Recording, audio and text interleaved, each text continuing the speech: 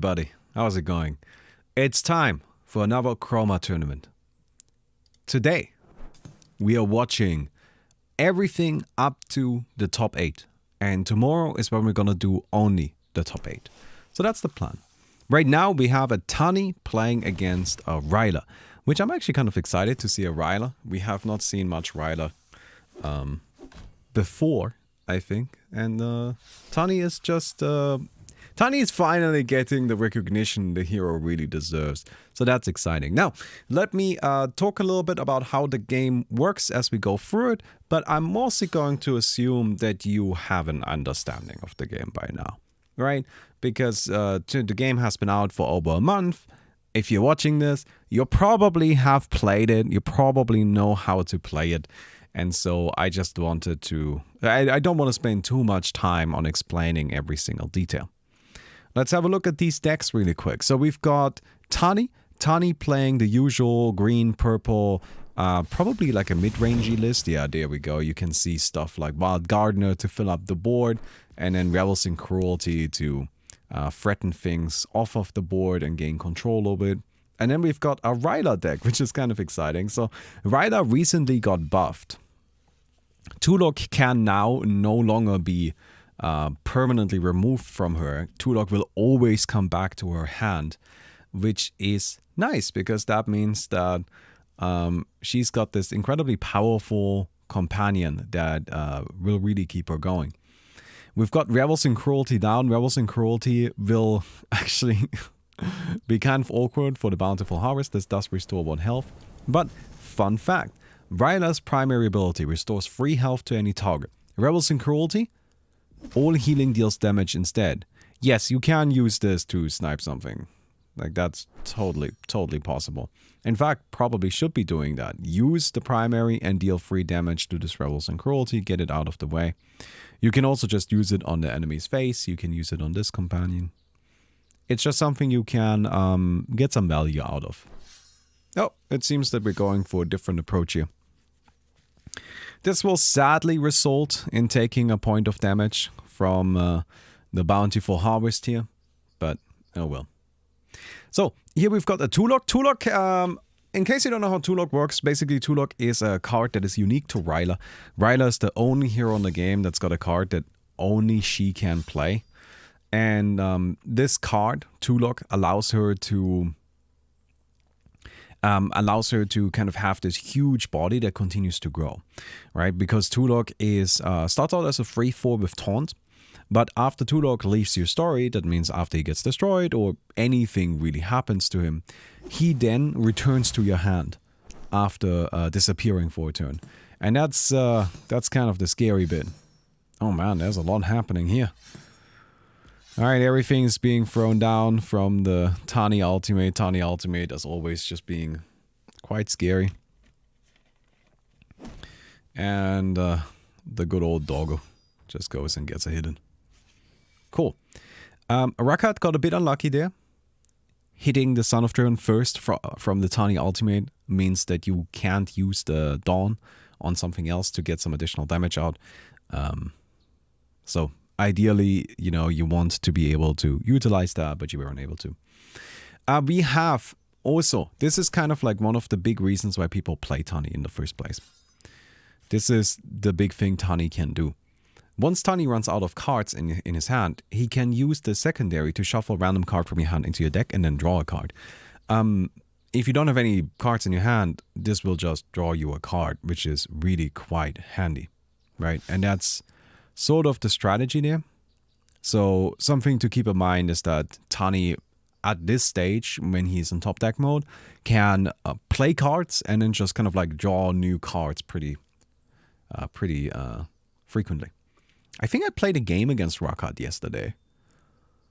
Yeah, we were testing spectate mode, seeing if we can get spectate mode to work properly, because there were some issues with that. But well, no, we did manage to make it work, as you can see. Works great now, right? No problems. It did, however, result in me having to play some games against people, and I just played some meme decks, and oh my god, please stop healing yourself. Oh, I don't mean to be rude, but That was, I think, 7 damage to their own face, to Ryla's own face, being caused by the healing with Rebels and Cruelty in play. Not the best case scenario for sure. Definitely not ideal. Oh, that's kind of stinky. Especially since Tani can, you know, start using that primary to start pushing a good amount of damage as well. That's not ideal. Some people really forget about that second part. Yeah, so Rebels and Cruelty is a card that's mostly used for this effect here. If I may enter your occupied pages. If I do, I destroy the permanent in the page and opposing adjacent permanents, right? So you can use Rebels and Cruelty to kind of sacrifice a thing to get a big destruction effect. That's really powerful. But Rebels and Cruelty also has all healing deals damage instead, which is a more minor effect. It's not really what you get Rebels and Cruelty for. It's just like a little bit of a bonus. But in this particular game, it's definitely been effective. Right? It's definitely been effective. Yeah, this board is looking a bit rough. I think Tani is very likely to take game 1 here. Keep in mind, this is a best of 3. So after game 1, both players will be going into sideboarding, at which point they will then be able to swap out some cards from their decks and see if they can maybe gain control over everything again. Here's the Ryla Ultimate. Ryla Ultimate, incredibly useful because it's a great kind of get off me tool, right? Just get this stuff away. I don't want this on the board anymore. And it's also just incredibly low risk because it just bounces everything back to hand. The only question here, of course, is what do you want to bounce? Only 3 targets. Only 3 of them. Okay. I see that you don't really necessarily want to bounce these 2. You do want to ideally destroy the Rebels and Cruelty. Okay, still not. I don't think Rodis is aware that you can use the primary on any target. Meaning you can use it offensively with Rebels and Cruelty in play. Okay then. Tulok is looking strong though. I mean, Tulok is massive. That's kind of like one of the things about Ryla. She comes with her own inbuilt win condition. She doesn't even really have to try that much. It's very nice. Concert of Dreams. This deck is very slow. I think Rodis just had a bit of an unfortunate opponent here. Playing against Tani, while Tani aggro at that, while playing such a very slow controlling deck that is just trying to overwhelm with these late game win conditions. I feel like against a more defensive deck, against a more controlling deck, you can definitely utilize stuff like Concert of Dreams and Never Enough, Ivory Heart to apply a lot of repeated pressure, which becomes very difficult to deal with. But against this kind of aggro, against this kind of like, it's probably more mid-rangey actually. I don't know if aggro is the right term, probably not. But against this, I'm not sure if it's ideal. This is such a wide board. So what does Ryla need to do here? Well, I would say use the primary to snipe one of these birds at the very least, you know, and then probably get rid of this. But I don't really see a way of stopping all of this damage coming through at this stage. Not with these cards in hand. Is it single or double elimination bracket? It's single elimination up to the top 8. So that the way this is going to go is we're going to play single elimination until only 8 players are remaining. And then those players are within a double elimination bracket. We're then going to play 1 additional round today so that there's only 4 players in the winner's side of the tournament and 4 players in the loser's side of the tournament. And then we're going to end today and play the rest tomorrow. Yeah, that's game 1. Sadly, a bit of a rough start for Ryla here. But this gives us an opportunity to have a look at this list. So we see Tulok, of course, where kind of being one of the primary ideas here. 2 Concerts of Dreams.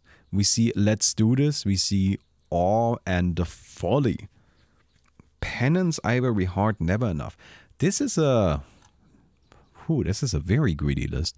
Now this is where you kind of have to ask yourself, okay, ask yourself, how do you fight against like this more aggressive stuff? There are up to 3 penances available. I think that definitely comes in, right? Penance definitely comes in.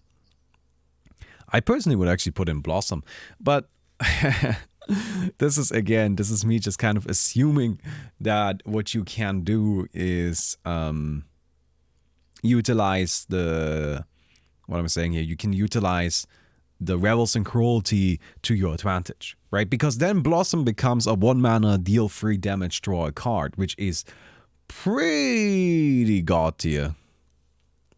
If you can get a Blossom going that is deal 3 damage, draw a card, whew, that is very, very powerful. Other than that, the sideboard is looking a little sketch, right? Spirit Conservator, probably not going to be that useful. Ivory Heart is too slow. 5 words, I can see that. 5 words might actually be pretty nice just because you can use that to let your opponent build up a board and then shuffle the board back with Penance. Kind of be a bit cheeky with that. But yeah, I think this list overall is nothing too crazy. I find the Folly interesting. You can see the name Folly Mancer Enhancer. So I'm guessing that the idea of this deck is to play a bunch of these token generators like Bloom Vagrant and Concert of Dreams and Wild Gardener, and then utilize that to fill up your ashes for the Folly to deal damage. This is actually a fairly alright hand, I think. You can play Wild Gardener pretty early. You can get the Ghost of Goodwill out rather quickly. Bloom Vagrant is always a great card to have. Bloom Vagrant is great when you're being aggressive. Bloom Vagrant is great when you're being defensive. It's just a card that is great. It's just a really good card and very powerful. Okay then. Yeah, we're immediately getting our stuff shuffled around a little bit. Lunar Witness is interesting here. I guess you can use the Lunar Witness on a Bloom Vagrant. Oh, that would actually be kind of juicy. Imagine that. Imagine you put the Bloom Vagrant down, right? Bag of Crowns on turn 2, Bloom Vagrant. Put the Bloom Vagrant...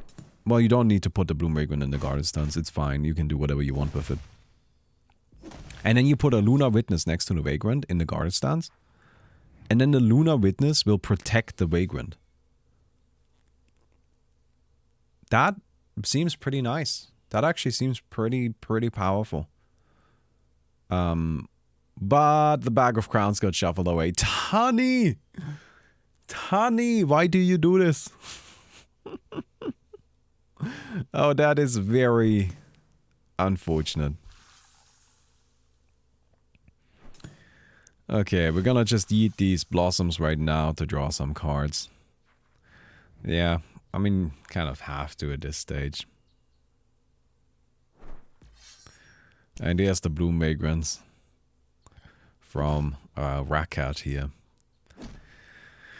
Oh, I feel a bit for this Ryla right now. Having that Bag of Crowns shuffled away by the secondary is just kind of brutal. Okay, Bloom Vagrant comes down. That's just a nice body, right? Now, Tani does have the ability to deal with this very nicely by using the primary to sap one span away. Alright, seems we're gonna... Oh, nope, Gift of Conviction. Oh, no. Oh, that is worst case scenario. That thing can already attack twice a turn. Oh, God. Alright, then. This is going to be a bit of a problem. 1 and 2. Yeah, so we see right here this Skullifos Hatchling has a +2 attack and health from evolving, 1 plating from the Knife Made Wise, +4 attack from Gift of Conviction, and warded from Gift of Conviction. There's just so much going on here, so many buffs placed on this Bloom Vagrant or not Skullifos Hatchling already. It's just swinging for way too much damage. I don't know if there is a good response here. Probably just slamming Awe. Now, you have to, right? You have to play Awe here. Awe is actually pretty good. It will reduce that damage output from 14 a turn to 2. Which is alright. We can deal with 2 damage. Not attacking there was also fine. You could have done that, yeah. By not attacking, you're preventing the going into Act 2. which would actually have resulted in Ryla not being able to use Awe here. A consideration at this stage would also be, and I'm just saying this is something you can do, not necessarily that's something you have to do. But you could play Let's Do This and place it in place Tulok in front of the Scholarforce Hatchling. Essentially saying you need to trade into this. I don't know if our card plays any like targeted removal like that to be able to get rid of Tulok in a way other than just attacking into it. And the rest of the board, but the rest of the board would actually have been able to clear. So that wouldn't have been right. Okay, never mind then. I think Awe is definitely the right play here. I'm just kind of like seeing if there are other options. Like, is there like something else you can do? But there's just too much damage on the board with... really, that's the ultimate combo, right? That's the dream. The Knife Made Vice with Gift of Conviction. It doesn't get better than that. When you get that going on, you are pushing so much damage. Okay then. Very good. Yeah, this is the problem now though, right? Like this deck is so slow. This Rider deck is so slow. With 2 Concerts of Dreams, a Folly, Lunar Witnesses in hand. Right, this hand has 5 cards, possibly 6 or 7 that are just way too slow to fight something that's a bit more aggressive.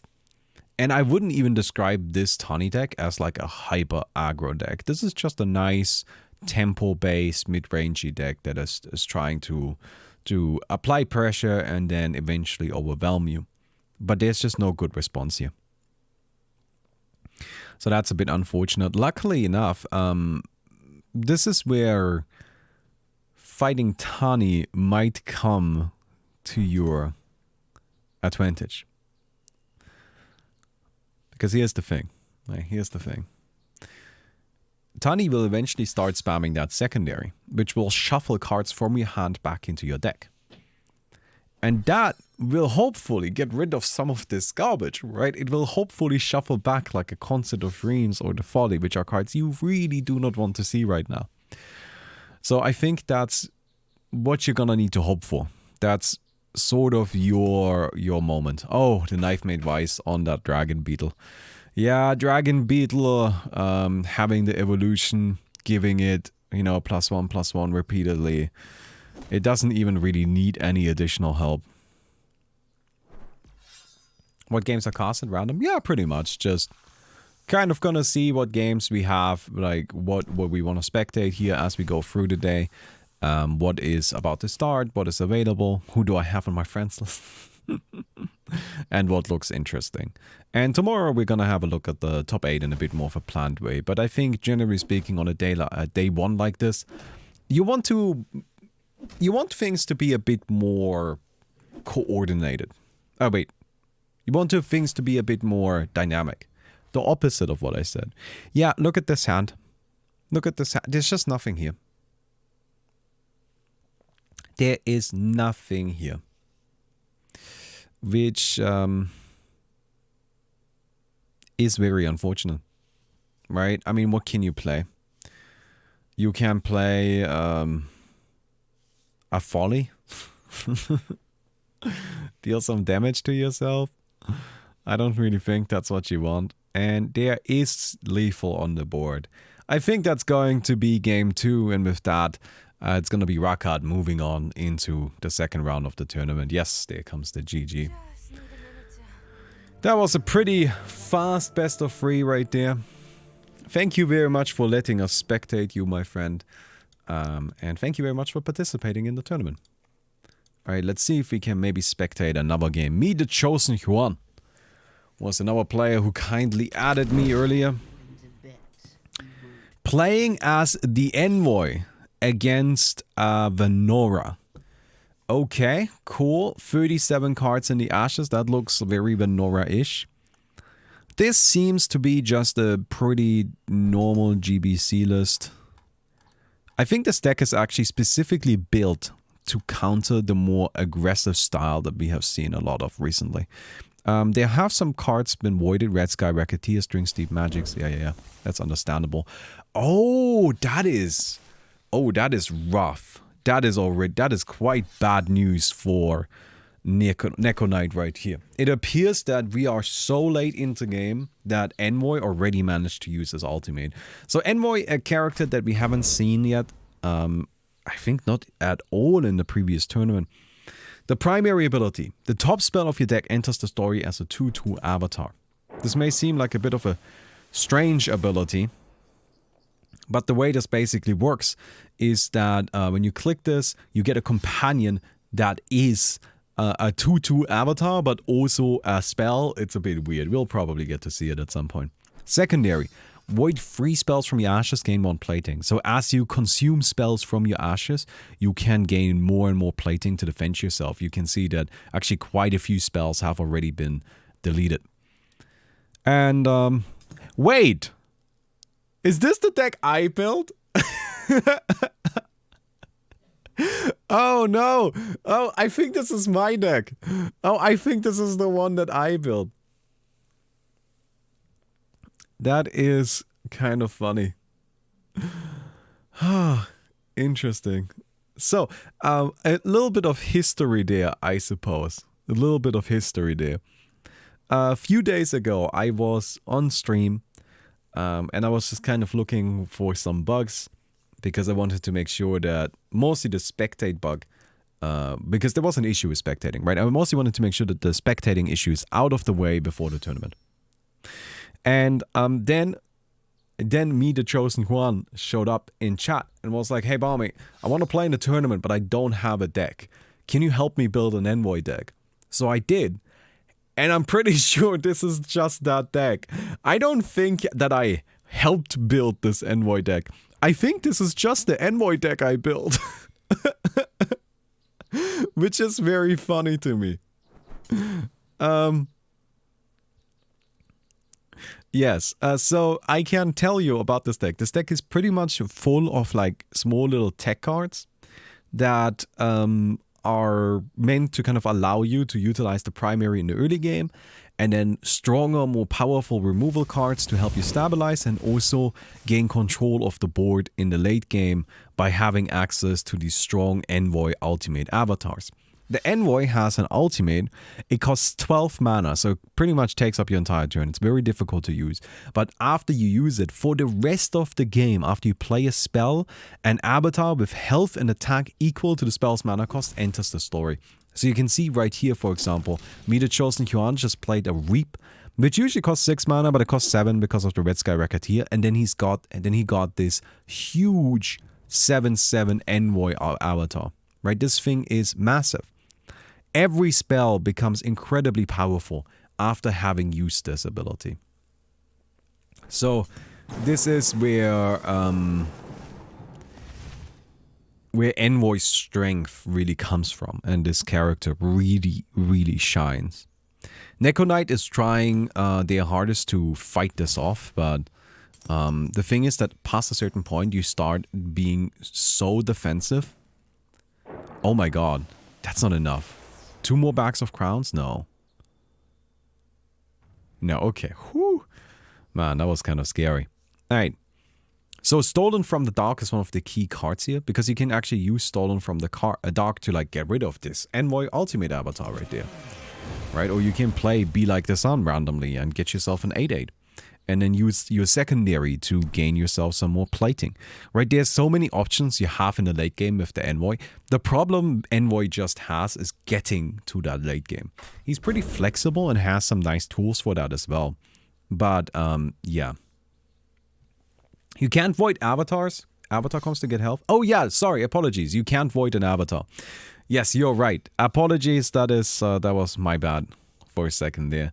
But you can't use Stolen from the Dark on avatars, so you actually can't get rid of those. But, I mean, there are still some companions in here, right? This guy has 5 attack, which would then result in healing yourself for 5 with Stolen from the Dark. That's what it does. And, but I think it seems what me, the Chosen Yuan, wants to do is just % lethal. And I think that's fair. Right, looking at this, you've got an 8/8 and a 3/2 on the board. You are looking to kill Neko Knight right now. And something that's really important is that this secondary continuously, you know, gives you 1 point of plating. It does use up your resources very quickly. 3 spells is a lot. You can see there's 1, 2, 3. There's currently only 3 of them in the ashes, with 13 already being voided. 12, I guess, in this asphyxiating wish wonder. But yeah, so right now, even though this envoy only has 12 health effectively, Neko Knight needs to deal 1 damage first, and that's something that Venora is just not that good at. And now she's out of cards. Alright, what are we looking at here? Lightning Seed. That's going to blow up that. And then a mana drone. Okay. Trying to stabilize in some sort of way, but there still needs to be a point of damage to poke through this. Okay. Drink Steep Magics. Drink Steep Magics. That's a companion, you know, it's a 4/4. Completely neglecting the Dawn. Usually you would want to use it for the Dawn, but we're not gonna get that right now, right? There's not gonna be much value happening with that. Alright, there's a Lightning Seed, and that is lethal. Not if you use it like that, though. Well, no, that is still lethal. That is still lethal. Just a quick attack will do it. So that right there was what I was talking about earlier with the Envoy primary avatars. And hey, that's game 1 victory. Look at that. Nice. Nice, nice, nice. So let me I'm actually quite curious about this decklist. Now, this is a modified decklist from what I built.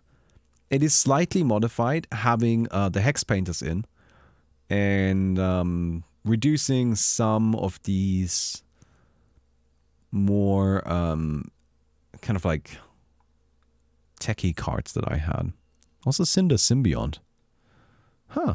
They were definitely... Okay. It's not exactly my deck. There were some changes made. That's cool. That's cool.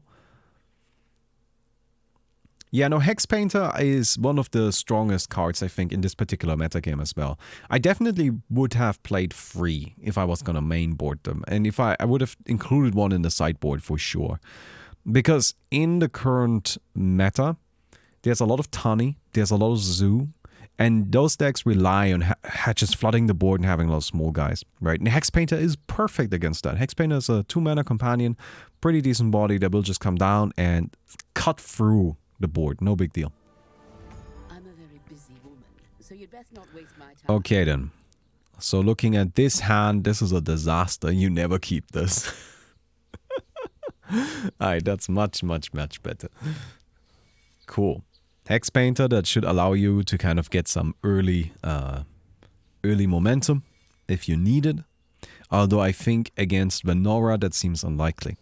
So we have seen pretty much most of this Venora deck. I think this Venora deck is just kind of meant to be, you know, a pretty broad deck. That's how I would describe it. A deck that is just kind of saying, I'm ready.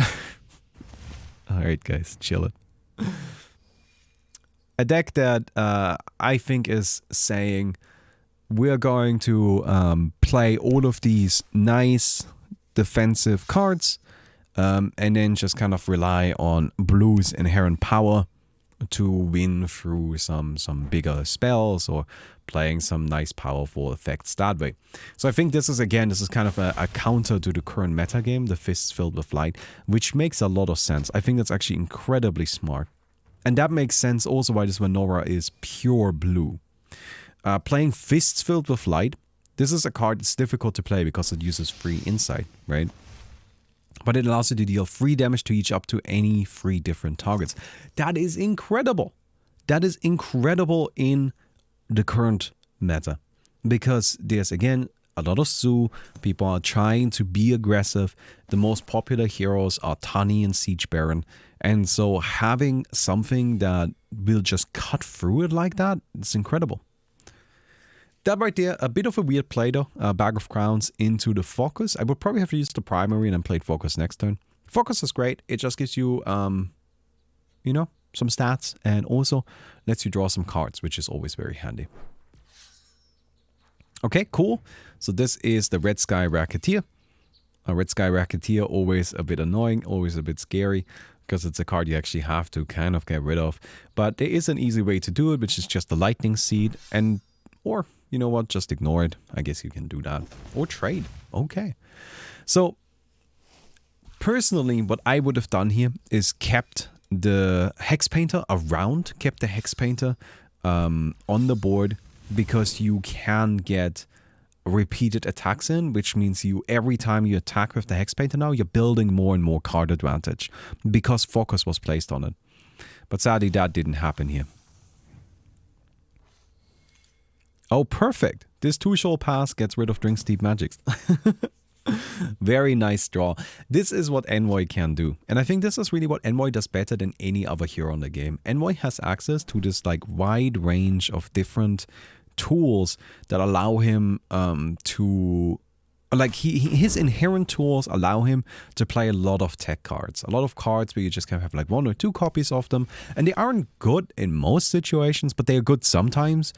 And you can just play them anyway because, you know, worst case, all you do with them is kind of like get very little value, but then you can maybe use them into a primary avatar, or consume them for some plating, or use them for an avatar from the ultimate. There's lots of ways you can actually create a bit of... Wait, is that a defensive? No, that's still gonna be an offensive fist filled with light. I guess worried about overdrawing? But there's only 8 cards in hand. Alright, bit strange. Finally comes the Lightning Seed. And one can play 40 cards of removal. Yes, you can. It's not necessarily good, because you're just kind of waiting to die if you do that.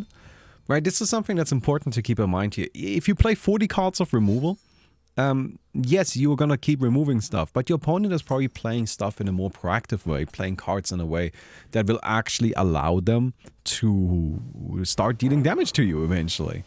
And once they do that, it doesn't really matter that you have 40 cards of removal, because you will just be taking damage, and you need to do something about that. Okay then. So what's looking very good for the Envoy here though is still a healthy amount of HP. We can start playing Stolen from the Dark, which is one of the nicest, most effective cards in this deck, but we can get quite a lot of value out of it. And we can start really establishing ourselves for the rest of the game. Alright, so Hollow Survivor is going to be one of the big ones here. With the 2 Stolens from the Dark, going to be buffing this guy up. Yep. And there you go. Look at that. A 7-8 with Taunt and Wounded. That is hard to deal with. There's not much Venora can do here. Right? What is Venora going to do about this? It's incredibly difficult. 2 Stolens from the Dark to they bounce back into your hand at the end of your turn. Maybe we should explain these really quick. So the way this works is you void a companion from either ashes, and then you heal yourself based on the attack. And if this is in your ashes after you play an avatar, then you buff that avatar with +2/+1, and then return this card to your hand at the end of the turn. I know there's a lot going on with this, but in the end, it basically is about using it to get minor value, and then returning it to your hand constantly. Every time you do that cycle, you just build a more and more incremental advantage. And that's what Stolen from the Dark really excels at. It's not necessarily the type of card that will instantly win you the game, but it will win you the game if you get to actually play it, you know, like, I don't know, 4, 5, 6, 7 times. And that's what it's good at. You can see Neko Knight kind of getting a bit desperate, throwing out 1000 Shining Teeth immediately to just try and deal some damage to this Envoy. It's an interesting Wraith. So this is a near perfect situation for Envoy, I would say, because we are getting to the stage that he can really start thinking about, you know, working towards Act 3 to try and get a lot of, what am I saying here? To try and use that ultimate. Of course, you do need to be in Act 3 first, which can be a bit tricky at times. Alright, 13 mana, that's looking like a glory. Glory to draw 5 cards. Maybe Glory to draw 4 and play a card. Talk about overkill. Reap to kill 3 1/2s. Yeah, but you know what? Sometimes you just kind of gotta go that way. Alright, there's Glory. Glory is going to do up to 10 damage here. There it is. I I am a little unsure if this is actually a good idea. Alright, so now we are going to be in Act 3. And a lot of damage was used on Neko Knight's side. This Envoy deck does play, and this is really important to keep in mind, it does play Steward of Man. Steward of Man blocking any damage that your hero would take from spells is going to completely negate Neko Knight's main strategy right now, which seems to be to burn down the Envoy. So that has me a little worried. Oh man, so many cards being played. Alright, there's a mana drone on top of everything else. Into Act 3 we go. So I think if you are the Envoy here, you play Stone from the Dark and heal yourself as much as you can, right? You play Stone from the Dark. I know that there's at least one 4/4 in here. Right, yeah, you get rid of that. There's a bunch of Hex Painters that will also just heal you for a little bit. I mean, it's not gonna be a crazy amount, but it'll be something. You need to actually start getting back your HP. Headsman's Axe. Whew, okay. But now you're kind of running a bit low on stuff. Maybe just use the secondary. That's actually, I think, a good idea here. Right? There are plenty of spells. There's 1, 2, 3, 4, 5. 5 spells that could have been voided for the secondary. I gotta say, Me the Chosen Yuan seems to be missing some ability usages here. Right? There were definitely a few moments where you could have used the primary. Definitely a few moments where you could have used the secondary to build up some more defenses. Hey, Nospawn, thank you so much for the Twitch Prime, my friend. I appreciate that. Alright, just a small favor that's gonna take down the Hollow Survivor, and then number 5 damage to face. Oh, this is where it's looking scary. Oh, this is looking actually quite worrisome. So, there are still Hex Painters to be voided, at least one, yeah, so you can restore a little bit more health with Stolen from the Dark. There goes that. But now we're gonna have to figure something out to do. I'm not sure what the right play here is. Is it to play Asphyxiating Wishwander or Hollow Survivor? It's unlikely that there's going to be an offensive companion coming out soon that can attack immediately, right? It is possible, but it is very unlikely. So I think Hollow Survivor is maybe a little less useful than just playing the Asphyxiating Wishwander, because the Asphyxiating Wishwander would suppress the ultimate, it would suppress this ability right here. And that would just result in the Envoy probably being a bit more protected long term. Hey, there's 3 ugly elephants. Not an ugly elephant. It's an octopus, I think. Or squid. It's a squid. It's a squid. How is this an elephant? It's clearly got like 5 tentacle things. You're an ugly elephant. Rude. Okay then. I do also think you need to start using the secondary every single turn. And that includes using it on a Stolen from a Dark. You know, if that's your only option, then that's just what you gotta do here. Because you have to find a way to deal with this. Right? With this damage output. Because otherwise you're just gonna die.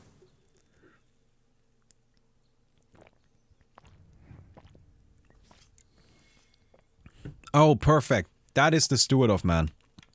That is what you're looking for. Why face? Be like the sun. Oh, but then you can't play Steward of Man. No! Me the Chosen One! Don't do it! Okay. There's Be Like the Sun. Use the secondary. You have enough spells, right? You can... Yeah, there's enough spells in there. Okay, very good. Get another point of plating. This will protect you for a little bit longer. And now this is actually quite important. There are a bunch of companions in the ashes again, right? 2 Drink Steep magics that will allow you to heal for Stolen from the Dark. But you know, this is kind of the problem, right? The ultimate was used from Menorah, drawing a bunch of cards, and now you're running low on responses. I am really surprised to see For Hire for Sale used on these mana drones. At this point, don't you just spam it on the red Sky Racketeers to, you know, be able to throw down as many of them every turn as you can? I think my... Wait, I got 1 second. Alright. 1 second. I think my mail... Sky, I gotta call Mickey so she can check. Hello. Hello. I think the post just came. Can you check if my box came for my Stream Deck thing? Yeah, but that's the post. It's not the courier. No, are they not gonna? I'll check anyway. Okay, thank you. Goodbye. No problem. Bye. All right. I was just kind of excited. I ordered a Stream Deck and I kind of want to have it. You know, now that I ordered it, I'm kind of excited for it. Alright, stolen from the dark here. Again, just kind of trying to establish a bit of a health pool. And that's definitely the right way to go. I think that's very important here. Using the secondary again. And nothing. Okay, thank you. Okay then. They were used on Red Sky though? Were they? It looked to me like the first one was used on the mana drone. Yeah, no, there's another mana drone. Only one more Red Sky Racketeer. Now, this is a big board. See, this is why you gotta save that. You know, like, you need to be like the sun now. Now you need it. Didn't need it earlier. Well, there is a chance we can dig for it. But... Oh my god, that's exactly what I was saying. Yeah, there it is. There's Be Like the Sun. And there's just enough mana. Okay then. So this is the strength of the Envoy. Again, you can always just dig for a spell with that primary. And since your entire deck is full of spells that counter specific situations, you just hope it's the one for this particular one. Yeah, for this particular situation. Beautiful Be Like the Sun. Takes care of everything. Just a small favor. Gonna deal 5 damage and then probably just develop. Yep, there we go. There it generates a little bit of mana. Lightning Seed. Ooh, 2 more Lightning Seeds will do it. 2 more Lightning Seeds will do it. Bag of Crowns. Okay. Well, there are a lot of Bag of Crowns in hand. Garden of Honor. That's not enough. That's not enough. Alright. Okay. Okay. Still alive. Play the Steward of Man, for God's sake. You will die. Alright, there's a Stolen from the Dark. Again, this is the engine for this Envoy deck. This entire deck is based around Stolen from the Dark, because it just kind of lets you repeatedly heal and heal and heal. Oh no! Oh no! And you didn't queue your mana properly! Oh no! Okay. Okay. Oh, now you have me worried. The Steward of Man is really what needs to come down here, because what you're worried about is getting hit by a huge glory. Like that! That's game. Is it? 11. It's not game. Oh my god! No way! Okay. There's another Stolen from the Dark. Only 2 HP. But you die to you die to 1,000 Shining Teeth right now. You have to play the Steward of Man at this point. You have to play it. If you don't play Steward of Man now, you lose the game. No! Okay, wait, no, plating will do it. Plating will also protect. Plating protects. Okay. No, plating is actually a good way of going about it as well. It is a bit more limited because it can actually be broken. Bommy's 120% into it. It's fun, isn't it? This is a close game. There are some mistakes. There are definitely some mistakes being made. Okay. Lightning Seed? Oh no. One more Lightning Seed? Oh, oh, come on, man! Oh, You had it! That was absolutely winnable. That was so winnable. So the card I'm talking about here is Steward of Man. Steward of Man, my allied adjacent companions and you can't take damage from spells or abilities. That's the big thing there. That is the important thing. You can't take damage from spells or abilities. That would have saved you easily. No big deal. Okay then. It's actually kind of an interesting hand. I wonder if you keep this. I think Headsman's Axe to maybe deal with a mana drone. Not a bad idea. A Reap to clear out the board, or be like the sun. And Blue Crest to gain some tempo. All seems good. Couldn't they just destroy the Steward? They could just destroy the Steward, but you gotta keep in mind that that also takes away some burst damage, right? If you use one Lightning Seed on the Steward, you don't have to the second Lightning Seed to go face. And they needed both Lightning Seeds to go face to win. It wasn't that the Steward was a replacement for the plating. Me, the Trusting Young, could have done both. Right? Because the plating uses neutral mana. You can use any mana for that, while the Steward of Man requires one valor. So by just queuing the mana a bit differently and paying some more attention there, it would actually have been possible to set this up in such a way that you had a plating and the Steward of Man on the board. And that would have resulted in at least that specific situation not being good enough to kill. Right, that's the important thing here. Would it necessarily have prevented the kill overall? I don't know about that. I can't answer that question. But it would have prevented that specific kill. And you know what? You gotta play to your outs. Honestly, getting the Steward of Man down earlier would have been nice in general. It would have prevented a lot of damage overall. That is so clever. I love playing Fists Filled with Light in this tournament. I think that is so clever. Also, can I just say, I think my deck would, like, I kind of wish I had signed up with this deck. This deck is good. This deck could actually make it quite far, I think. Oh yeah, that is brutal. Gonna overdraw a bit here. Overdraw a little bit. What's that axe card? So this is the Headsman's Axe. Destroy target companion in the guarded stance. So this is just a nice removal tool for cards like Mana Drone. Right, when Mana Drone comes out, it usually just goes into the guarded stance because you want to protect it so it can generate mana every turn. And Headsman's Axe is super cheap. It's only 1 Valor, 1 neutral, right? And it just snipes out something very easily. And that's kind of the big thing there. That's how you can get a lot of value. Yeah. No, I do think that Envoy could easily could make it quite far in this tournament. I'm not gonna say that me, the Chosen One, can't be the one to do it.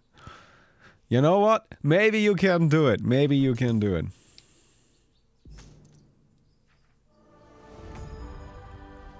Alright, we're ready in Act 2. Very good. So actually not putting the Mana Drone in the guarded stance. I wonder if that's... Oh, that is such a... Oh, that hurts. Oh, no. No, that hurts so bad. That is such a big loss. The Steward of Man. Probably the worst card to be voided like that. Okay, painful. Painful, I'm telling you. This deck only plays 2 Stewards of Man, which I think is fine, by the way. 2 Stewards of Man is totally okay. Because with 2 Stewards of Man, you can actually be fancy. I like playing 2. I don't like playing 1, and I think playing 3 is often overkill. But I like playing 2 because sometimes if you aren't being pressured enough, you can actually just wait until you have both in hand and play them next to each other. And if you play them next to each other and put them in a guarded stance, they just don't fucking die. If you do that against this Venora deck, you just win. You just instantly win the game if you play 2 Stewards of Men right next to each other. Because this Garden of Thunder doesn't do damage to them anymore, doesn't do damage to you anymore, right? They can't use damage-based removal on the Stewards of Men, and then they also can't hit your face with it anymore. And you can see this deck is so dependent on actually going face with this kind of damage output. Want to learn how to play Envoy? Been 2 days trying him out, it's really hard. Yeah, Envoy is a bit of a trickier hero, for sure, I think. He's very powerful, but there are a lot of, I think, general kind of slight misconceptions or misunderstandings on how to best use him. Because what people often look at is they look at this ultimate, right? And they see for the rest of the game after you play a spell, an avatar with health and attack equal to spell's mana cost enters the story. Damn, that's huge. So what I gotta play is I gotta play all of the big freaking spells, right? I gotta play 1,000 Shining Teeth, and I gotta play Be Like the Sun, and I gotta play anything that will generate a huge token. And to a certain extent, that's true. Right, you want some of that, but you don't want too much of it, because here's what's really important. That actually means that your ultimate becomes just, not your ultimate, your primary becomes just 3 mana 2/2, which is bad. Where Envoy really shines is utilizing access to lots and lots and lots of different tech cards. That's where he's best. Okay then. Alright. There's a Ghost of Goodwill. Lightning Seed. Just gonna be a nice body. I think Ghost of Goodwill is a great card to play here. It's gonna be a nice strong body, very difficult to deal with, except actually never mind. Damn it! Yeah, that's exactly the problem. Okay, you know what? You gotta deal with that as well, right? Bait those out. Okay. Some good damage there again. And it seems we're going into Act 3 already. Probably a red Sky Racketeer? Yeah. Oh, not gonna go into Act 3. Just gonna leave the Envoy sitting at 16. I think that's a mistake. This guy didn't attack, right? The Benefactor didn't attack? No. I think that's actually a mistake. I think it's a pretty big mistake at that. Because now the board is clear. Right, and now that the board is clear, you don't have any way to actually deal that last point of damage easily. Which in a way you have actually just given the Envoy a point of plating because of the barrier. And you don't have access to your own ultimate, which would have been incredibly useful. I have to say, I think that was actually a mistake from Neko Knight. I think the right play there would have been to use your Benefactor, break the barrier, and just try beating your way through that Act 3 Envoy. Because Envoy is not in a position right now to use his ultimate, right? It's 12 mana, it's just way too expensive. You need a whole turn. You need a turn. You gotta find a turn sometime. And right now, that is just not happening. Alright, Stolen from the Dark, no big deal, no surprise, I think.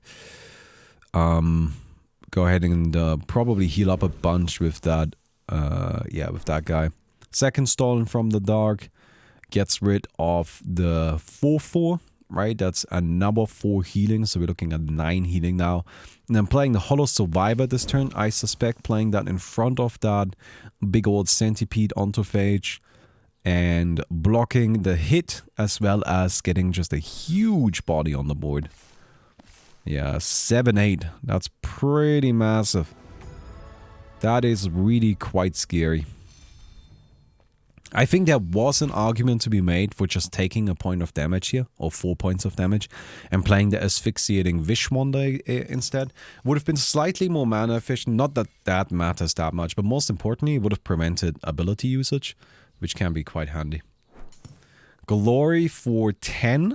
Okay, that's going to be enough to break through the barrier. Very good. All right, then Asphyxiating Wishwander definitely was the wrong play. Okay, cool. And nice. This is actually, I think, overall looking all right. You definitely clear this and then Stolen from the Dark it. And is there anything else to Stolen from the Dark in here? Not really. You could stolen from the dark you own Asphyxiating Wish Wonder. Always keep in mind you don't have to use this on exclusively your opponent's stuff. Right? You can also just use it on your own ashes. Although sometimes that can be a bit tricky.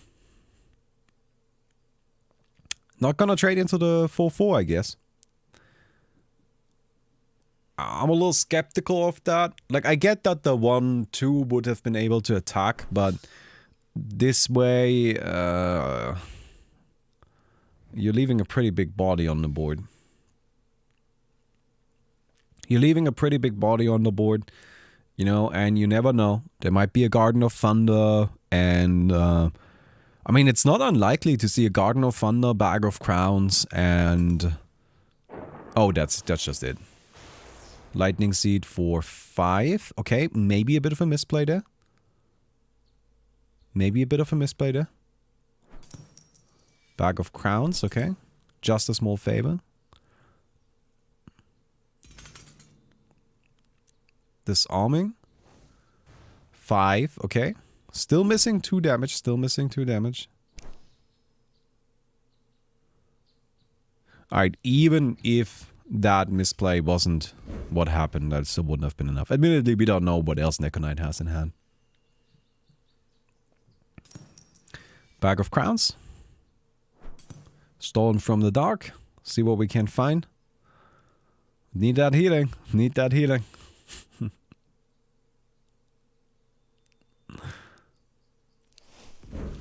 Very good. You gotta be careful of how you queue up mana, right? Especially with cards like the Lightning Seed.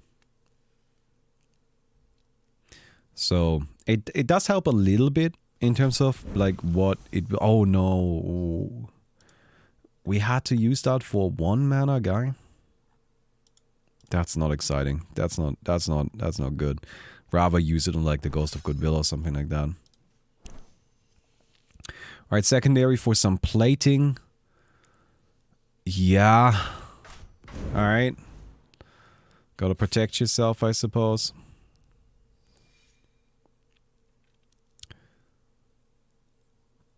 Another small favor, just a small favor. And pretty much anything will do it.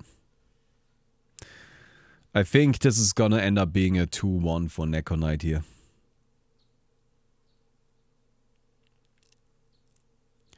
But I don't want to call it too early. We don't know what's in hand. It's just that this deck is already kind of...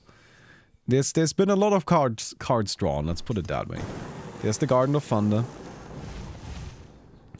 4 mana still available, okay. 1 attack. Just a small favor doesn't actually do it right now. Okay, that doesn't do it either. That's not it either. Okay, 6 HP remaining. What are we looking at in terms of cards in the Ashes here? We've got 2 Stones from the Dark. We don't want to avoid those unless we have to, but the way it's looking, we might have to. Didn't resummon them, like didn't add them back into your hand at the end of last turn by not using the primary. Or by using the primary, which now results in being unable to void stuff for healing. Oh, Envoy is tricky. Envoy is just kind of hard to play. I think you can really tell just by the way things are going here, right? There's Be Like the Sun. And I think you have to play the Bag of Crowns so you don't void. So you don't void all of your Stolen from the Dark, right? You will be able to at least keep one going. There's one more in the Ashes here, right? Yes, okay, and that will be returned. So, healing power significantly reduced now, since there's only 1 Stone from the Dark left. Although I think this fist filled with light to break the plating, and then 1 more spell, Bag of Crowns. This is 1,000 Shining Teeth. Beautiful. The most GBC way to end it. Damn. Ah. Me the chosen Yuan. You did well, my friend. But sadly, it wasn't quite good enough. I am very interested to see how Jando is playing and what Jando is playing. So because here's the thing. Right? Jando signed up to the tournament knowing he can't play tomorrow. Jando won the last tournament though, right? So in other words, he was like, oh man, I want to play, but I don't know what I'm gonna play, you know, and if I should even play. And then I showed up and was like, okay, here's what you're gonna do. You're gonna build a meme deck, and you're gonna play the meme deck, and you're gonna lose. And that's it. That's your thing. And there you go. That's what you're gonna do. And so I am curious to see what meme deck we are looking at. We are already seeing some interesting cards. The Dancer. I don't know if this is actually if that's actually a meme, or if that's just trying to be really powerful with Will of the Woods. We are seeing Iron Wraith, which is actually, I think this is the only Iron Wraith in the tournament. Let me check really quick. Right, we have a little spreadsheet. There's exactly 2 Iron Wraiths. Actually, 2 Iron Wraiths. Look at that. Look at that. Holy cow, it was very, very hard for me to go through the healing and plating. Yeah, I mean, you made it. Neko Knight, I gotta say, good job making it all the way through that against this very, very difficult matchup. So, nicely done. I played another Iron Wraith. He's still on the tourney, lol. Well, everybody push F for Jay Skywalker, who I assume is no longer in the tournament. Wow, that's a lot of dancers. Okay, so Dancer, a card we haven't seen yet. The first time each turn a companion is moved into one of my allied adjacent pages, trigger their Dawn. And then Dawn, I move target companion. It is incredibly handy because it allows you to just kind of, you know, use Dawns multiple times. And that can be incredibly, incredibly powerful if you're talking about cards like Will of the Woods, right? You can summon multiple Bramble Beasts over and over again. And Dancer can also be triggered multiple times, so you can actually trigger Dancer with, for example, a song for dancing, which seems appropriate, actually, now that I think about it. Okay.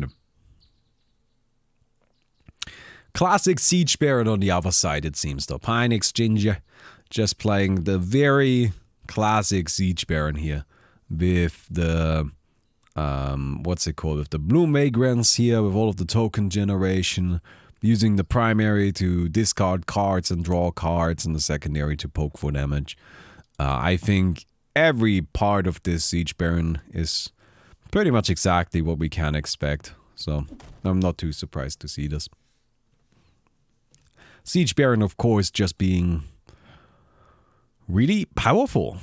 Honestly, like, just a very, very, very powerful card. Hero. Sorry. Okay, then. Trade into sack into... Can't summon Will of the Woods, so not that, probably. Or you just play double focus. You just play double focus and go face and draw some cards and get a huge fucking body on the board. I mean, like, yeah, that will then require... it will die to just being traded into, but you're forcing your opponent to trade into it, and you're getting 7 damage in. Alright. Gonna go ahead and just play one focus. I think the double focus may be a little greedy there. Sure, I can see that. And we might see a sacrifice of the Iron Wraith here. So Iron Wraith, a hero that we actually haven't really seen yet. Maybe I should explain Iron Wraith a little bit. I've got this primary. Destroy target allied companion. Deal the attack and damage to target permanent. So it doesn't cost any mana to use, but it just kills something you have and then allows you to deal that damage to something else. So you can see it in use right here. Right? It's actually quite useful. Especially if you combine it with the secondary. After an allied permanent is destroyed during your turn, add 1 neutral to your mana pool until end of turn and take 1 damage. So as things die on Iron Wraith's turns, which can be done in multiple ways. You can do it by trading, you can do it by having enchantments run out, or you can do it by using this primary. Or just playing removal, right? What if you play a Be Like the Sun? That destroys stuff on your turn, right? That allows Iron Wraith to kind of ramp. Although, it's important to keep in mind it's only neutral mana that's being ramped here, so it's not that crazy. But it is still really handy to be able to ramp out that neutral mana for sure.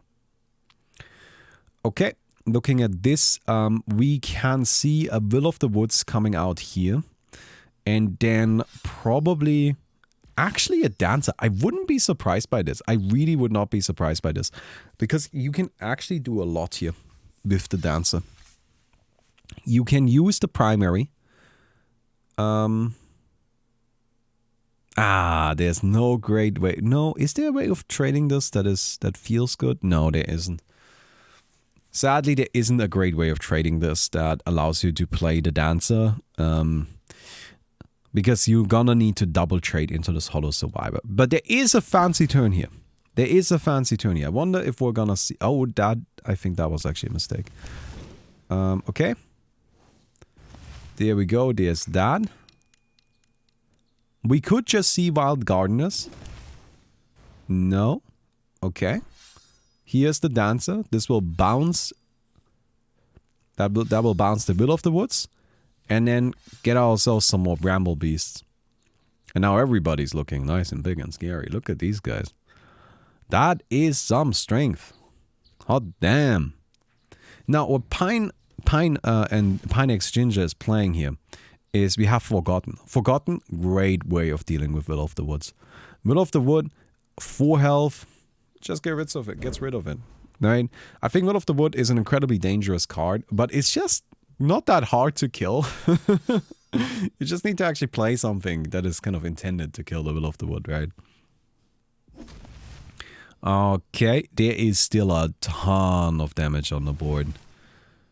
A ton of damage on the board. This is definitely a bit worrisome. Okay, Focus is ready. We can play Scholar's Attendant to maybe get yourself some more focus out of the ashes.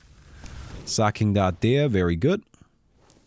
I think you can see the use of this Iron Wraith ability, right?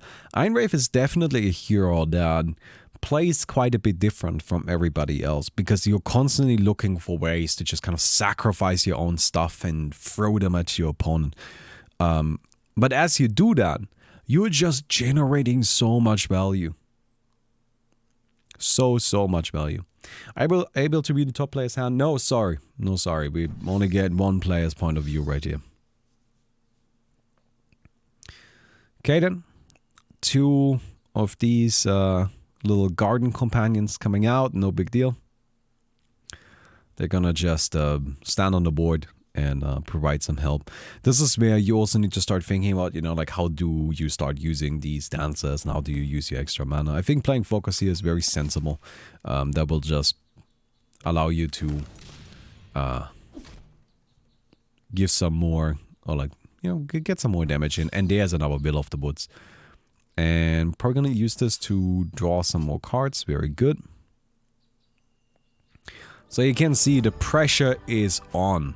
Absolutely. And next up, next turn, another Will of the Wood. So Will of the Wood is, I think, the big tournament-defining card here. Will of the Wood and Bloom Vagrant.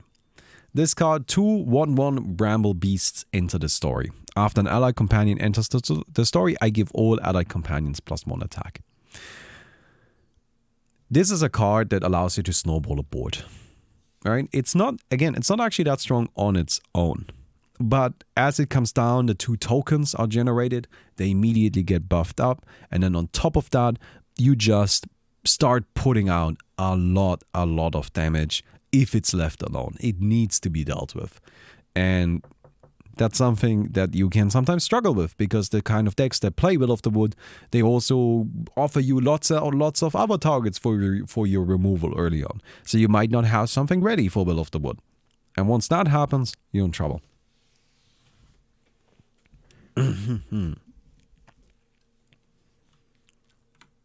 So yeah, let me come in here really quick. I want to have a quick look at our tournament, you know, since we are just waiting a little bit for these decisions. But so here's how it's currently looking. Right? Oh, this is actually kind of like an interesting one. I kind of want to watch this. I kind of want to watch Fugent. But yeah, you can see this is... where is this round? Jando is... Yes, Jando playing against Pinex Ginger. Damn, that was a rough match. Keep in mind, this is single elimination, so whoever loses this best of 3 is gonna be out of the tournament already. Okay, nice. Go ahead and nukes down one of these guys. Continues this tempo. Next turn, another dancer will actually probably finish the game if this Will of the Woods isn't dealt with. Could also just play the dancer now, but I think that's probably not the right idea. The question also is whether or not you go and break the barrier. So the barrier isn't being properly shown. Apologies for that. Don't worry, that's just a bit of a visual bug in the spectator mode. But what you need to think about is that Siege Baron's ultimate. Oh. Hello. Rude.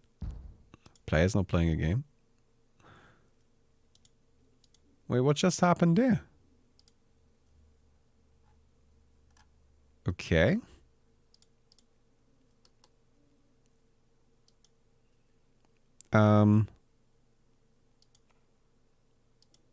Alright, well, we're gonna have to leave that up to the admins to figure out. Player not playing a game. Let's maybe bounce into this Hobnob match. Let's come in here. Oh wow, there's a lot happening here. Okay, well this is a bit of a wild one, it seems. So we have a Quill fighting against a Bebobumu. And this seems to have been going on for a while. Is that... Oh yes, this is actually a Balanu Elder that has copied... what's it called? Copied an It That Waits. Sitting on a Chamber of Realms mark. Damn. Another It That Waits. Oh. Oh. Oh, that is brutal. Damn, that is devastating. For hire, for sale. Getting even more of these It That Waits Balanu Elders. Okay then. Is that the It That Defiles moment? No, you don't have enough mana. Wait, do you have enough mana? I don't know. I don't know if you have enough mana. Okay, yes, you do actually have enough mana. So here comes probably an It That Defiles to take down all of that stuff. Because it will actually also delete these marks. Okay. Okay, that is super important. That is super important. Is there any way you can do something about this thing dying? Because right now, this will open up a space on the board. This is actually blocking Balanu Elders entirely. Because Balanu Elders will enter this page and instantly die. Alright, so to kind of explain, there's a bunch of stuff happening right now. Balanu Elder is a card that has a Dawn that allows you to void a card from your ashes, and then you become that card. So you can see that there's lots of Balanu Elders with different types of effects. Chamber of Realms, mark target page with damage dealt by and 2 opponents on this page is increased by 2. So that means if you put that on a page with a Balanu Elder who has an It That Waits mark, then the It That Waits effect, which deals 1 damage to everything, to all opposing pages, now actually deals 3 damage, and you hit 4 million damage. But one of the problems is Balanu Elder is really squishy with only 2 health, and that's where It That Defiles comes in. When It That Defiles is played, it will destroy everything around it, and whenever it destroys something, it leaves this mark behind, this it that defiles mark, which companions in this page have -3, -3. And that is huge against Balanu Elders because they only have 2 health. If they enter this page, they die before they get to do anything. Alright then. That is... Whew! I am definitely a little concerned. See, this is exactly... That isn't even... Oh, okay, but no. I don't think the Bebu was able to carry over any more red mana. This is one of the problems with Bebu wanting to play It That Defiles. Bebu has this ability at the start of your turn, add up to 3 unspent mana from last turn to your mana pool until end of turn. Oh my god. Alright, Quill is just kind of going a bit wild here. By drawing a whole... By adding more and more Balanu Elders into her card generation pool. But yeah, Bebu doesn't actually naturally have access to enough red mana. So she has to use her secondary to carry over red mana from last turn to be able to play It That Defiles. But she wasn't able to do that this turn. So she actually can't play another It That Defiles here. However, there's a bunch of removal in hand. I don't know if that's going to be good enough though. Yeah, Quill is pulling some usual Quill nonsense over there. Definitely doing some silliness. Okay. This is where Bebu is gonna have to figure out a way to set this all up in such a way that she A, doesn't die, and B, can play the It That Defiles next turn to respond to probably more Balanu Elders. This is obviously fairly late in the game, and Quill is the type of hero that is happy to take it into the late game. Oh, that's where Quill wants to hang out. The later it is, the happier she is, because she can just continuously generate more and more and more value. That's where she absolutely excels. That was a beautiful cloud cup. I gotta say, this cloud cup is just a work of art, if you ask me. Okay then. So it seems that Bebu is still alive. Still looking okay here. Just kind of figuring out a way to, you know, work everything out in the best way possible. And, yeah. Okay. So the goal at this stage is to place an It That Defiles mark on those 2 remaining pages to prevent any more Balanu Elder nonsense. Right, that's the best case scenario, because that's what's going to be happening to them. That's how the Balanu Elders are going to be treated. Is that counter wrong? Yes, sorry. That's just a small bug of spectating. If you load into a match that's already in like Act 2 or Act 3, then it just kind of shows Act 1 until it like has another Act transition. But because we're already in Act 3, we're not going to get another Act transition. It's just, sorry. Like, yes, it's a bit of a visual bug here. I hope it's not too big of a deal. Having these enchantments on the board is also incredibly useful because it results in... Oh no. Oh no, this is where the Balanu Elder is coming, right? Jando states they had to forfeit last game to Pine Ginger because of work reasons. Ah, okay. Well, that's a little BM. Jando, so we didn't, there wasn't a bug there. Jando did actually just GG out. Okay, that's good to know. I was a bit worried. That's a bit, I was worried that maybe there was some larger issue. Now, talking about a larger issue, what is the right play here? You need to get rid of this Chamber of Realms mark, for sure. But you also have to... Yeah, this is probably right. It just sadly means you don't get to place It That Defiles marks over there. Right, and that's ideally what you want. Oh, man. Quill is terrifying. Yeah, in these late game scenarios, in these late game states, Quill is very, very powerful. In case you don't know how Quill works, that's fine. Nobody knows how Quill works, and we don't talk about it. You don't need to know how she works.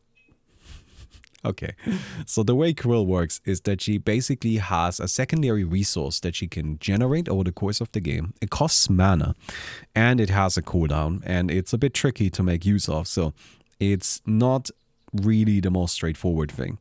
And it does take a long time to really get going. But she can generate a secondary resource called ink, and then she can use ink to create copies of permanents that she's played. For example, Banner New Elders. And then she can use those to void other Bella New Elders in her ashes to gain the effects again. And almost kill the opponent. Look at that. But yes, Quill can basically, by spending a lot of mana over multiple turns, she can start printing out copies of permanents and kind of like create multiple creatures with all sorts of effects. It's an incredibly powerful ability, but it is slow. And that's really important to remember, that it just takes a very, very long time to make work. Right, Babu is looking rough. Very, very rough. 5 HP remaining here.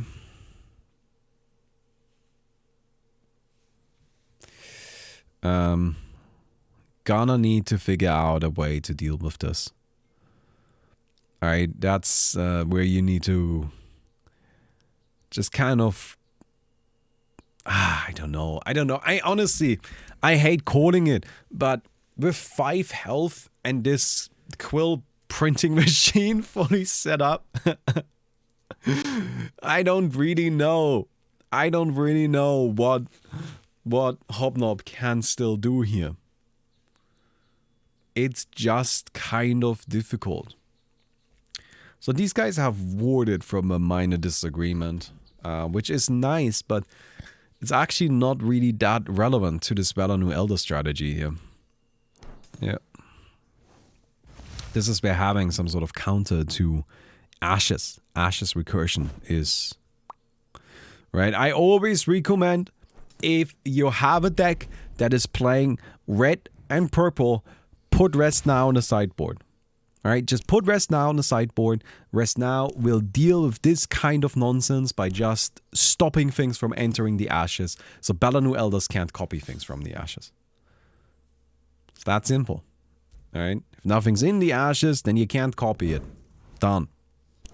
And there's the final nuke. Ah, that was game 1. Pretty long game 1. Not yet ready. Oh, there is Rest Now. Very good, very smart. Right, I'm glad to see that. Now let me go ahead and take a quick little break while I grab some food. Sorry, one sec.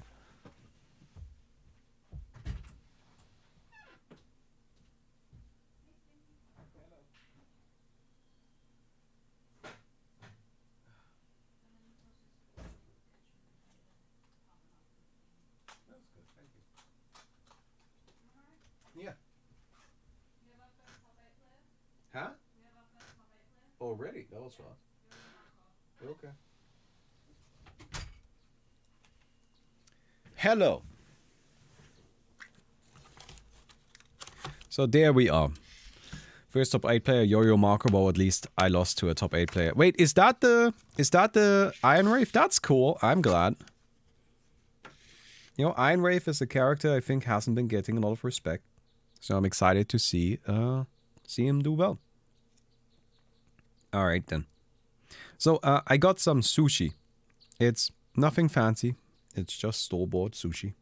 But I overslept this morning and didn't have time to prepare food.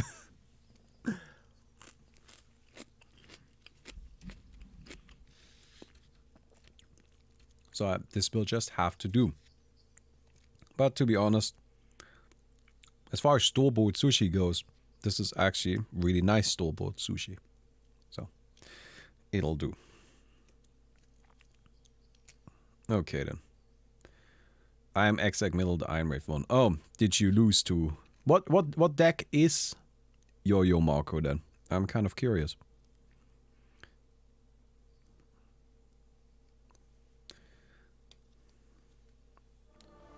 Well, I'm sure we'll get to see it at some point. Alright then. Into game 2 we go.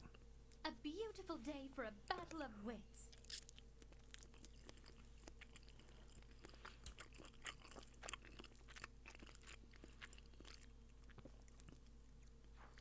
Oh, it is Iron Wraith Zoo. There you go. It is Iron Wraith Zoo. So, I think this deck that we can see here is very much centered around the files. We're playing Minor Disagreement to try and find those and just kind of like get that value. But also Gift of Conviction, this is kind of an interesting list.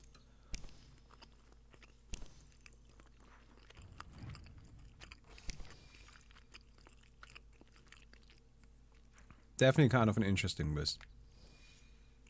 Can we view Quill if this game goes into game 3? I don't have Fandom Man on my friends list. And I don't really want to interrupt in the middle of the game. So, sorry, that's going to be a little bit difficult. Because you can only spectate people on your friends list. And, you know, I don't have access to like any fancy developer tools to spectate people. I just spectate people the way you would normally do it. Is that 3 mana drones already? Or did you quill printer one? Was that a quill printer? Is that a quill printer mana drone?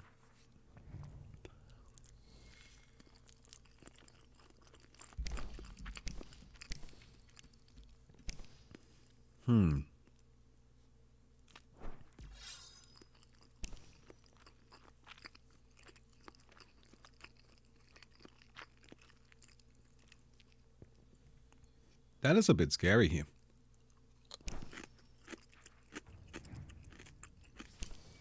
By the way, do we want to have music? Sorry, I have the music disabled. Maybe we can have that.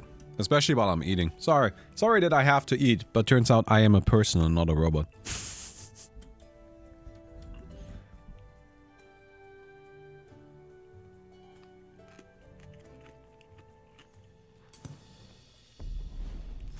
These players are kind of taking it a bit slow anyway. So this quill list is really just centered around controlling, I think. Nice, a real person will put bread on S tier. Bread is an S tier. What are you talking about?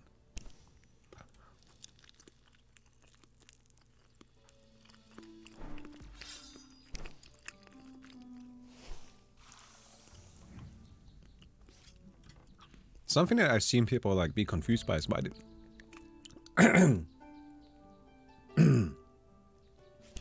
sorry. Is that I like didn't put bread in S tier. I did put bread in S tier. I just put good bread in S tier. Cloud Cup time.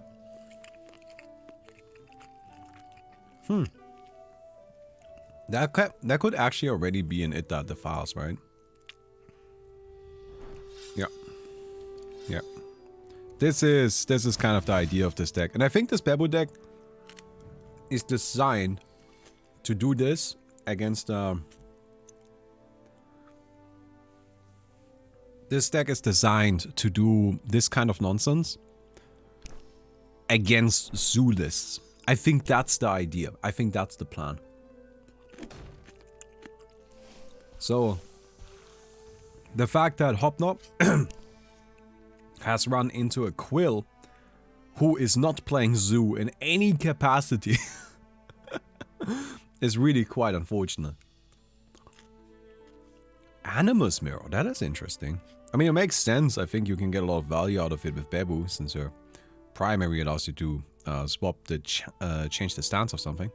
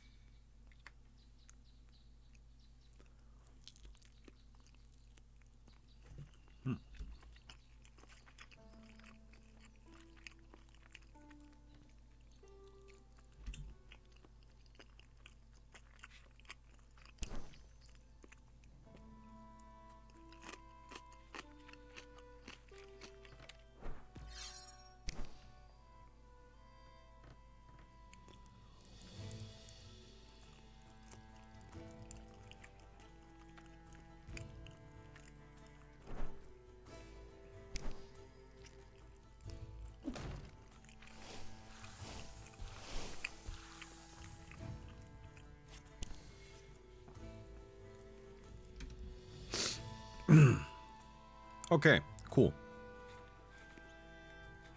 So you play Animus Mirror here, right? Oh, Cloud Cup. Is it Cloud Cup or Clock? Yeah, there's the Animus Mirror.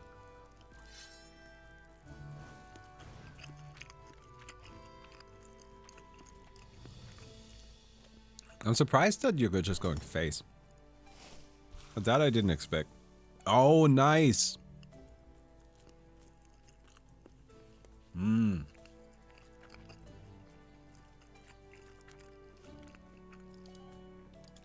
That is perfect. Rest now here. So rest now. If a card would enter or leave the ashes, void it instead. It's the perfect card. Perfect card here. Absolutely. Now, the question is, when do you play it? It has a pretty long span. 5. Which will cover a very large amount of the game. But there's still the question of, you know, removal. And, you know, just when is actually the right time. When is actually the right time. I don't know. It's kind of tricky. This hog. Hog.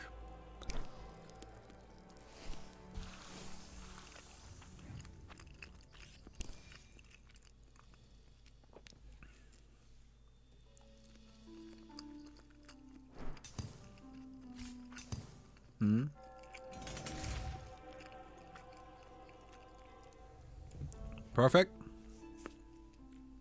Prey ready to remove that.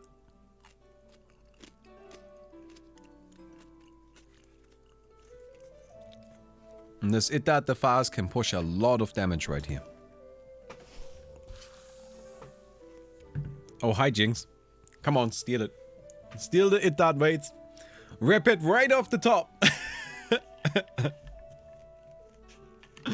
Rip it right off the top.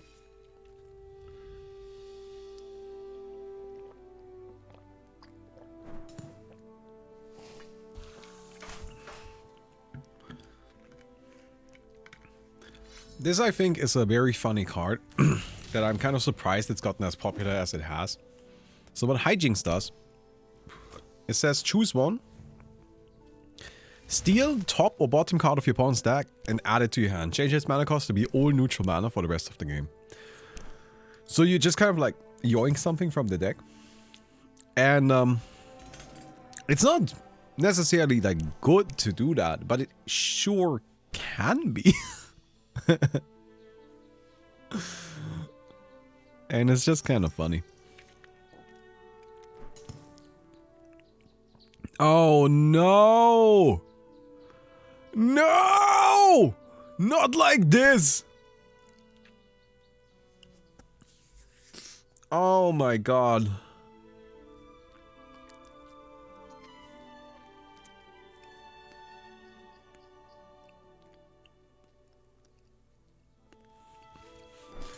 That is a real problem.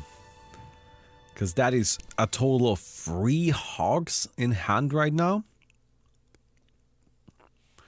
Which pretty much completely shuts down the strategy that Hobnob's going for. Huh. And the enchantment removal has already been played.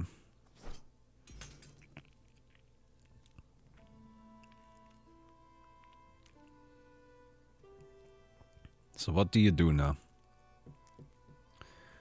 I think you actually have to hijinks and hope you steal some of their removal, right?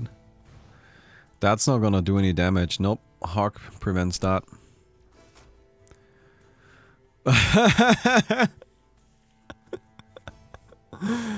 That is very appropriate.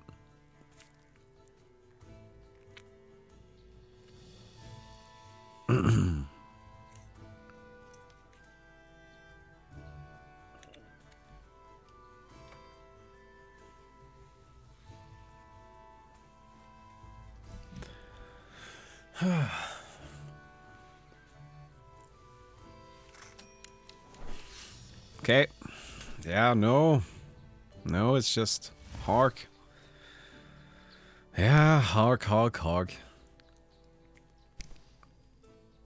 Hark doesn't last very long. But if you have 3 of them, then it turns out you can stretch that duration pretty significantly.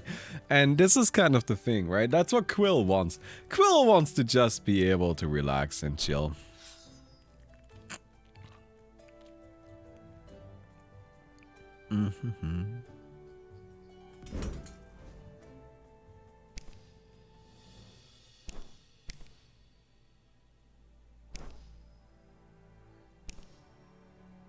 Okay. Alright, what did we copy? Ghost of Goodwill. But now the Bella-Nu Elders are being placed in the printer, right? Like, that's always the problem. The Bella-Nu Elders are being added to the printing press. Oh. I mean, I have to say, I do feel very, very bad for Hobnob here. Because this is like the worst possible matchup. Right? And I know that Hobnob was very confident that this entire tournament was just going to be Zoo. And having that thought process, I think the deck list here, this Babu deck, makes perfect sense. Because it's just built to beat Zoo. And I promise you this deck can beat Zoo pretty consistently. Because it's just trying to rush out Idad Defiles quickly. It has Cloud Cups, which is also great at clearing out a lot of companions at the same time. And yeah, I mean, it'll just actually clear that stuff. But turns out this isn't Stu. Turns out this, what's happening right now, is not Zoo. This is some nonsense.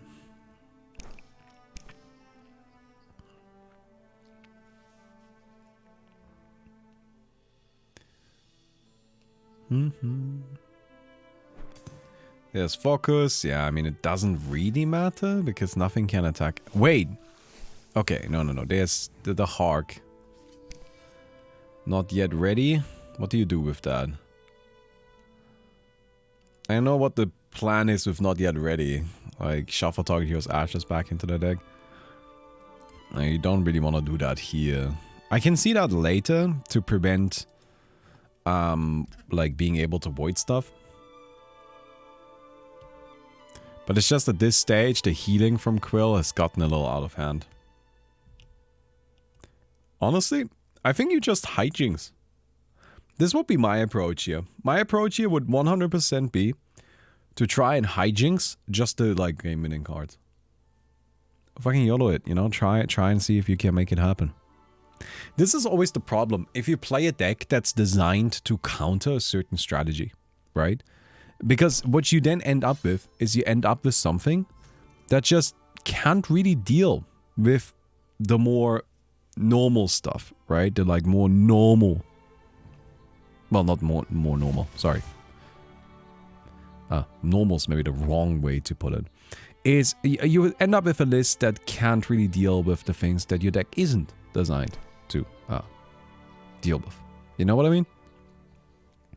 I don't like normal here because that implies that anything about Quill is normal. Oh, there's another Hark. Oh no, Oh, I feel, oh man. Oh man. Oh, what do you even do here? I'm still on the hijinks train. You know, you just try to hijinks. Alright. Everything is warded, I guess. I mean, is there reason to not play this Cloud Cup and just kind of like say whatever, you know? Eventually you might run out of Hark and I'm just gonna sit here and wait until that happens.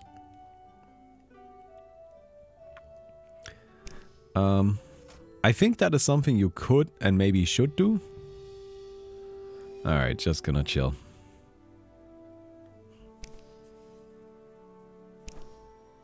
Alright then. I think Hobnob will win as soon as she draws one enchantment removal. It's GG. Yeah. This is kind of the problem though. There is enchantment removal in this deck, wisely. It's just 2 of them were already played.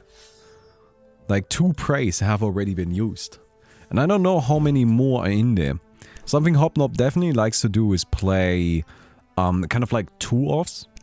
Not go like all in with like the 3-offs, but just kind of like go for the casual 2-offs so you have it. But then you also don't necessarily have a crazy amount of it.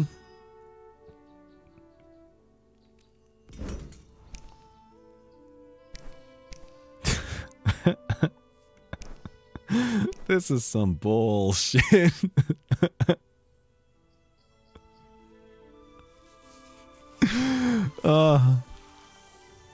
It's just, I feel so bad for Hobnob because, again, you build a counter deck to the meta, and what do you run into? Something that has nothing to do with the meta. Just not anything to do with the meta. And it's just your deck just isn't prepared for it. Oh, man. Okay. So the good news here is, though, right, that Hawk will eventually run out. As much as the Quill Printer can definitely put out a few more Hawks, Quill Printer does require ink, and ink costs a lot of mana and also requires some time. So it's just not that easy to actually like get infinite, you know, Quill Printer. And this is really important. Rest Now is still available, 2 of them actually, to try and eventually deal with the It Waits, because from what I can tell, this deck right here is pretty much entirely just It Waits as like its win condition. Right? I don't know if anything else in this deck actually does damage. So since nothing does damage, and It Waits can be dealt with Rest Now, then what's the fucking strategy?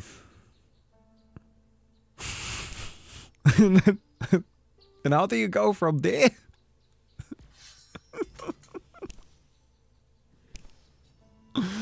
Oh, man.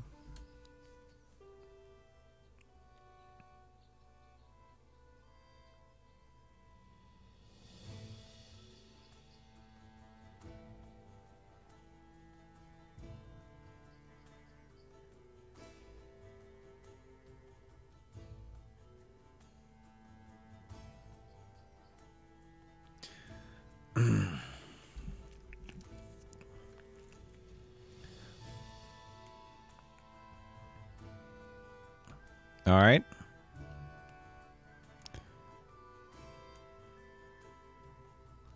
Do we maybe want to have a look at something else and come and check in on this later? I mean, no disrespect, but I think this might take a little while longer. You know, maybe have a look at something else. These two, I'm sure they're having a great time, but let's maybe see what Fusion is about.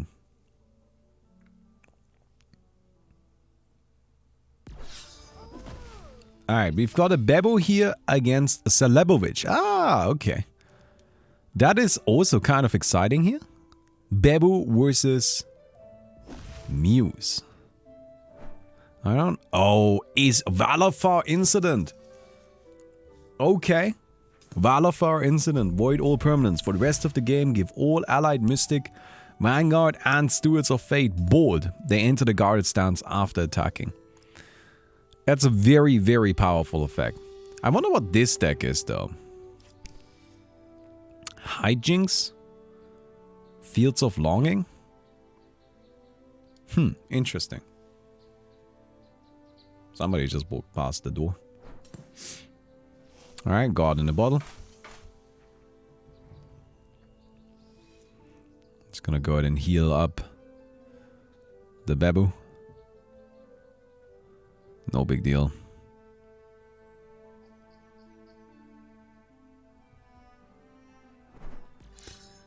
And cool. Think this might also be a little bit slower here. Admittedly, these two decks are definitely gonna be a bit more interactive. Yeah, there we go. Immediately throwing out. Oh, and that is strong. Look at that. A Whittler with a Blight Baptism on it. So, not gonna be easy to take this down. And it's going to start generating value. Right, just kind of reducing the cards in hand pretty significantly. I do wonder what is this Muse deck? One of the things about Muse is that she can do so many things. So many different things. No package yet? Well, Mickey, the person was walking out of the, like, away from the house, so they probably, like, if they were here, they already came. So, like, in other words, you missed it. That's what I'm saying. Anyway. Okay, very good. That's gonna be another Whittler. Or is it? This is the Mystic Vanguard and Enter This Game page game on plating. Okay. Alright. Nice Whittlers.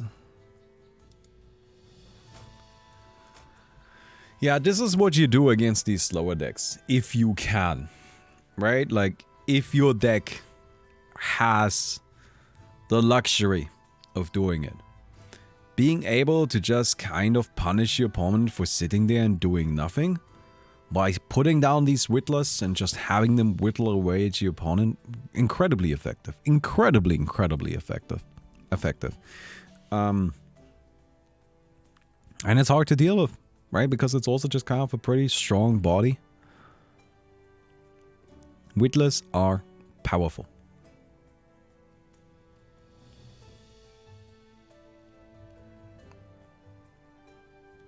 Do you think a Whittler Quill deck could work? Well, Quill can't play Whittler. Whittler uses free ambition. So she would have to, like, somehow get one on the board before she can start printing it. And that makes it a bit difficult, I think. Alright, your story ends. Yeah, this is where you kind of have to always make a choice. As do you play around your story ends, or do you play around Blight Baptism? Like, which one do you think is more likely... Not Blight Baptism, Insatiable Blight. Which one do you think is more likely to be in your opponent's deck? So, right there, playing around the Blight, the Insatiable Blight. Sorry, I know I'm not on the top of my game today. I'm really trying, but yeah, sorry. Alright, it that the files can clear out all three of those. I think that's a pretty straightforward play. Right, you just take that. If at all possible, you want to place something between those two, so your story ends will not be able to actually clear it. I think a War Chronicler in between them would go a long way. I don't like that. Now you're leaving one of them exposed. I would guess that it's gonna be the Whittler that gets removed, but I think one of them will get removed. You missed Hobnob scamming a win from hijinks. Really? What happened? Did Hobnob scam a win from hijinks? Alright, damn it. Yeah, I thought that maybe we could go and spectate something else, but how did Hobnob scam a win from hijinks? I'm very curious now. Did it happen? Hijinks into stealing the it that waits. Got a Scholar's Attendant for Prey. Oh, nice. Smart. That's sick. That's sick. Yeah, I think that's one of the reasons why you can play hijinks though, because it just kind of like gives you these, you know, these options out of nowhere. It's like a card that I think allows for some creativity, which is pretty cool.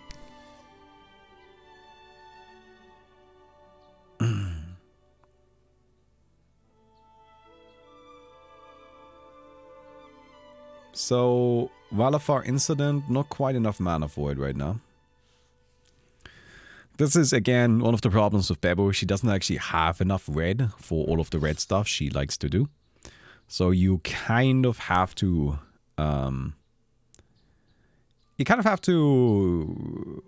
plan ahead a little bit. You can't just immediately do things. Oh, are we stealing stuff? What did we steal?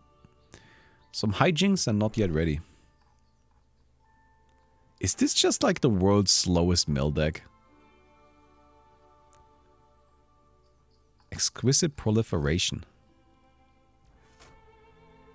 What are you proliferating though? Is it just hijinks?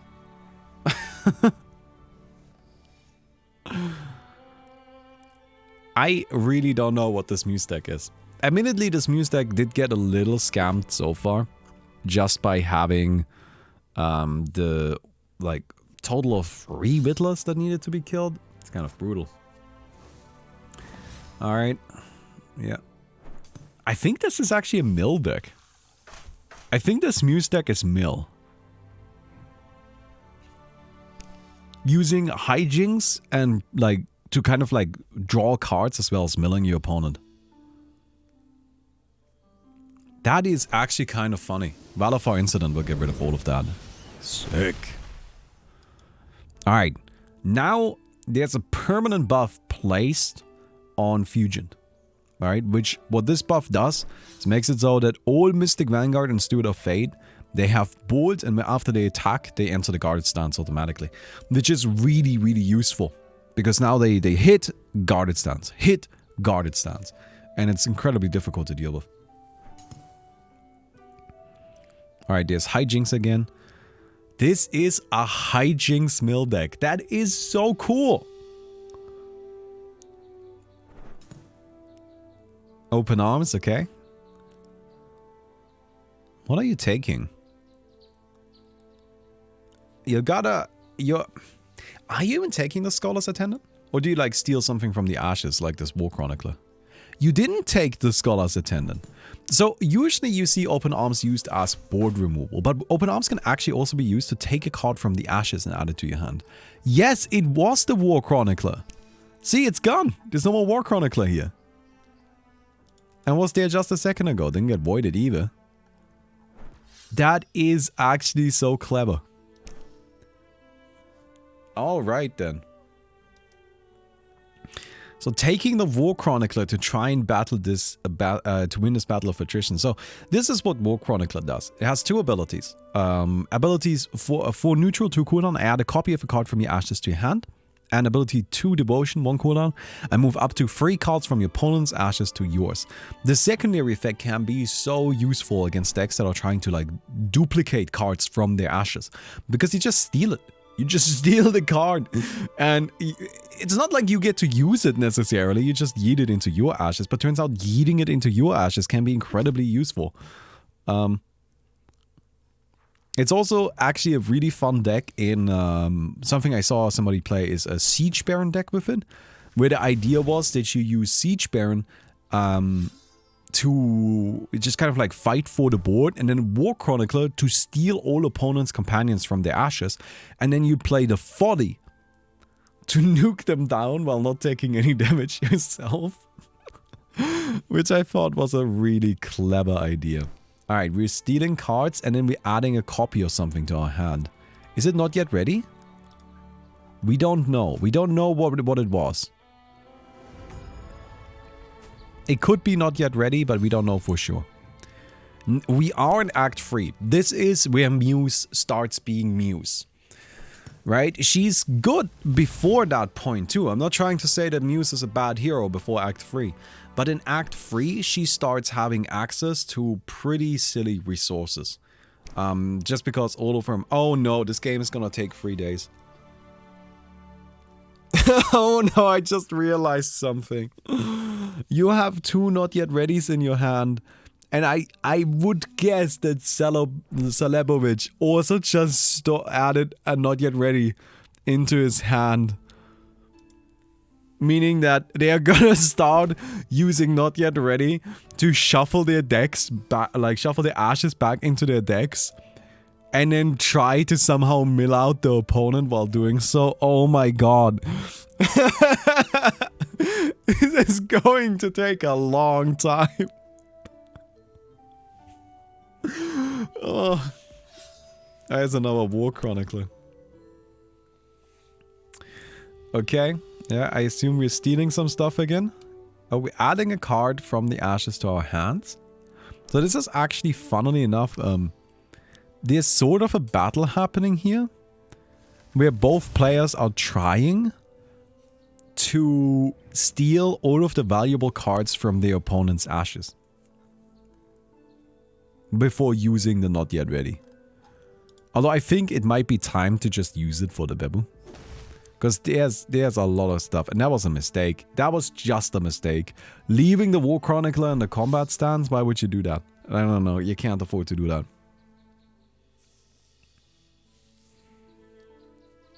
You're also copying things, so the ashes are going to get bigger and bigger every iteration. Yeah, they're just adding more cards into the game. So the question now is, does either one of them actually play a win condition? I think this is where the Bebu deck might be a bit stronger. Because this Bebu deck seems to me like she actually plays cards that can win you the game.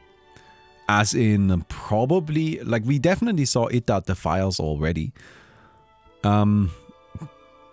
Although, I mean, looking at this, there's For the Wicked, which can bring them back. The Whittler. The Whittler. That's the big card that will make a difference here, I think. 3 copies of the Whittler. I don't think It That Defiles is necessarily the best win condition. It's just in this particular game, I think It That Defiles amounts to being a 7 attack companion. And being a 7 attack companion is pretty cool. It's pretty cool.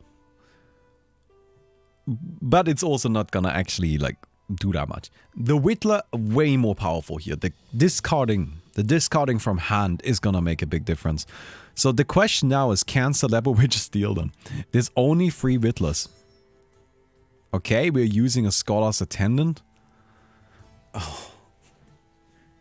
Oh man. Time to appoint a next of kin to continue this game of slow mill versus slow mill. What is going on in this tournament already?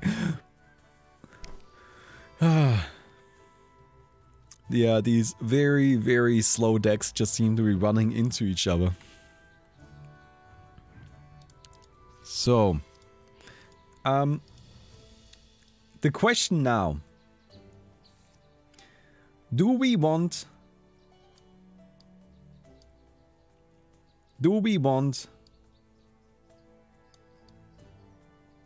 to just kind of like watch this until it's done?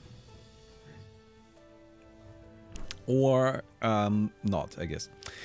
So is there an entity limit on decks in play? Or you mean on cards in play? No. So there was a bug a while back. I really hope we fixed it. I brought it up. I think Wispy fixed it. I am not 100% sure. But there was a bug a while back where if you used Not Yet Ready on your ashes and the ashes had like 150 cards in them, you would immediately lose the game. I have no idea why. I'm pretty sure we fixed it though. But if that bug still exists, that might be a problem. That could potentially cause issues in this particular game. So this deck is back to 40 cards. So there's a Whittler. Yeah, I think Whittler is, again, that's the key card here. And that's really where I think the Fugent has a big advantage by playing 3 copies of the Whittler. We don't know yet what Celebowitch plays. Like, I am not sure if Celebowitch actually plays any sort of big time, you know, dangerous effect. One of the problems with Muse is that there is no way to know. It could be anything. There could be anything in there. So, yeah, we just do not know. This is a game over War Chronicler. Steal the War Chronicler. Steal the War Chronicler. Yes! And add it to your hand. Yes, don't forget about the guarded stance this time, my friend. Not again. So an It That Defiles can just clear that War Chronicler. And could also clear the Blue Crest Villager, if you want to. You can also check the deck list. Well, that would be boring now, wouldn't it? Nah, we're not doing something like that. We'll just wait.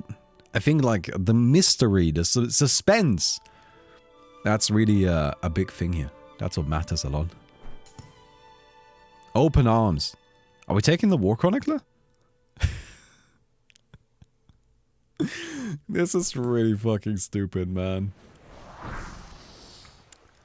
Alright, Echo Mages. Yeah. For the Ashes recursion.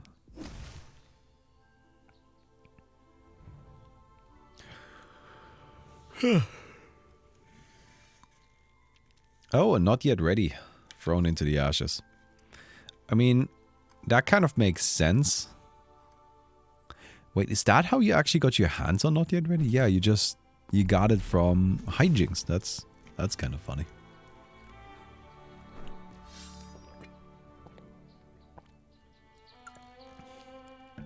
Is there turn limit in the game? Nope.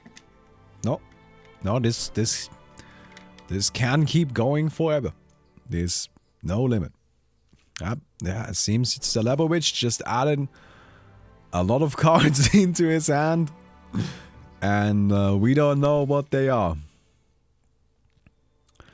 What will you do if it drags on for hours? I'm gonna let it happen. Look, these players signed up for this. They decided to play these decks. This is their fate. This is what they have done to themselves. I have no problem with it. This is part of the game, exactly. I do still think that we might be overreacting a little bit.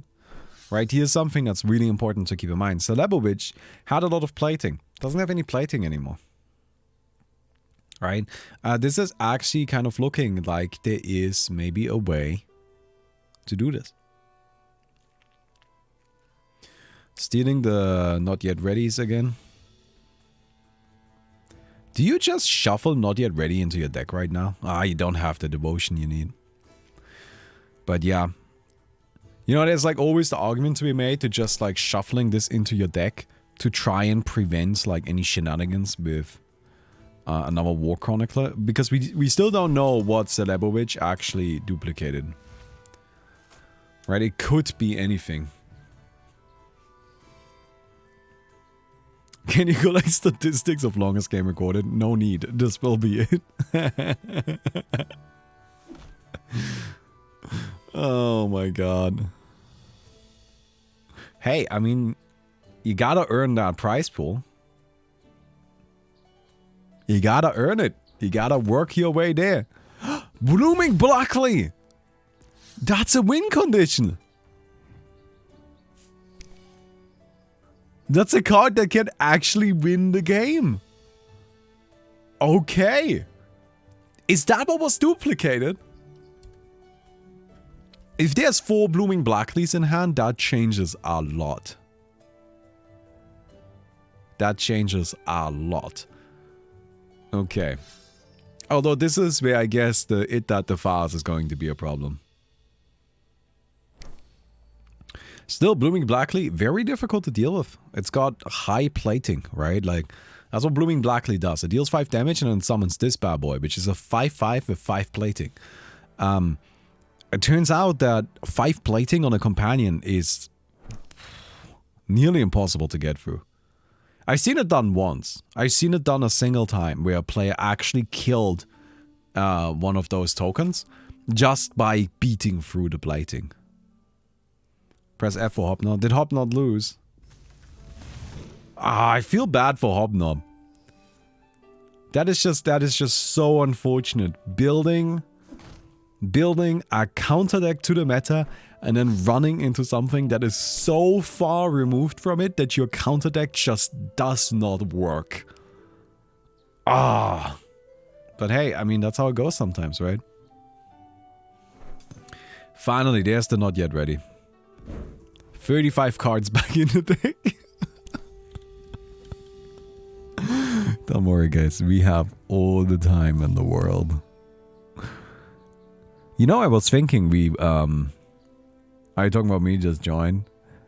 Yeah, we were talking about you, Hobnob. Like, we were watching your game earlier, and my assessment of what was happening with you in that matchup was that you built a deck that was meant to counter, like, Tani Zoo and Siege Baron Zoo, and just kind of these board-heavy decks, right? And then you run into Quill, who does not give a shit about any of that. And your deck just wasn't really prepared for it. Right? You just run into the exact opposite of what you built your decks to be, deck you to beat. Which is just really unfortunate. I should have had a better sideboard. I think your sideboard could have gone a bit more into dealing with some of this unpredictable stuff. I do like that you had the, what's it called? The rest now. I think that was really smart. But yeah, that was just a hard matchup, honestly. Like, that was just kind of rough. But hey, sometimes that's how it goes. I gotta admit, though, I'm sort of excited to see a Quill advance. How many Quills are in the tournament? Let me have a quick look. We have 3 Quills, actually. Damn. There's actually 3 Quills. Oh my god, guys. Stop it.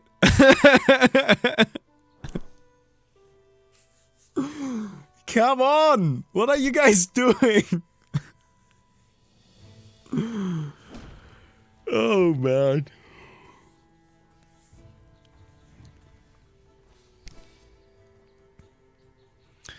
Well, there's this is War Chronicles, the game.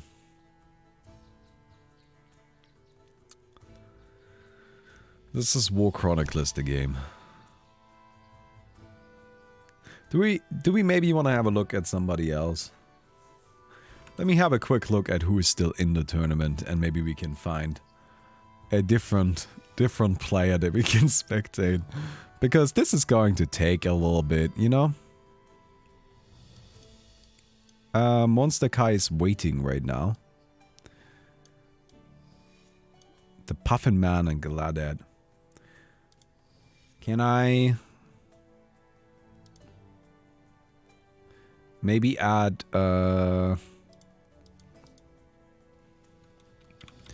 okay.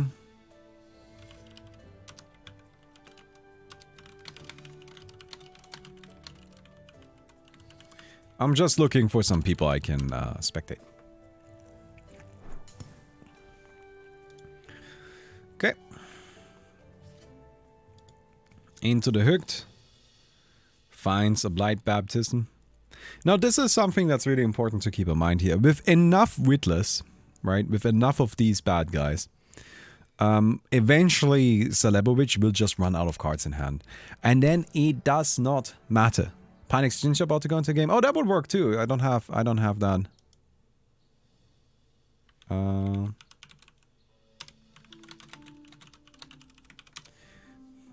I'm gonna send out some friends requests really quick.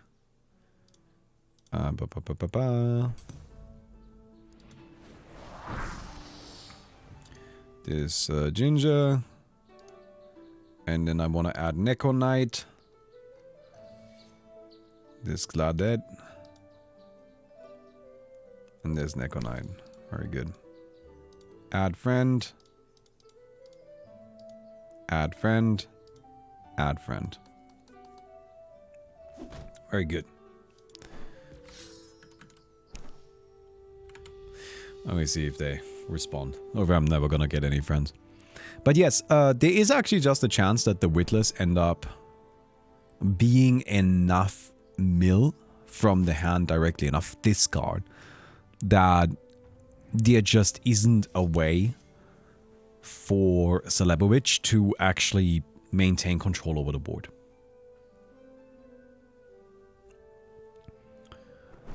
However, I think this is one of those... Oh, that's actually... Oh, that's rough. Oh, okay. Yeah, this is also going to be a problem. This is also going to be a problem.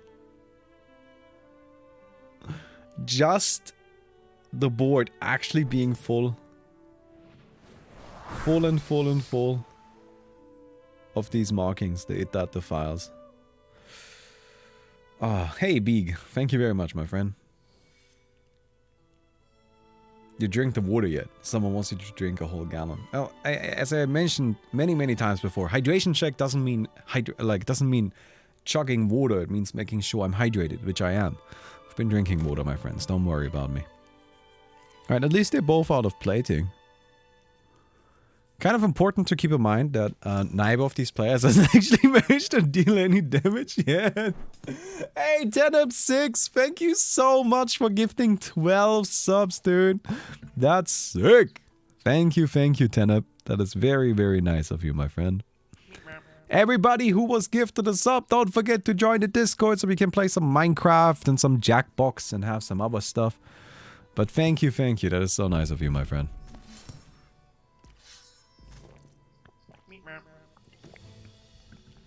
By the way, I do want to point out really quick just how wild it is that a Blight Baptism was used on a War Chronicler instead of on a Whittler.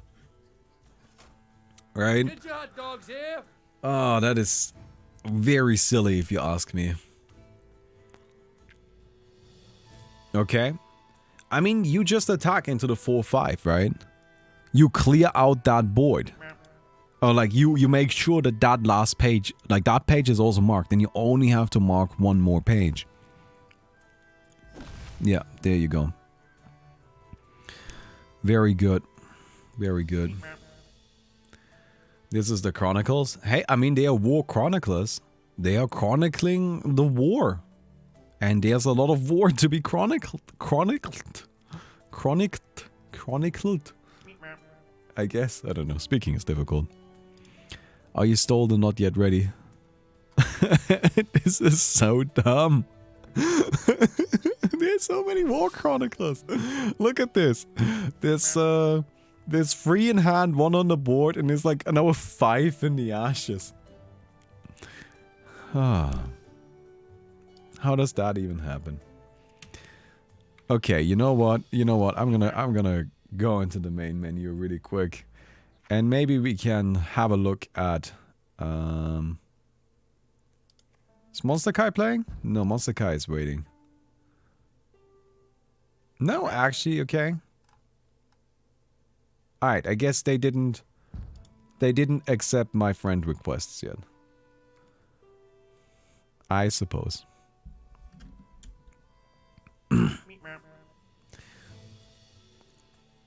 Well then, let's just go back to spectating this nonsense.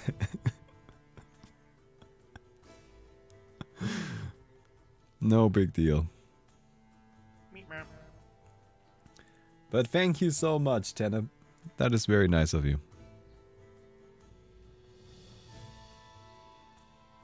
Well, it's just taking a moment to load. Oh, interrupted, okay. Swagin Yasha is the second top 8 player. Nice. Wait, did this game end in the half second since I left?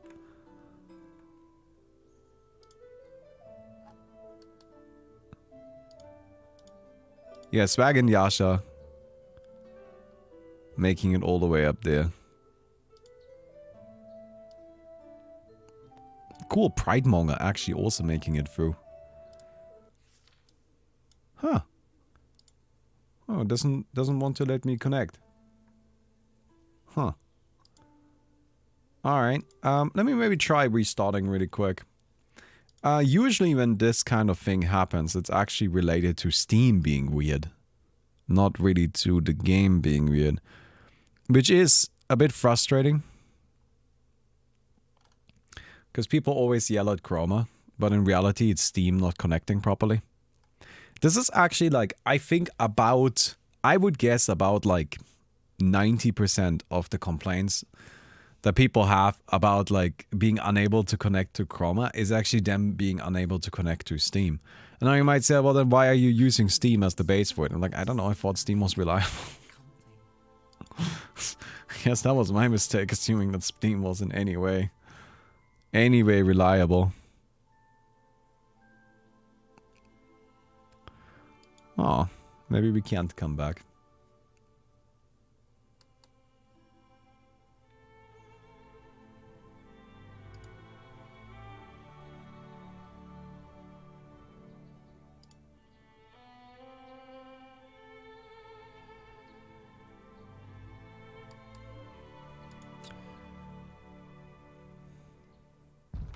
Nope. No. Alright, I think that game is gonna be a no then. Player's not playing a game. Are you playing a game? Nope, also not playing a game. Alright then.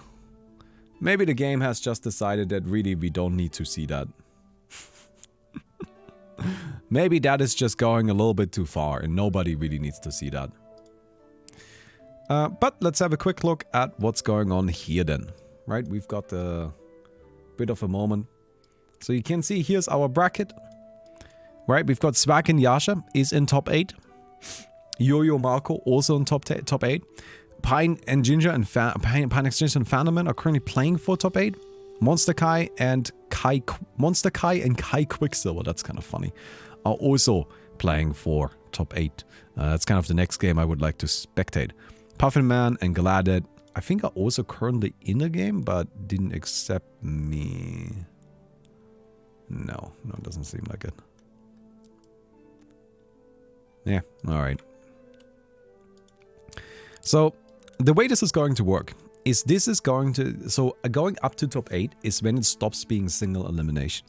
So this is going to be a little bit weird, but basically we're going to do an entire new tournament.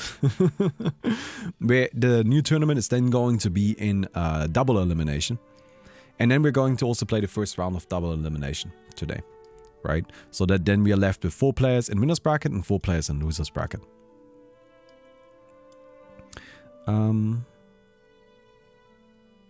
Prios, are you still playing? You are still playing, can I... Okay, you're giving me a weird number. That is your Steam friend ID, I assume. Alright, let me see if I can add you really quick.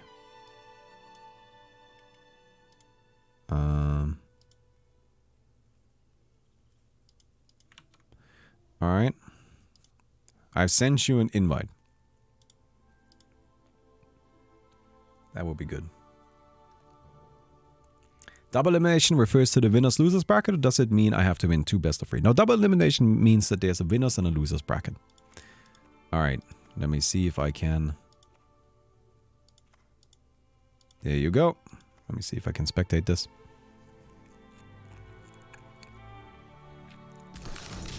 This one works. I think the game is just... You don't need to see that. You don't need to see what's going on in that other game. Nobody needs to see what's going on in that other game. I think that's what's going on there. And that's fair if you ask me.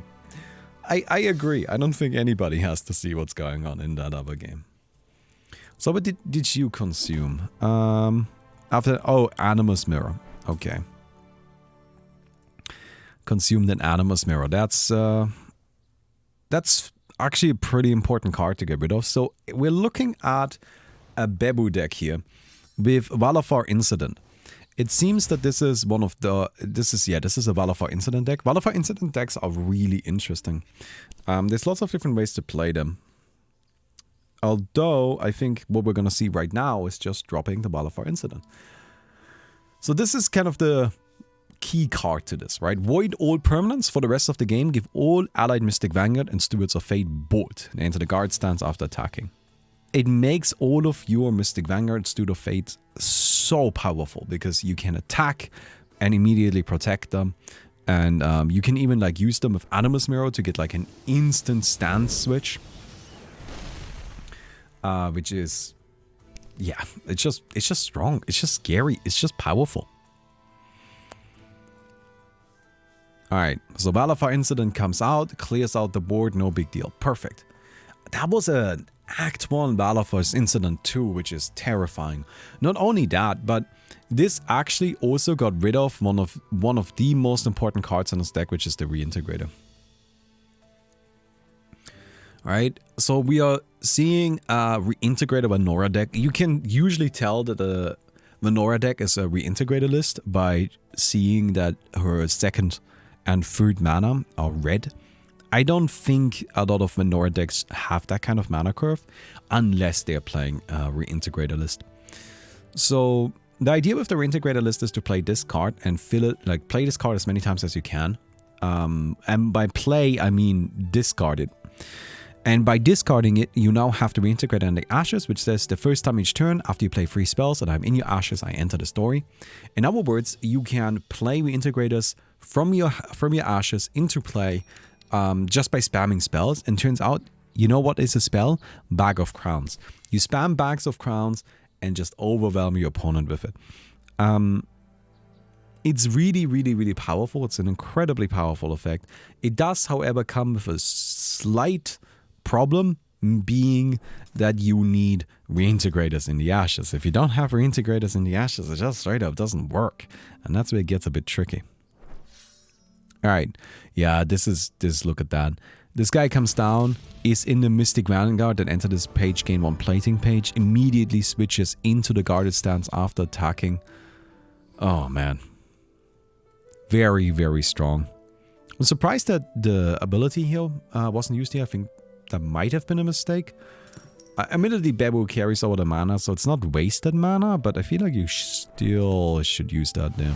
Because like drawing a card, I mean, what other value are you going to get? I think I played against Babaka earlier. Didn't I play against Babaka? Like at the start of the stream while we were still setting up the tournament. Alright, and this guy can just attack immediately. No, he didn't, was Rakan? Oh, they're just kind of playing the same deck then. Into the guarded stance. I'm surprised to not see this Animus Mirror come out yet. But I guess wants to conserve some mana.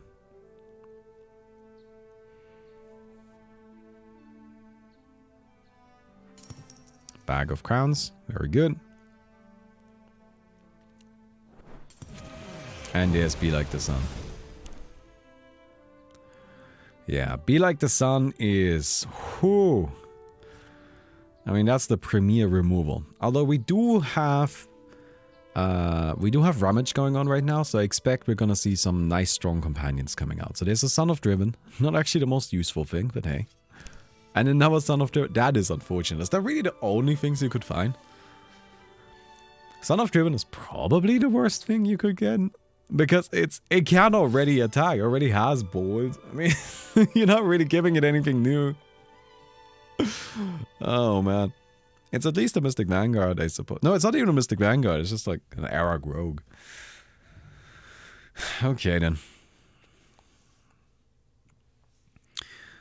2 Ontophages are in play. The Animus Mirror 2. I mean, I think this Bebu should be able to actually like go for just a clean kill pretty soon. As long as Prios draws some sort of Mystic Vanguard. Or Steward of Fate. Either one is going to be fine. Oh, there's another Rummage. That will probably work. Okay, there's a Rummage. And down comes just a body. Right, that's how you have to think about this guy. This is just meant to be a 5/6 right now. There's no healing. There's no destruction effect. It's just not a big deal. And I think that's actually fair. Right here, if you can just get like something on the board, that's fair. That's good. That'll still do the trick. Right? So the big moment will be this following turn though, when Rummage comes out. Another planar skew. Just yeeting planar skews. That is so funny. Okay then. So here is an... What? What am I missing here? Alright, I'm probably being an idiot in some sort of way. Right, there's one of these Son of Dragons. There's the second. There's the third. And then beholds and becomes twice. And then a stance toggle.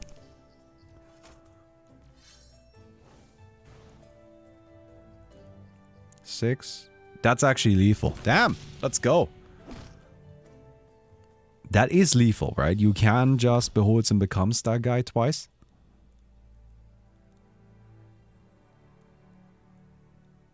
Huh. Alright.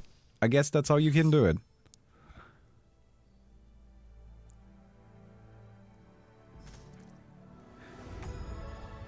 Can they not attack? They can't attack now. Oh yeah! You can't attack! Because you're already attacked! Beholds and becomes copies the thing. If it already attacked, it can't attack again. Oh. Oh, man. Yeah, that was lethal on that turn, for sure. For sure. Okay, there goes that.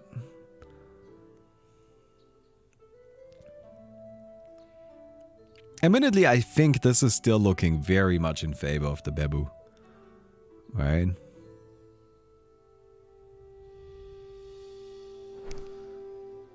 There's, sure, draw some cards, but you gotta actually get rid of this board, else you still just die to it, right? I mean, this is still lethal in a lot of ways. Just a small favor. Okay, that will get rid of the board, at least. However, as long as this Babu draws, like, Mystic Vanguard at some point. Huh. Steward of Man. Hey, that's a Steward of Fate. Will that do it? Probably not. No, does that do it? You can do 4 damage for each Steward of Fate. For each Steward of Man, sorry. So... it doesn't quite do it.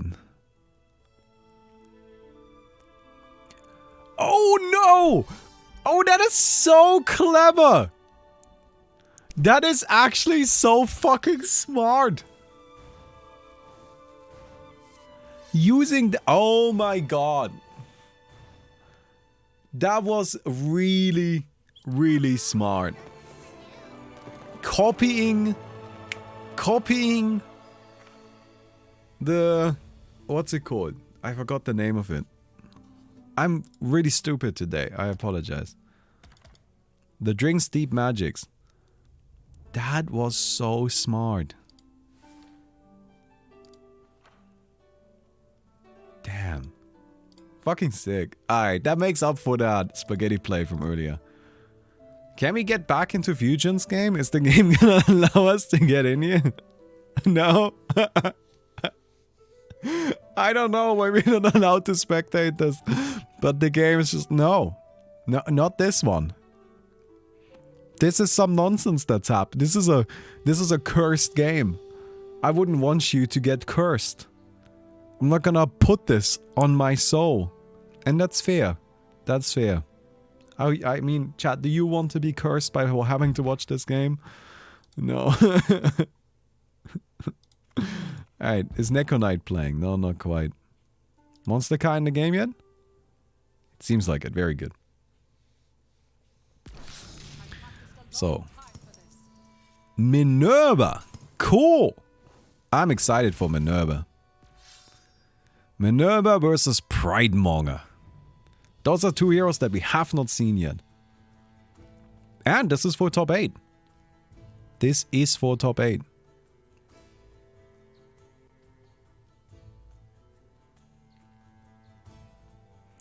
So.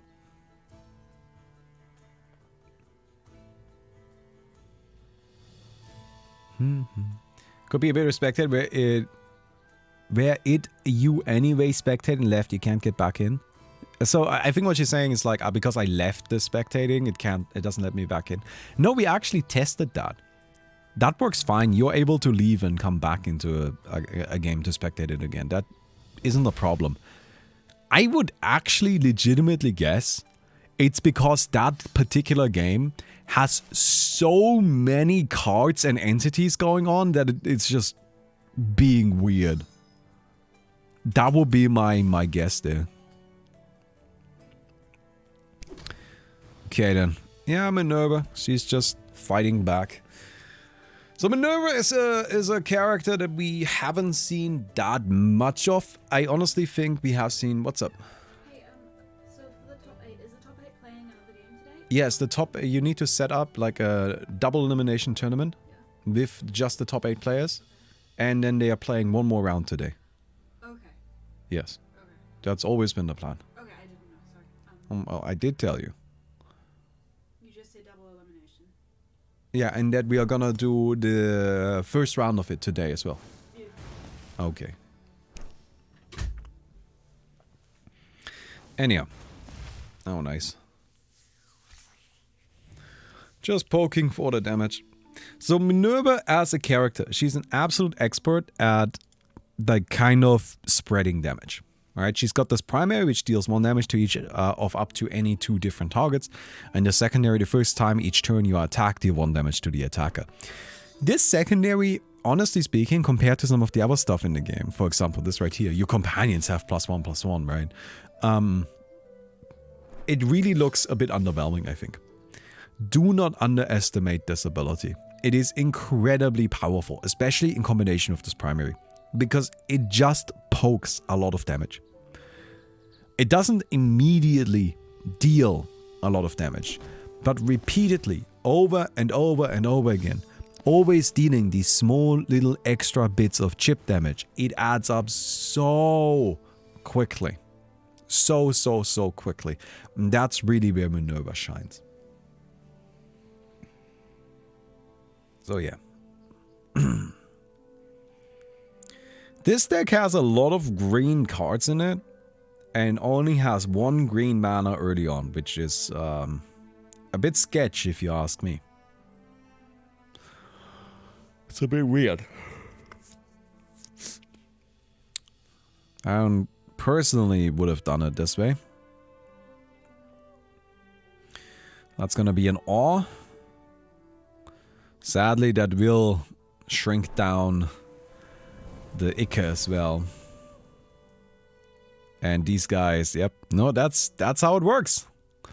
That's how it's always worked. But there's still a way to deal with it, of course. And then a quick rummage. Very good. So in case you're confused what happened there. Awe shrinks everything down to 1/1. But this is an aura, right? This secondary effect here from Pride Manga, I have +1 attack and health. This is just, it's applied afterwards, right? So like they become a 1/1, but great, now you're 1/1, and you get +1/+1. So Awe isn't the best card against Pride Manga. It's just kind of a bit sketch. Ooh. Yeah, this is what Pride Manga does. She just gets so much more value out of these simple companions that it becomes very difficult to deal with. Very, very difficult indeed. Okay, Scholar's Attendant. I still have to say I find it... Ha! Scholar's Attendant for a bag of crowns, so you can use just a small favor to actually clear. That is clever, I like it. Still, I find this deck list, or like not this deck list, but this mana curve a bit surprising. Right? It's just got such big emphasis put on blue and purple, but I can see so many green cards. Admittedly, it might just be that Sakai got a bit unlucky this game. I just drew all of the green cards. That can absolutely happen. Absolutely. But good news, I think we're in finally, in a bit, we've got a bit of control here. Bit of control. Bit of power. Alright, 4-5 on the board, 1-1. I mean, the 1-1 isn't that big of a deal, but it's still got plating, so I can still trade Not necessarily trade, but it's just like a double ping, right? That's how you have to think about it. You can just like deal a little bit of bonus damage. Oh, Froggle. Oh man, Froggle comes down and I just start crying. So this is the Jade Pit Horror. Probably one of the premier Valor cards. At the end of your turn, if I am in the combat stance, I deal my attack and damage to my opposing permanent. And it has an ability to Valor, I move target opposing permanent into my opposing page.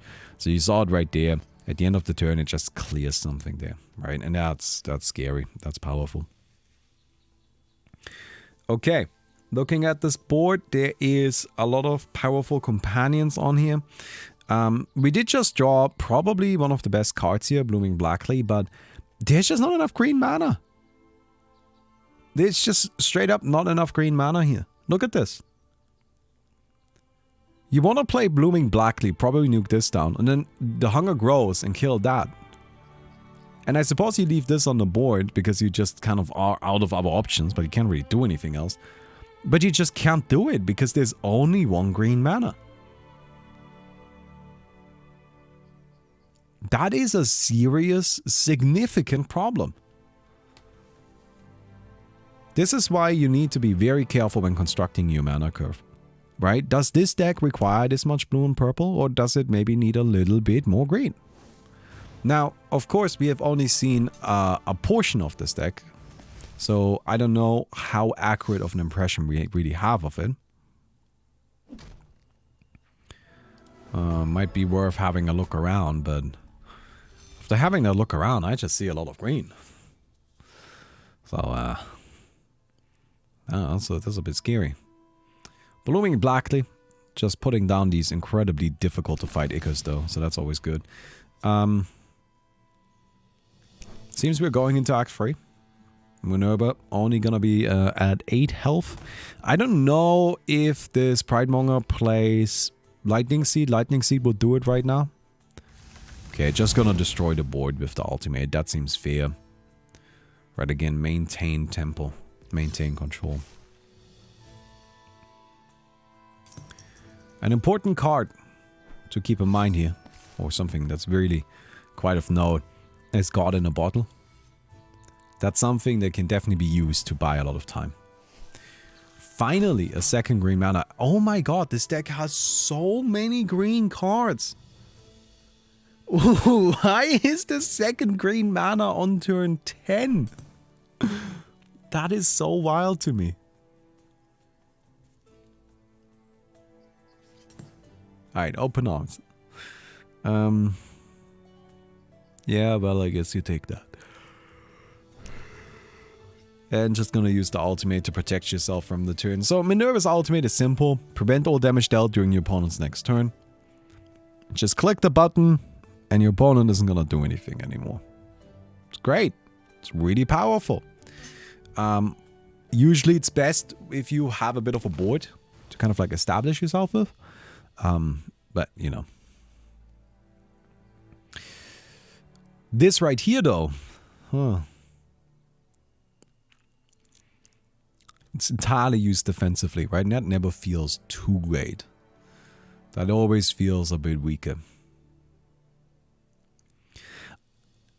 A consideration here is to maybe use exquisite proliferation to get more gods in a bottle. And just start spamming God in a Bottle to try and stall. It's not necessarily a terrible idea. Right, there's the Drink Sea Magics. I don't really think there's any significant response here. Resonance, good. What are we resonating for? Just a small favor. Yeah, deal the AoE damage. Starving Steel. And then... Wait, are we using Exquisite Proliferation right now? No, we're using Starving Steel, yeah. And now I say Exquisite Proliferation, you can get 2 copies of something. So just a bunch of Hunger Grows. Okay, I mean, it's removal, it's good. Hello, Arshia. Thank you very much, that's nice to hear. Alright, the board keeps growing. Now, this is actually what you're kind of looking to achieve, though, right? Because there's actually really nothing that the Pride Monger can do anymore. She's just out of cards. Alright, just a small favor that will clear the board again. Probably just ping that guy for an hour point. No? Okay. Alright. I'm surprised by that. I think leaving it on the board is not ideal just because you're kind of gonna sacrifice a point of plating, probably. I feel like at this stage it's more important to have plating on your hero than it is to deal 5 extra damage to the opponent. Because you have so much cheap removal, you just need to get like a threat on the board, something. Admittedly, we have seen today that it seems a lot of people don't really like playing threats. No, there's something. Alright. It that waits. Oh, I forgot the primary. Of course. Smart. Yeah. No, that's much better than what I was talking about. Forget about me. I don't know anything. I don't know a thing. Next turn is perfect though. You play the hunger grows, kill whatever comes down on the board, and then just need that waits to finish it. Never mind. We're already in sideboarding. Damn. We jumped to that quickly. Cool, we get to see the sideboard. Rest now. Despite not having any valor. So just using rest now with benefactors, I assume. Scholar's Attendant can also add bags of crowns into hand. And this deck plays 2 It That Waits and 3 Blooming Blackly. It seems that's kind of the primary win conditions there. So it's more grindy for sure. Rest Now Fiasco. In combination or just individually? I think Fiasco as a card is actually quite underrated. I know that it is mostly famous for the Rest Now Fiasco combo. Being a bit of a meme there. But it is also just incredibly disruptive, especially against decks that have a lot of tokens. You know, you ever played against a Siege Baron and they just have so many cards in hand and all of a sudden, you know, like they have ashes full of tokens and dealing a lot of damage with everything. You know what's a good way of dealing with that? Just fill up their hand with a bunch of tokens. Alright? Hey, Coco. I have a bean. But I don't know. We'll see. Hey, Coco, come here. Here is my Coco. She does not want to chill. Coco, don't chill. She doesn't chill. That's very disappointing. I don't know why this deck only has 1 green this early on. Why does this deck only have 1 green? Oh no.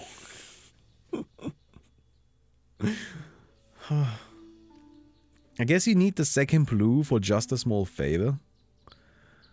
And you need the second devotion for... I don't know if this plays Ghost of Goodwill. But for the... What's it called? For the Scholar's Attendant. But like, honestly speaking, even accounting for that...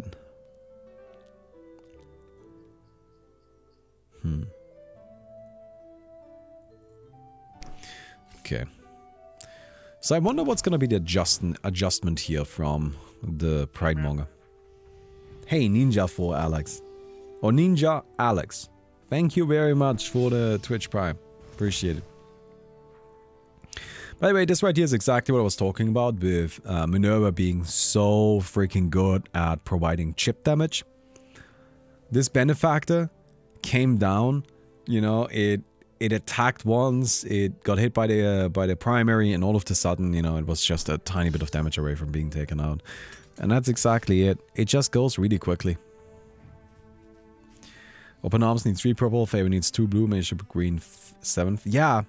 Or maybe like cut one of these cards? I don't know.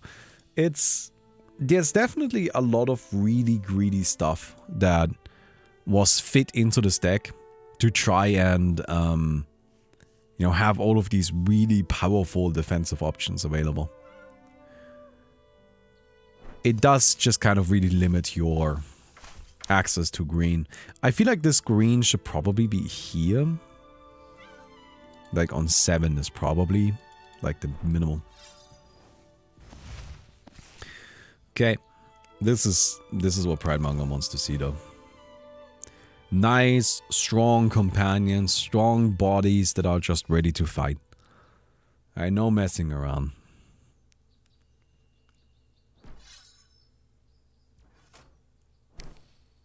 I'm really happy that you guys are wrong. Well, not you, chat in particular, but the people from the Discord are wrong. Sorry, I don't know if that sounds like I'm being petty, but...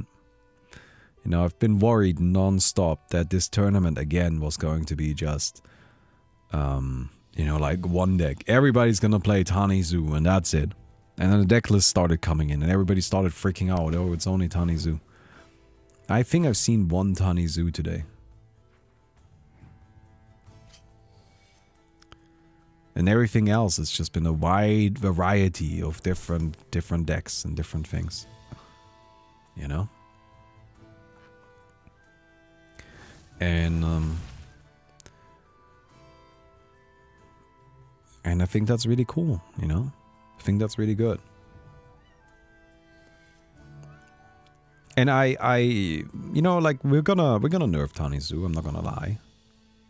Alright, like we're gonna like here's my 2 changes I wanna make. I wanna make Bloom Vagrant be just a 2/2 again, not a 3/2. And I wanna make Tani have to like not draw a card when he doesn't have any cards in hand. So you need to like shuffle a card back into the deck to draw a card. But that's all I'm gonna change. I'm not gonna change anything else. I don't even think I will change Will of the Woods. I might change Will of the Woods and just make it have free health, but I don't even think that's necessary if I'm completely honest.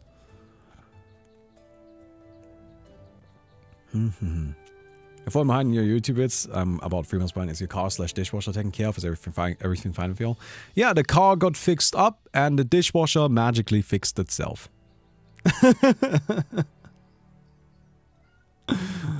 The dishwasher magically fixed itself. What about Siege Baron drawing with an empty hand? Well, Siege Baron is paying mana for it. Tani isn't paying mana for it. That's what makes Tani a bit too much in my opinion. Right? With Siege Baron, you're paying 2 mana for that privilege. Cool.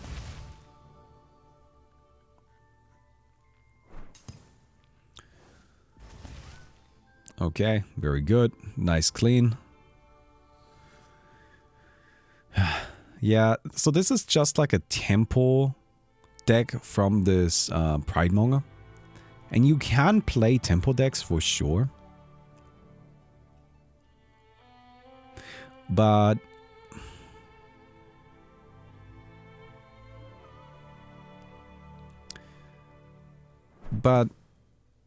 I feel like something that people aren't necessarily putting enough emphasis on when playing these styles of decks is making sure that there is like a significant threat out soon. Also, can you hear the Coco screaming? Coco! I gotta let her out 1 sec.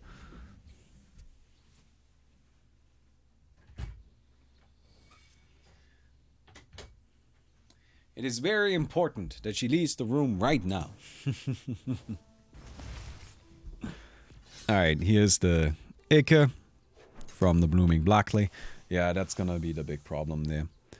But I think with Pridemonger, you gotta have like a solid strategy for pushing damage. She can get strong bodies on the board, but oftentimes it doesn't matter so much just how strong the body is if your opponent just has like good removal, right? And if they play like a way to deal with your stuff sort of independent from the stuff's stats. But you kind of gotta account for that, right? So I feel like a card that is great in Pridemonger is Hollow Survivor, because it just can't be dealt with that easily. Another card you might want to consider is just Paterfamilias. Again, Voided is super good if you give +1/+1 for free. And then finally, Yeah, there we go. Crag Wardens. You know, that's what I'm talking about. This is the kind of stuff you need here. Crag Wardens are strong, and they are so strong that they will actually threaten your opponent enough that they have to respond quickly.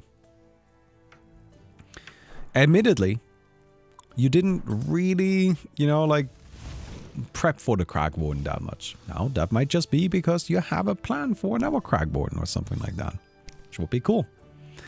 One of my favorite things to do with Pridemonger, especially in these slower games, is I play Cheers with Crag Warden. So I will play a Crag Warden and then use Cheers to immediately attack with it. Which turns out, yes, that does work. And yes, that does trigger the discard effect. And that way you can just start milling your opponent right away. This is very good. Although sadly, it seems like there's a near perfect hand to deal with this kind of stuff right now. Okay. Some very strong options coming down. 3 open arms in hand. 2 ores. Brutal. Alright. Sentinel Sharper Teeth not gonna be too useful. Ramage. Alright. And more healing. Admittedly, this did actually stick. Like, that's 10 damage. Hey, 12 damage with the primary. Damage is damage. We're happy about dealing 12 damage right now, for sure. And a Hex Painter, just to put another body on the board. I feel like this deck, up there, is another deck that was kind of designed to do well against like these kind of Zoo lists. By just playing cards like Hex Painter and Knight of the Congregation. And not really trying to do anything synergistic with them, just using them for being like good companions that also come with companion removal. And then you can utilize that to actually, you know, fight off something like a Will of the Woods. We know the Pridemonger doesn't play a lot of enchantments. Yeah, I feel like that's kind of a... This deck seems to be just companions. And again, you can kind of do that, I guess. But to a certain extent, you gotta have something that will actually... You know... advance some sort of game plan. Other than just hitting your opponent.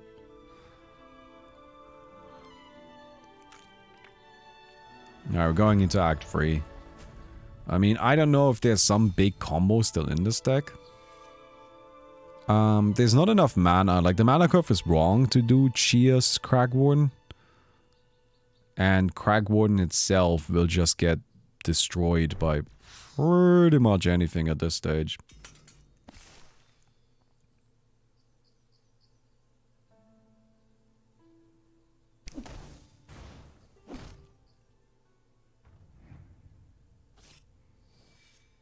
Oh. I highly doubt there's anything to deal with the It That Waits. I think you just play that, right? Hey guys, is there a way to shuffle loading screens, Chroma? I can't seem to find an option for that. No, that is not an option yet. Although, you know, I would like to have it. For sure, it's just, yeah, not yet. Alright, It That Waits. Gonna come down. Yeah, and I think you just, you know, start dealing damage with it. I don't really see a reason to not do that at this stage. You know, you can also exactly use your primary to poke a little bit more. And we are in Act 3. So the It That Waits will probably be destroyed with the ultimate. But if you're using the Pridemonger ultimate just to destroy a companion, it's already not looking so good. I never got to thank you, but thanks for the gummy bears that came with disasters. I'm glad you liked them. I bought like 15 big freaking like buckets of those gummy bears for the disasters things, because we send out a package of gummy bears with every order. I don't know. It's just something that we thought was like kind of fun and nice. And, you know, you bought our game. Here, have some gummy bears. It doesn't, like, I hope that doesn't seem condescending. It was just kind of like, here's like a little thank you, right? And I keep getting emails from Haribo now because they're like, hey, you're the guy that ordered 15 buckets of gummy bears, right? Would you like some more gummy bears? I'm like, fuck off, Haribo. No, I do not want more gummy bears. That was a one-time thing, Haribo. And I just think that's kind of funny.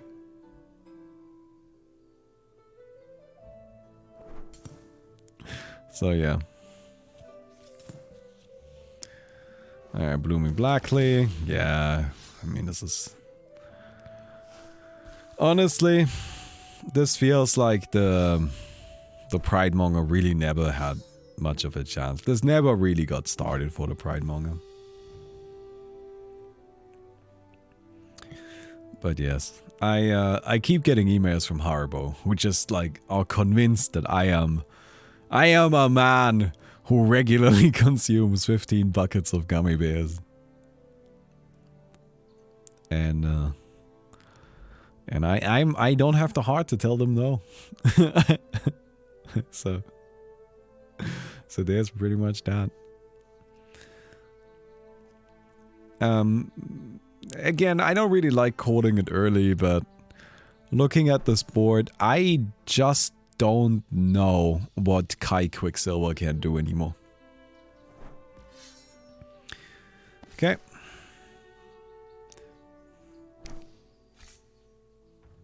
Although we did, I did make sure that when I ordered the gummy bears, I got the really nice ones. So I really like those. They were very, very tasty. Very good gummy bears.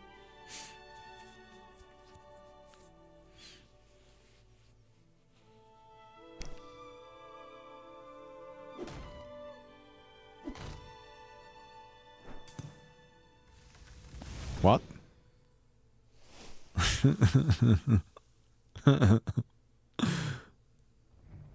So once you reach the point where you start using one of the best removal spells in the entire game on your own stuff to make space in your hand, I think that's the point when you know you're probably doing fine. You know what can still win the game is that Crag Warden? Did you just duplicate oh, planar skew, okay. I don't know what just got duplicated. If that is a Crag Warden, there's actually a chance that this Pride Monger can somehow just stall this out. Right? If there's like 4 Crag Wardens in hand now. I think that's the only way this can go in favor of the Pride Monger though. Admittedly, she's sticking in there. So, oh, that is so many Blooming Blackly though. Ah, that is so painful. I mean, that's obviously why that spell was wasted last turn, right? But yeah. She has had enough of biting me now, apparently, and she's come to bite you. Oh, that's good. I'm glad that she's come to bite me instead of you. Although she never bites me, she only bites you. Cause you're way too chill with that. No, she doesn't. She wants to bite you. She doesn't want to bite me because she knows she can't bite me because I'll get mad if she bites me. Coco, I just let you in. Alright, I don't think that was Crag Warden what just got duplicated. Okay, goodbye. Alright, well I have the Coco now. Hello, Coco. Will you bite me? No, she doesn't bite me.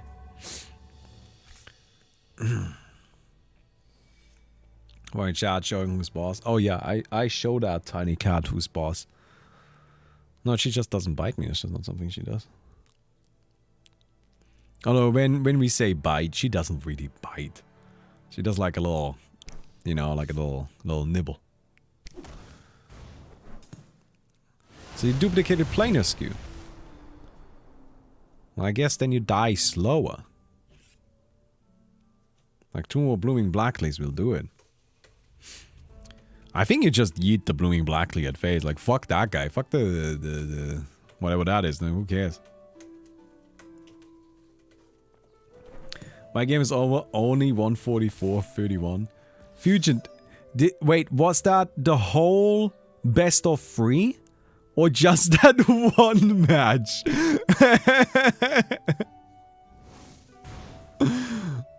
I really hope that the best of 3 is not... It wouldn't let me in to spectate you guys anymore. One match was 50 minutes. Ah, okay.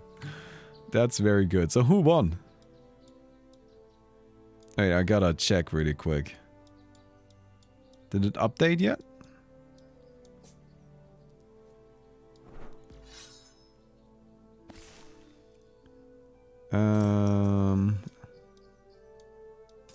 Fusion, you won! You did it! Good job! Good job.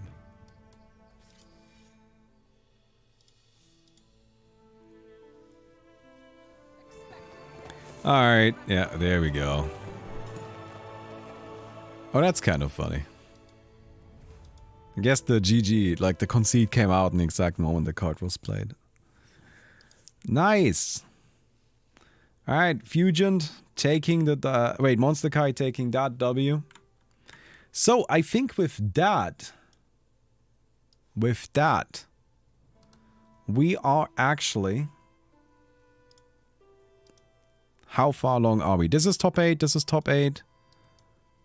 This is top 8, and this is not top 8 yet. So this is kind of the slowest part, but these guys can already play, in theory. Coco! She's yelling again. No, Coco, I've had enough. Look at this bad bean. You go in the basket and you sit here. No. You stay in the basket and you stop yelling. Coco, basket, no more yelling. There you go. I really need to fix my curve after the tournament. Just fix it for game 2, man. You can change curve during sideboarding. Like, I get that you messed up the curve for game 1. You can't undo that. That's just gonna have to suck. But you can fix it for game 2. Alright then. Monster Kind, Swag and Yasha, and Prajos and the Puffin Man. Well, Swag and Yasha sent me a message with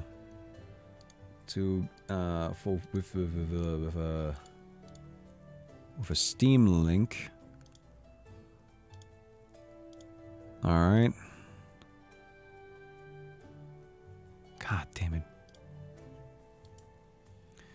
Okay, copy link. Hey, don't we start a new bracket now? It doesn't really matter. You can already play. Like, you know who you're playing against, right? Like, Prajos, you're playing against the Puffin Man. Like, yeah, we can wait until everybody is there. Or would you rather just get the game out of the way? I don't really see a problem. Like, we will... Like, with as few players as we have remaining, we can actually just do it manually. You know? Hello. Yes. So people can play the next round, like the final round already. Like the players that are on the top 8 can play the final round for today already. Just letting you know, because there seems to be some misunderstandings regarding that. And yeah, we can just, honestly, with that few players, we can literally just... Yeah. Yeah, there's only 8 players, like, it's fine. We can just spreadsheet it or do it on paper. Like, it's really... Okay, I know how it works. It's fine, don't worry. Alright. I thought top 8 was tomorrow. Yeah, top 8 is... Most of top 8 is tomorrow. But what we're doing right now is we're just doing the first round of top 8... where nobody's getting eliminated, we're just putting 4 players into the losers bracket. Alright, so that's really, like, that's the thing here. right? We're doing only the first round of top 8 because we are transitioning from single elimination into double elimination, where we're going to play, and the 4 players that lose in this like first round of top 8, they're not out of the tournament, they're just in the losers bracket now. And for that we need to like set up a new tournament on what's it called? On challenge, but that's fine, that's not a big problem. Okay. Alright. Or let me see if I can add pine or ginger. Oh, what now? That name is so confusing to me. I mean, I'm pretty sure I'm just an idiot. But yeah.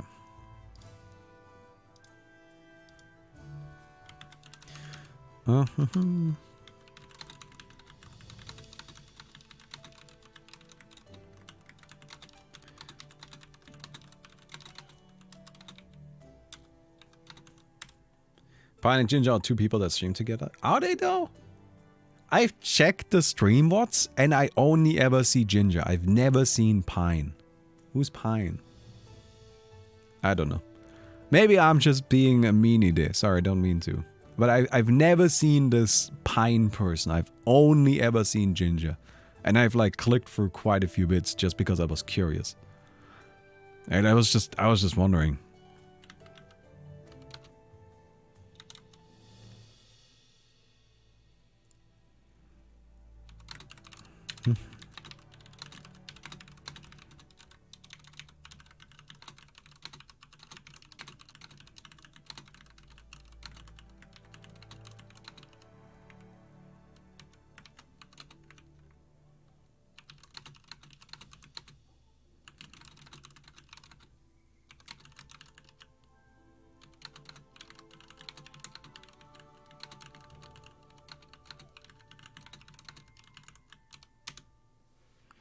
Okay. Cool.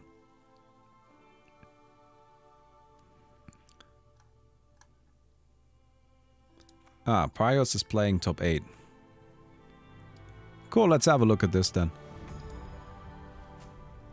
Oh, well, this is gonna take a bit. Alright, I think I'm gonna turn off the music again. I think we have good music, but we don't have so much of it. So it gets a bit repetitive after a while, if you ask me. If you ask me. I don't know why you would ask me, but if you did, then that's what I would say.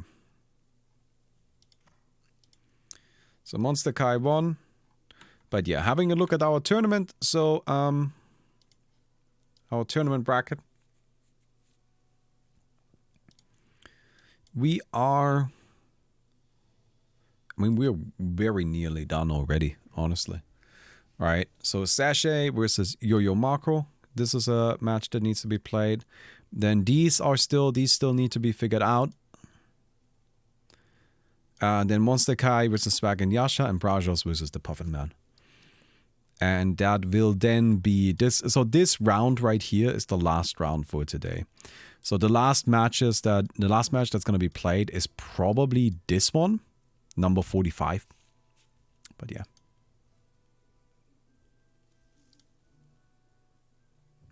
Guess that's how it goes. And alright, let me just spectate that.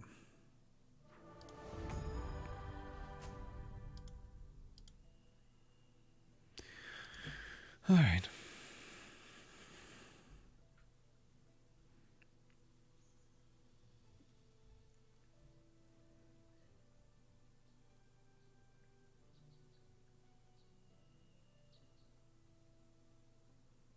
So, I don't really know if we know anything about what's going to be in this particular match. I think we have seen Prajos, who's playing this Babu Tempo deck. And I don't know if we know anything about Sachet. Wait, no, Sachet, that's wrong. The Puffin Man. I don't think we know anything about Puffin Man.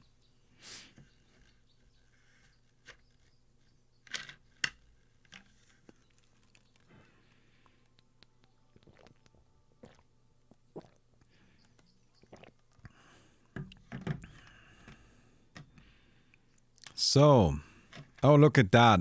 You can also see high MMR games. It's a Architect. Cool. Okay. I haven't seen a Architect today yet. Very cool. We have seen lots of stuff. So, but this is actually first a Architect today. Very cool, very cool, very cool. So, there seems to be a Balafur incident Bebu, right? We saw that earlier. And Puffin Man going straight at it, gaining control of the board. That's smart. That is smart. Look at that. It just immediate tempo advantage, right? Immediately you're about to lose it because it's about to be a J-Pit horror. And this is where Bebu is just really scary, right? Because no, it doesn't work that way. Wait. Okay, well, so the J-Pit horror needs to be in a combat stance. Oh, was that I guess that was a mistake. So you might be able to use it with Animus Mirror, I suppose, right, to poke some damage. Or I was thinking maybe Praios is trying to keep this like tiny units on the board so you get a strong It That Defiles turn. Maybe that's what's going on. But I gotta say, I feel like it would have been a good idea to just, you know, just kill the guy. I don't know. We'll see, I guess. He's too far from the fighting. Yeah, I mean, one turn away, really. Right, just don't do anything this turn, and the next turn you can play It That Defiles. That's all you need to do. Well, you can even play an Animus Mirror this turn, and the next turn play It That Defiles. Ooh, that's actually kind of nasty. That's pretty strong. Alright. Okay, clearing the board now feels a little odd.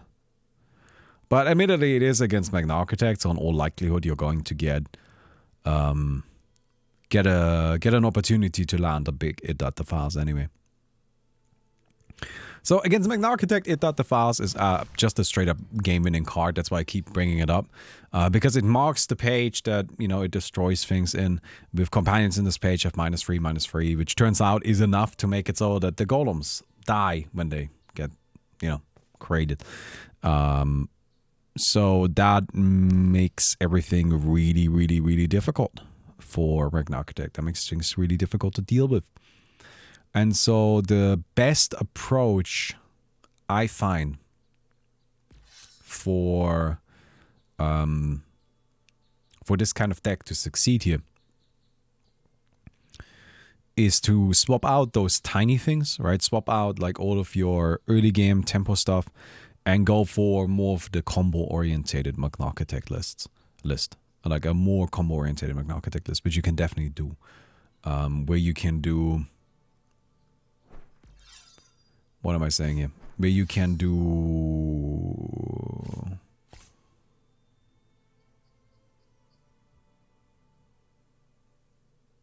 Crag Wardens with the Tireless Automaton. To just kind of like mill your opponent and have like sick removal every single turn. It's probably the strongest thing you can do to like try and fight this back. But I don't know, this is looking a bit rough here. Honestly, like... Just the fact that the It That Defiles is about to slam down here. Kind of brutal. I would expect an It That Defiles here. There it is. Moves that guy out of the way. These guys go down. 2 marks. Well, hey, it's only 2 marks, but it's still enough, especially considering the rest of the board is about to clear out on top of that. And there's actually enough mana left over for another It That Defiles the following turn. I don't know if Puffin Man plays markings, right? There might be Birdsong in the deck. There might be where we make soldiers. If so, that would be the best tools for dealing with this kind of matchup. But right now it's looking quite rough. Alright, a rummage. And where we make soldiers. Yeah, oh. Okay. I'm a bit surprised to see that be used on a mark that, or like on a space that isn't A, occupied. I guess you don't want this to be killed and then immediately lose the marking as well, but why wouldn't you override one of these? I suppose because it's near the there's no winning here. This is just a bad situation. Oh, you're not happy about this no matter what you do.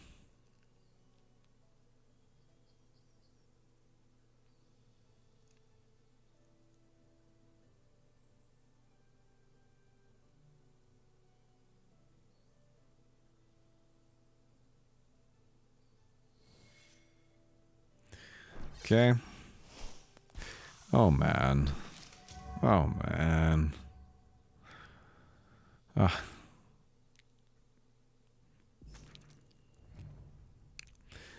I don't feel so good about this.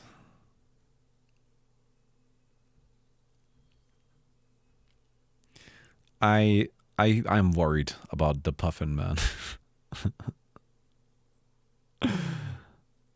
Admittedly, they are both in top 8 already. Right? Important to keep in mind. So even with Puffin Man... Oh! Let's go! Let's go! That's what you needed. Perfect. Wonderful. Fantastic. Oh, but you're not gonna be happy. Oh, man. Oh, man. Oh, this is just... that's 100% what was needed, right? That was the comeback opportunity. I'm not necessarily gonna say it's the comeback already. That was at least the moment that you needed. But now here comes the incident, and oh my god. It That the Files is a pretty difficult card to deal with. It That the Files is a very specific card. Against very specific decks and specific matchups, it is absolutely incredibly powerful. And in a lot of other scenarios, it can be kind of underwhelming.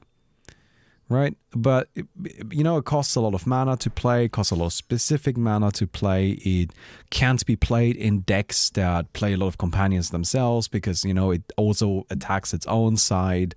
It's got a lot of things that are a bit problematic with it. But when it goes right, it goes so right that it becomes incredible. And you actually don't have enough mana to play It That the Files right now. You actually don't have enough red. Yeah, Bebu only has 2 red. Bebu only has 2 red. She doesn't have 3. She needs to save up for a turn. Because otherwise, the It That the Files on this board would have been devastating. But actually, as is, right now, I think this is actually quite manageable.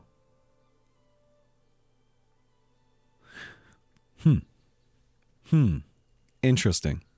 Interesting. Veteran Executor is huge, very powerful. But that doesn't really undo the fact that a Wandering Workshop is in play. Which Wandering Workshop, one of the really strong kind of like combo cards with Magna Architect, you may play Golems from your ashes, right? That allows you to just get back the block bots and the bait bots and the block bots and the bolt bots and whatever the hell else is in there. And actually, there's only 15 health remaining on this Beppu. What? Magna Architect? What is going on? That is going to be an ultimate, I suspect. 6 mana. There it is. What are we building? Wait, but you don't have bold. Oh. Well, that's a pretty shitty ultimate, I'm not gonna lie. Okay, that's better. That's 10. Oh, you got it! What?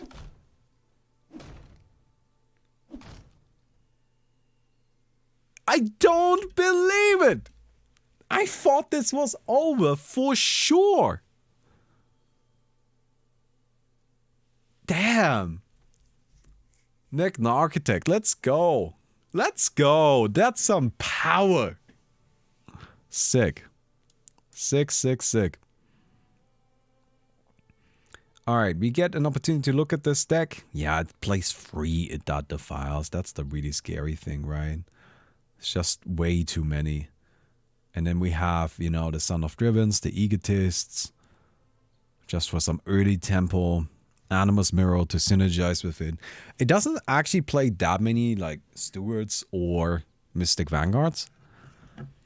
Like, I'm, for example, surprised that Gradaza Hema is just in the sideboard here.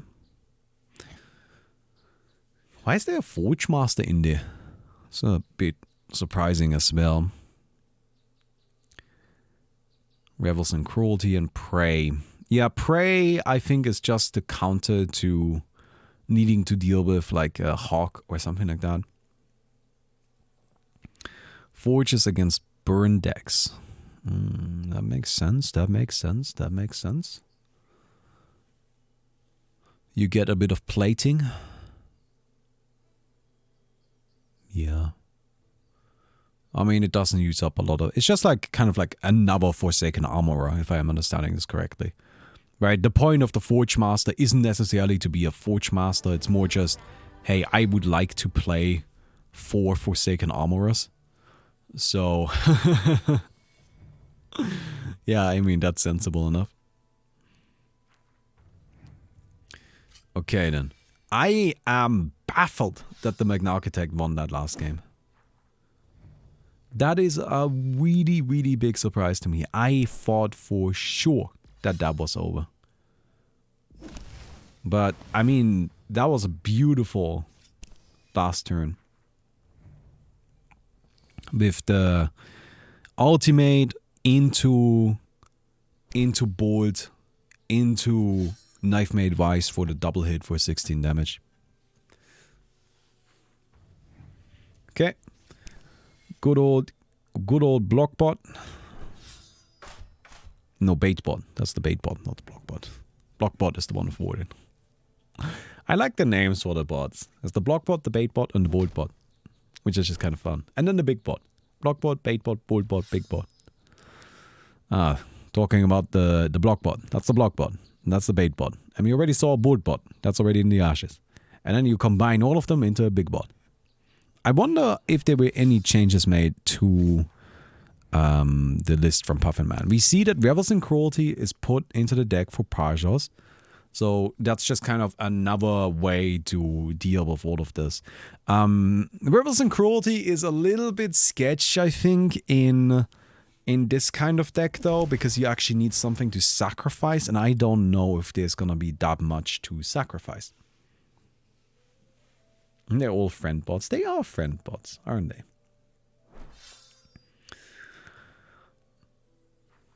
Okay. Yeah, just kind of taking it easy. Am I going mad or is the music playing? Didn't I turn it off? Oh, I didn't turn it off entirely. Alright, we can have it quiet. I think that seems fine. I was just like, wait. I thought I turned off the music, but it's playing? Or nah, I'm going mad. Okay. So I think generally speaking, when you can get a board with the King's Eye early on as Magna Architect, you're already feeling pretty good about it, because that's just quite a lot of power. The question here is just how to go from here. So Magna Architect's secondary ability, this right here, right? The first time each turn a golem enters your ashes, deal 1 damage to your opponent.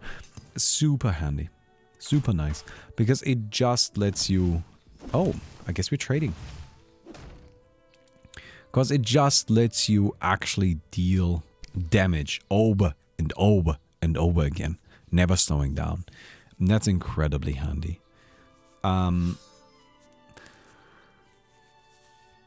It also means that, you know, your opponent gets punished for removing your stuff. Well, that was a misplay. You missed 2 damage there. Or getting rid of a plating, which is even more important. Could have attacked with the Son of Driven. Son of Driven has board. Taunt? Oh, yes. Apologies. You're right. You're right. Couldn't have attacked right there. Alright.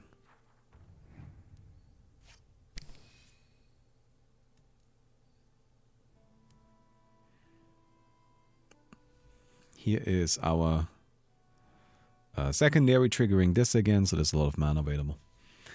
Incredibly unimportant question. Which heroes are good friends with each other? I need to know for reasons. So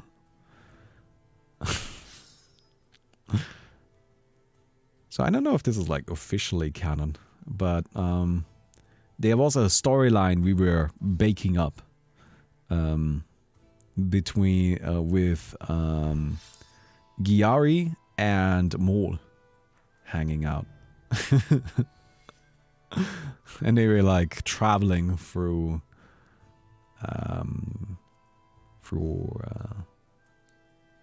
what is it called? Oh god, my brain is broke. My brain is dead. Apologies. Oh nice. Rebels and Cruelty, absolute must-have cards in Architect decks, if you ask me. Right? I think you have to play it. Because it's perfect removal. So easy to actually get the condition with the bots.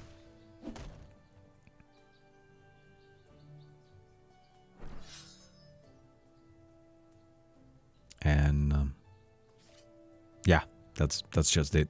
That's what I have to say about that. Alright. You know, there's actually a pretty big board here, which is maybe a bit scary.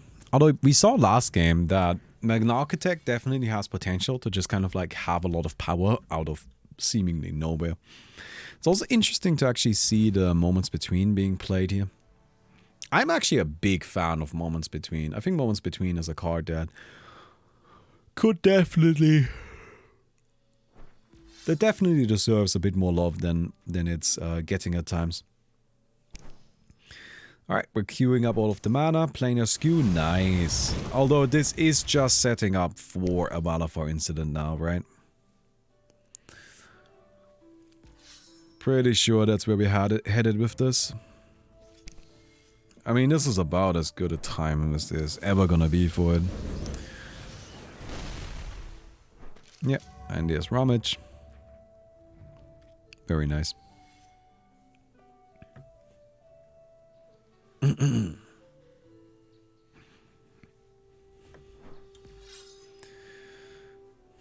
Oh, so this is where Architect is incredible. Because with the Wandering Workshop coming out, now these ashes are, you know, there's like quite a few bots in there. There's the bait bots, there's the board bot, there's a block bot. You can use your mana to just fill the board. And that's incredible.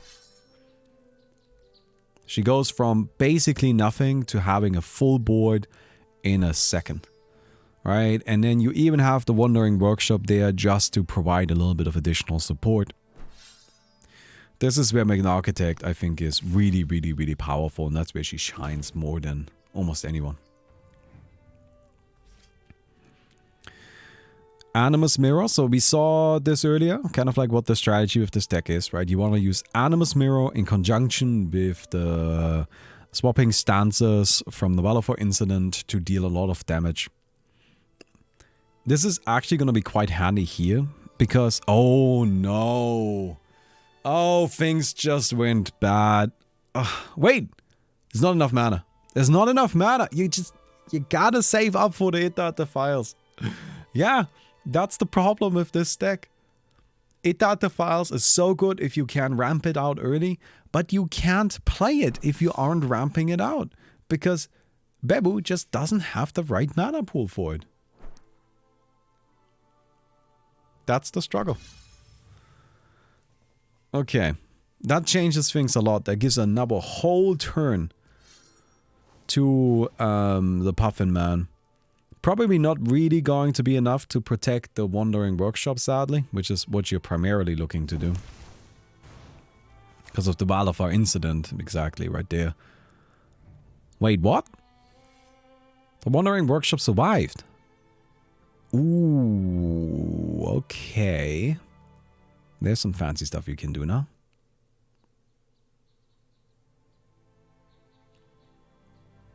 Taunt?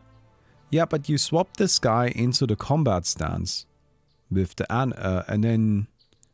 Oh no, you can't swap, right? Because it just attacked. No, sorry. They will already use the primary. Yeah, I can't. Don't listen to me. I'm just embarrassing myself. This game is way too hard. Who made this garbage? What the fuck? It's just like, who the hell is supposed to understand how this all works?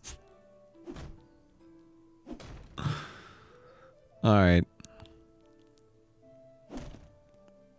19 points of health. This is legitimately a problem. I coded it. Good job, Wispy. Yeah, Pushmon if Wispy did a good job coding it. Very good job.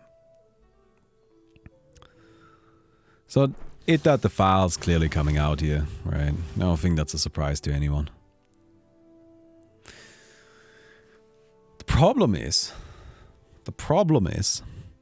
Babu is still only at 18 life. And we saw earlier how quickly that can disappear. I mean, we're almost certainly headed into Act 3 at the end of this turn. Right? And, oh, maybe not.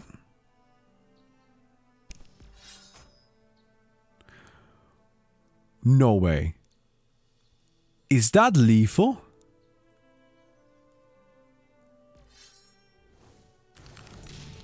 I think if it was lethal, then you just missed it. This guy can still leave the guarded stance, right? No, you just missed lethal. That was lethal, right? Wait, no. No, it wasn't. It was missing 1 point. I think it was missing 1 point of damage.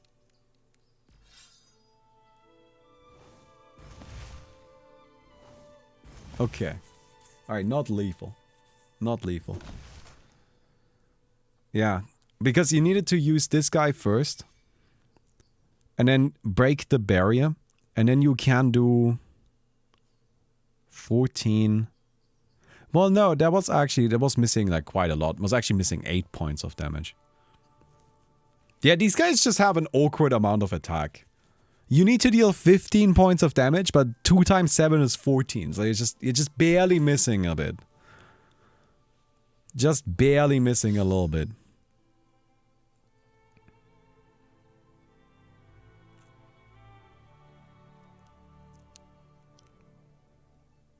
Okay. So it's gonna be a bolt bot on that mark.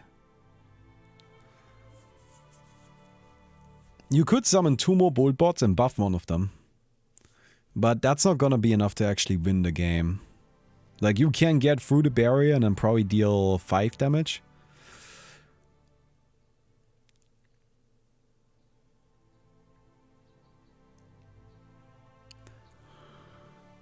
I wonder what else there could be. Alright, there's the... Yeah, that's not enough though.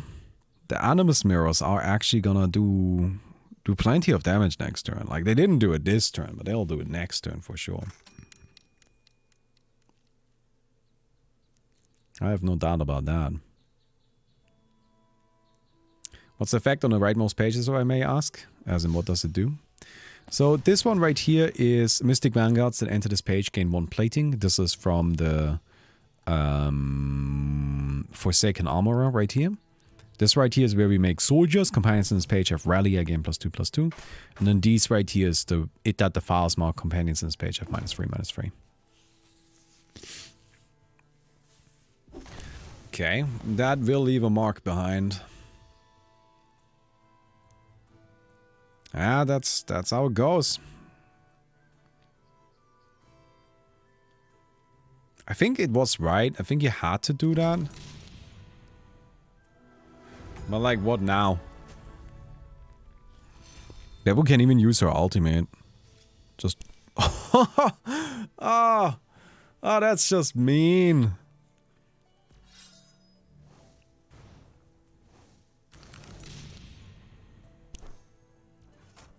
That is just mean, but it doesn't really matter. And face we go for 7, right? Alright, game 2 goes to Bebu. Game 2 goes to Bebu. Jadebit Horror was taken out of the deck. Really? I guess it uses a lot of Valor. I feel like Jadebit Horror is better than Echo Mage or something like that. Alright. Game 3. Magna Architect. Which is Bebu Bumu. Well, let's see.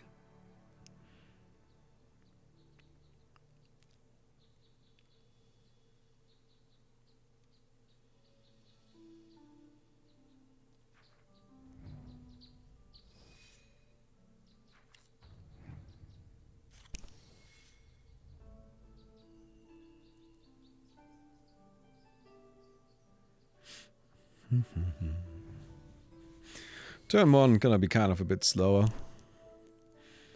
Blockbot comes out, no big deal. I wonder if we're gonna see like a Steward of Man just to start trading a bit. I don't think it's unreasonable. Maybe Echo Mage is in this deck just because Echo Mage is a Mystic Vanguard. That actually makes sense. You're just getting that Mystic Vanguard in there.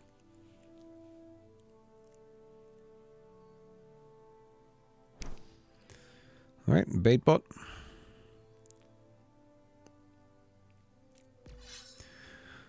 This is a very slow start. I think Puffin Man has definitely slowed down kind of the deck construction a little bit, or slowed down the strategy of the deck. Yeah, during sideboarding. Because like game 1 felt way more aggressive. This time around we're just seeing some primary usages. Oh, I love that. I love that card. This is such a cool card. Sadly, his head is cut off. Maybe adjust that a little bit. Grower Consecrator. My allied adjacent companions have deadly. And Dawn, I mark my page with companions on this page have deadly. The fact that this guy is giving the little bots deadly, whoo, it's perfect. Right? All of a sudden they have infinite attack. Well, not quite infinite, but you kind of get the idea, right? And then afterwards, just leaving the page behind as a way to be able to continuously use this effect, continuously apply deadly to your bots, especially like later on. You know, think about the bold bots, especially with the Wandering Workshop. That goes a long way. Baitbot, very good. How many more matches are there? Not a lot. We're almost done for today, actually. Nearly done, I think. Because we have... this match right now is actually the last game that these two players have to play today. Right? This determines who's going to be in the winner side of top 8 and who's going to be in the loser side of top 8.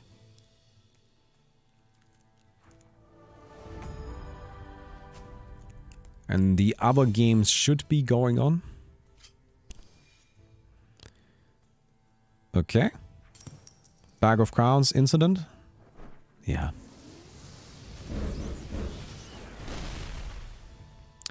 Gotta say, drawing it this early every single game, that requires some skill as well.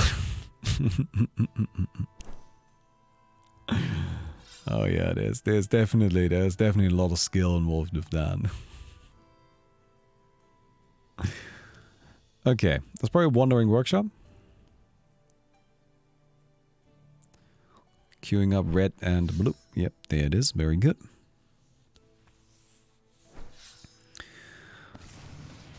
Nice, and then a rummage. This is again deadly. You see now this guy is a deadly and taunted. Like sure, you can attack with your Echo Mage, but you know, still die. That's nice. It's very, very useful. Alright. But here is our Son of Driven. And actually the Forsaken Armorer mark giving plating to this. Brutal. It would definitely have been smart to put this in a guarded stance, even assuming that, you know, your guy is gonna survive anyway. Because what if this happens, right? You know they have bolt. Is it really that unreasonable to assume that they have 2 units with bolt that can attack? Don't really think so.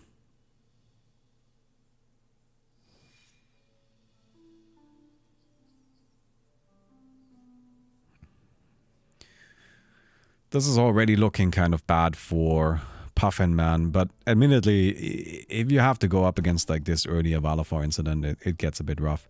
The good news though, there's a pretty big bot on the board right now, right? That block bot, 6 and 5, that's actually pretty scary. And, you know, Bebo was already taking a good amount of damage. So there's definitely a chance that Puffin Man can just, you know, go for like that big surprise kill at the end again.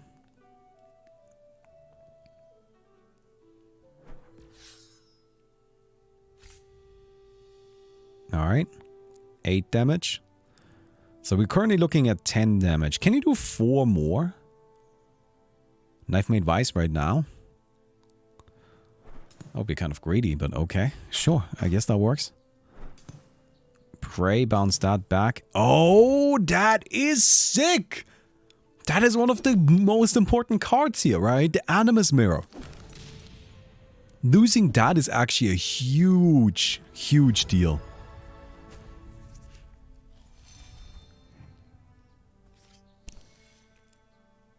So yeah, right now, I mean, Bebo might be able to attack with something, but then what? It's an Echo Mage, goes face.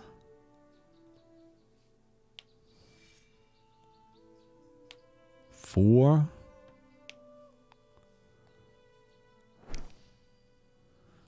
Five. Okay, I respect it. Using the Echo Mage to play another Valafar's incident from the ashes. Clever. Okay, sort of emergency removal in that way. Taking it a bit slower with this Architect right now. I think there's actually almost no bots in the ashes. There's not a bolt bot mostly, which is the biggest problem. So, can't actually build a big bot that can threaten right now. And yep, plating blocks the damage. Deadly doesn't work through plating.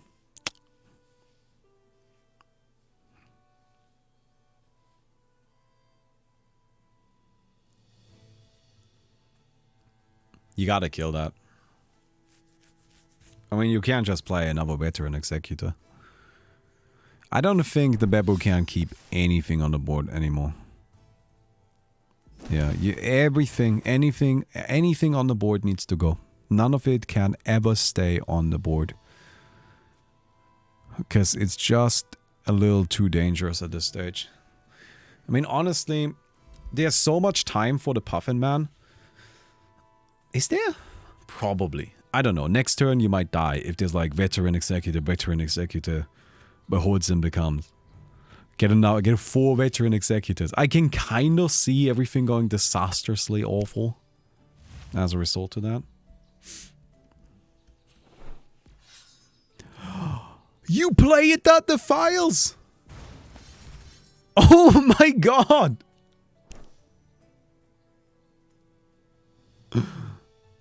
I did not expect that. That is a problem. Okay, copy the files, I assume, and then use the ability. The important thing here is that every turn that passes like this, it's just another point of damage being poked. Right? It's just another point of damage. Another point of damage. You just can't afford it.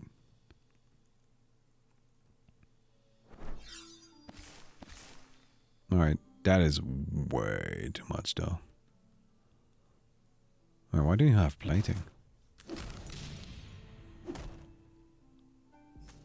Forsaken armor remark. Wait, isn't that a gun? Oh wait, you were bounced back to hand and that's stuck somehow? Alright, I think that's a bug right there. Hope that doesn't have an impact on how this plays out. There's the bolt bot. Play the bolt bot. Attack it into probably the Son of Driven. Not into that. Okay, it's fine. This is that's what it came down to. Do you have 2 more damage? Do you have 2 more damage? Oh, you got it! Oh my god! What a scam! Oh man! I can't believe that the Architect won! Let's fucking go! That's crazy that Architect won that game. Alright, that puts Architect into winner's side top 8. Swag and Yasha playing against Monster Kai. Swag and Yasha also playing Bebu. Is this the same deck? This looks like the same deck. I think this is the same deck.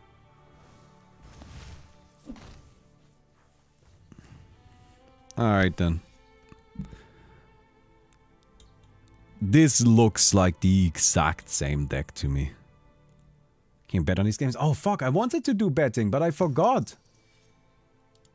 Alright. Start prediction. Who wins? I'm gonna say Bebu or Minerva. Submission period. You got 5 minutes. Got it. Alright. You can predict now. Who wins this game? Is it Bebu or is it Minerva? Is it Swag and Yasha or is it Monster Kai? He copied my deck list. Is it just your deck? I think this is the same deck, right? I think this is the same Bebu deck. Like every single card is a card we just saw. It looks like this is game 2.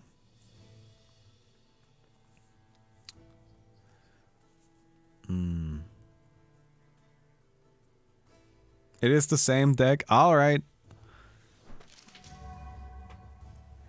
Okay then. God in a bottle. Is this game 2? Is kind of what I'm wondering. Because if it is game 2, like it must be game 2 because Forge Master is in a sideboard, right? I'm also surprised to actually see Forge Master being played. Because against the Minerva, that doesn't seem good.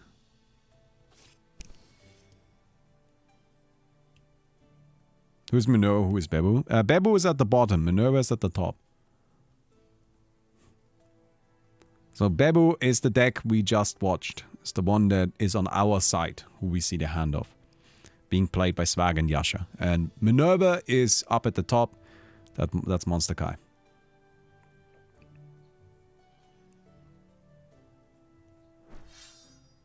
So, I think... This is an interesting map. Oh, there's the incident. There's the incident.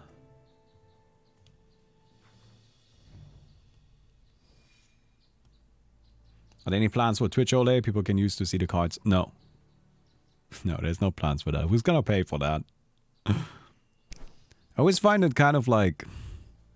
You know, like in a way, I kind of appreciate that people are like, hey, do you want to do this? Or like, are there plans for this and that? And all of these like really nice features that I've seen other games do. And I'm just like, okay, well, in a way, I understand that people are probably just saying these things because, you know, they probably think of Chroma or as like a similar game. But you gotta keep in mind that just because Blizzard has something doesn't mean I can afford it. I don't have Blizzard money. I don't have any money.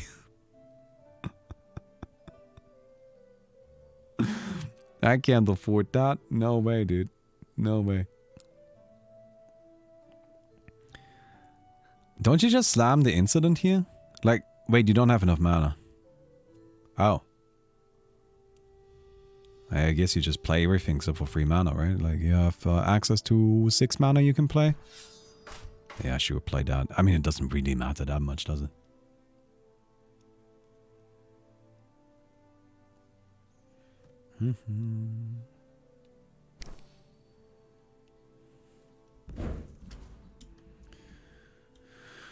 Okay, void stat and then plays what?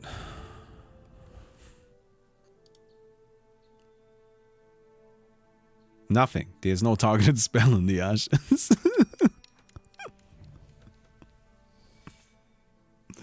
Come on, my guy.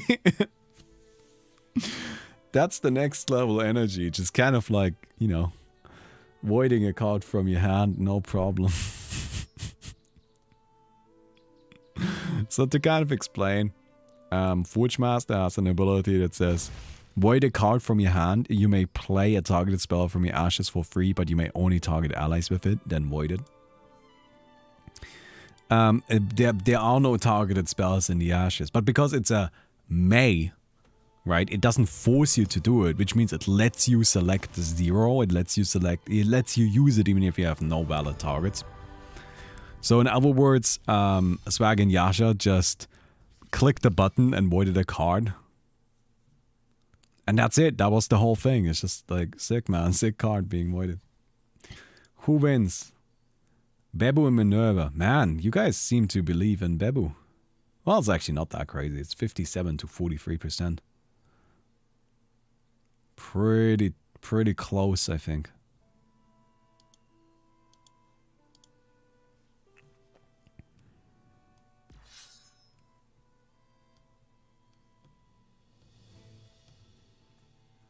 Really?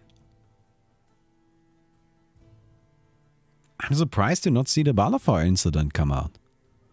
I feel like that's the whole point of the deck, right?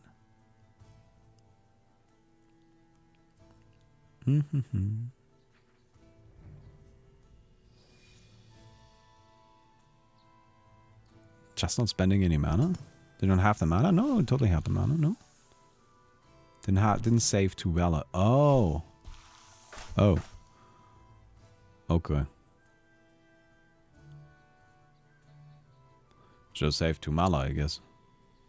Should have saved 2 Valor. Oh yes, using the Forge Master last turn, used up one of the Valor.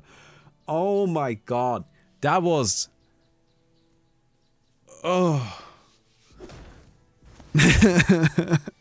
Turns out if you play a good deck, you can make top 8.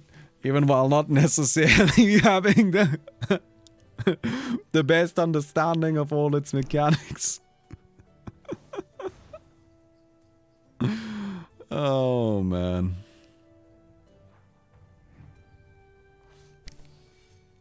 Okay, now we can play the incident.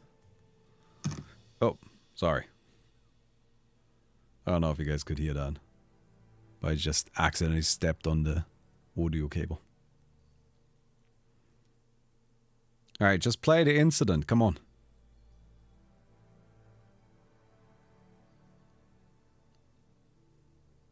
Swag and Yasha really taking their time here. Simon, you played to Chroma. Do any of y'all reckon I start building my own deck, or are the pre-existing decks fine to play? The pre-existing decks are fine. I mean, like, they are strong decks. They're not bad. And they are, like, I designed the pre-existing decks in a way that they're really meant to, like, teach you about the game. So, you know, what I would recommend is that you start by playing the starter decks, and you just kind of like work your way through those. And then once you eventually reach a point where you are gonna be like, kind of want to build my own deck. That's when you build your own, but that's when you build your own deck. Right? I don't know, maybe that's just me, but whenever I play a card game, eventually I just reach this point of like stubborn resistance, where I'm basically just like, I want to play my own decks. And then I start doing that. And eventually I move on from that and I just start net decking because I'm a filthy degenerate like that.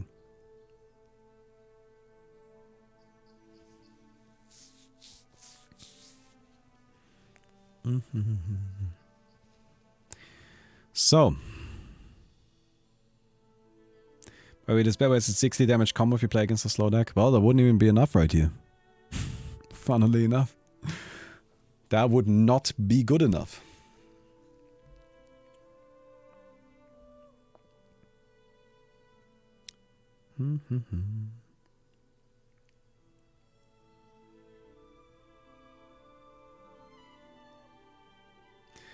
How long would it take to get the grips of the decks, the starter decks I mean? I mean, that depends on you, I think. Like, I have seen players struggle with the most basic ones of them and not understand any part of it, which was really frustrating. And I seen... And honestly speaking, every time I saw that, it wasn't because people... Like, because the decks were too complicated. Oh my god! At least you played the Battlefield incident before that happened.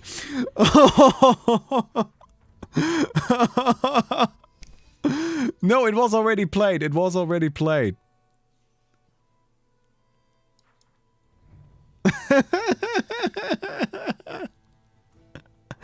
That is brutal. So, okay, let me explain that really quick.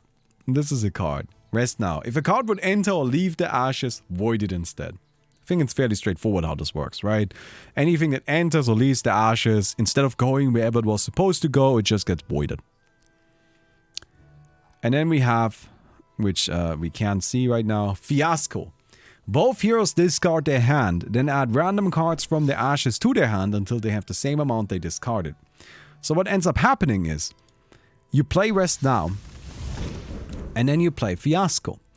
Both players are supposed to put their hand of cards into the ashes, but Rest Now voids those cards, so they all get voided.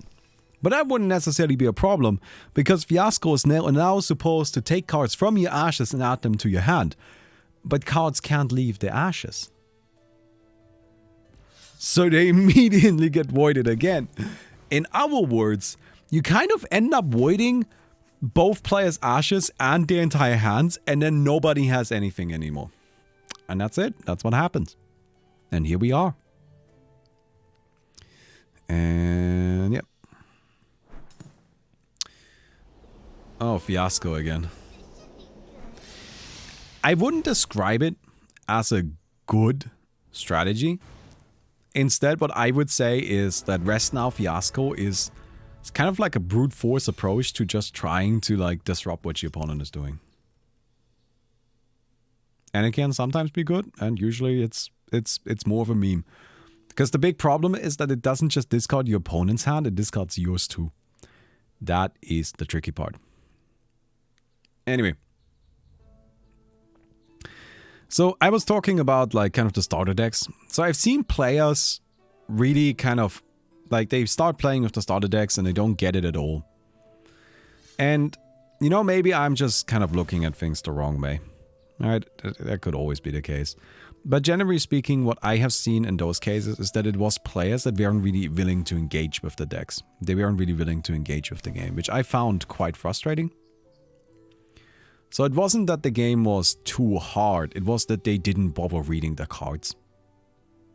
Right? And I don't know what to do then. Right? If you're playing a card game, but you can't be bothered to read any cards. Well, I don't know what to do about that.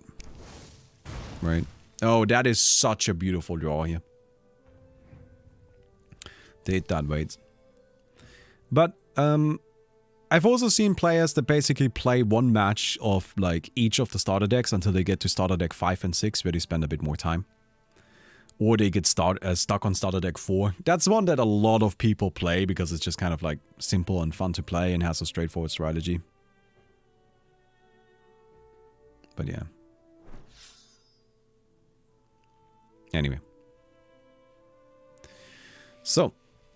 This guy requires spells in your ashes to duplicate them, but there are no spells in the ashes because keep in mind, the ashes were largely voided.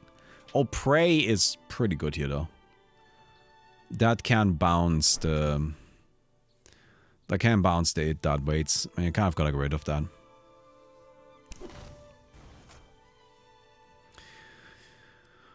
Whew. The Babu is actually doing pretty alright though.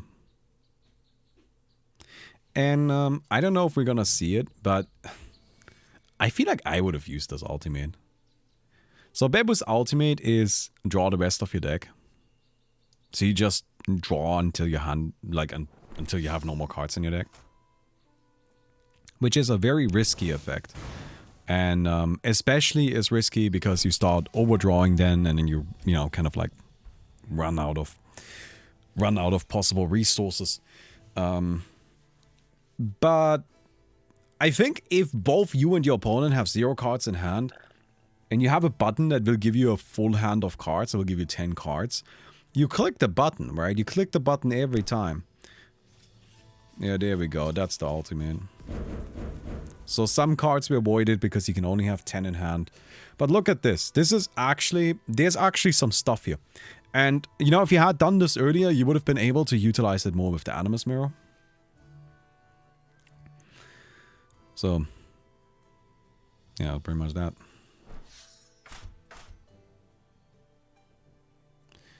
Okay. I don't know if there's any...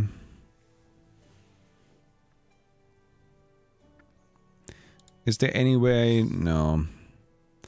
There's nothing here that will really... that will really help with the Forge Master. So honestly, just attack. Right? Just go for it. Whatever. You need to start pushing this damage. I mean, what other options do you really have? How come Rebels and Cruelty was taking ability damage when Suit of Man was next to it? I don't think it was. Was it? I don't think it was. I don't know, maybe I didn't see something there.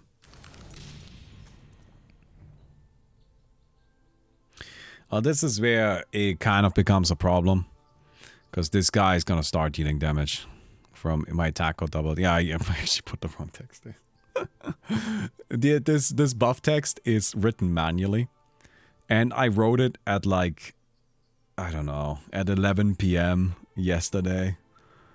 And I saw it.waits, and in my mind that was the guy that doubles its attack.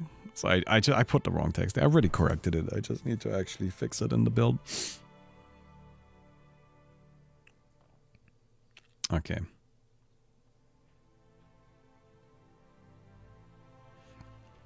Alright, open arms. Nice, gets rid of that.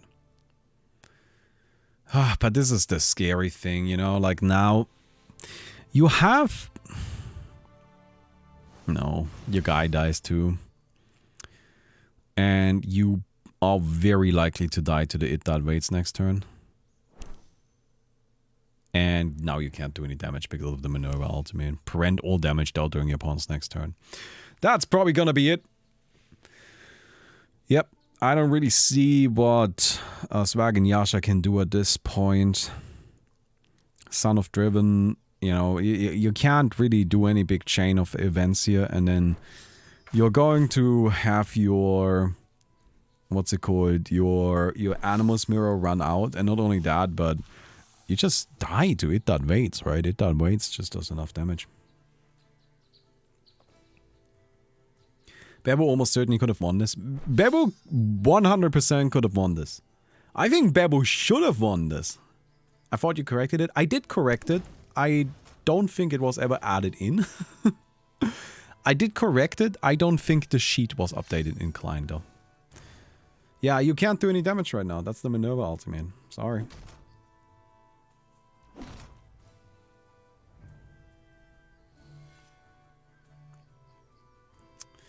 And that's pretty much it. Oh no! Oh no! Steward of Man! Yeah, at this point just heal yourself. Don't take that risk. You still win. You still win. Because with the Animus Mirror down, there's just nothing really here that can still take you out.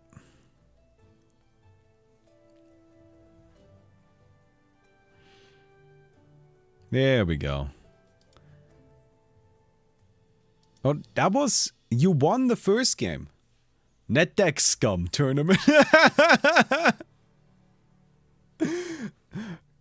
You know, I respect it. I respect the honesty. I respect the honesty. For sure, for sure. Alright then, choose prediction outcome. That goes to Minerva. And Minerva wins! Complete prediction. Alright then, let's do another prediction. Start prediction.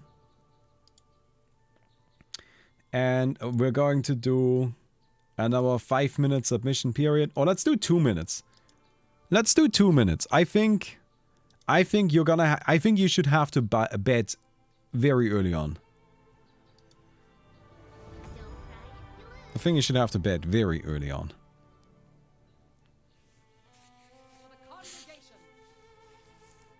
You shuffle that back, right? You always look for the Balafar incident.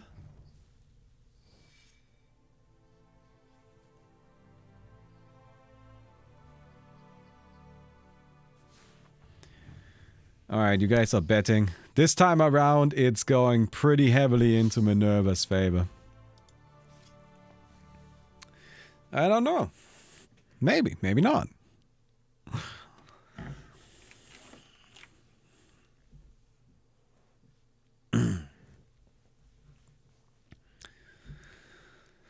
Yeah, Rummage is in hand. And this deck hardly plays any spells, right? Does this deck just play like a bunch of Prey, Rummage, and the Incident? So you can pretty consistently Rummage for the Incident. 1 Malafar, 3 Rummage done. Yeah. Like that's kind of the thing about Rummage, right? If you're looking for a specific card, you can play only that card of that type and then Rummage, and you're guaranteed to get it.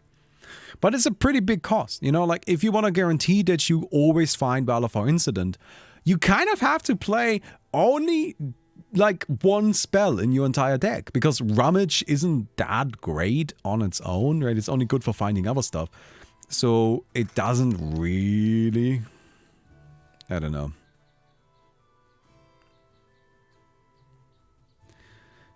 I just think it's a... It's not as easy to just say, well, I'm going to only play one thing. I think somebody forgot to end their turn.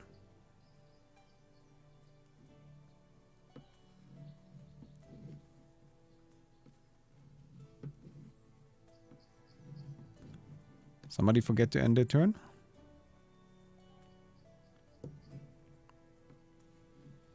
Now you got stuck. Did I get stuck? Can I reconnect? Alright, let me see if I reconnect. Yeah, this can happen sometimes. Alright, let's hope we get back in there. Oh no. Ah, I don't think... Wait, maybe we can connect from the other side. Maybe we can connect from the other side. No, I forgot to end my turn. Come on, Swag and Yasha! Now I reconnected. Now I can't get back in.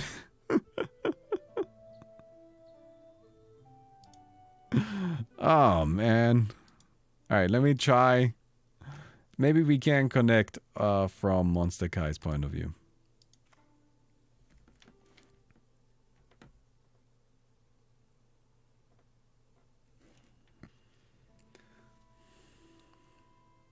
No, it doesn't seem like it. Alright, you know what?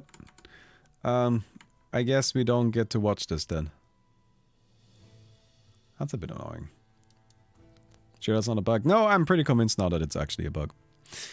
Alright, Yo-Yo Marco won against Zeshe. So that's good. Fugent and Zombie are still playing.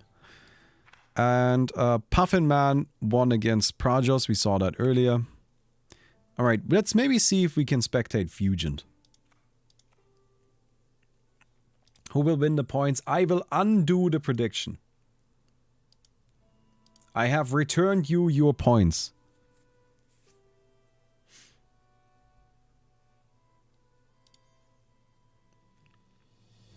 Man, why is spectating not working right now?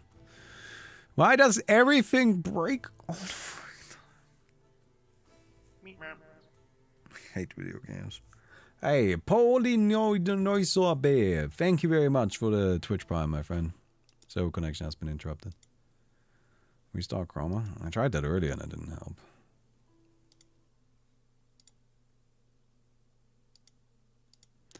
I can like try swapping over from the playtest branch to the normal branch. Maybe that like resets something. Yeah, let me reconnect to Steam really quick. You know, kind of like completely restart my connection here. And see if maybe we can get our hands on this again.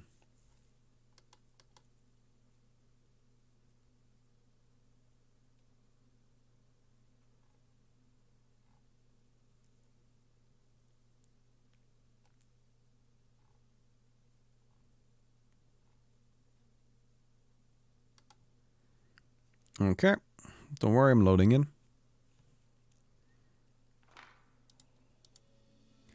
Cool, Fugent.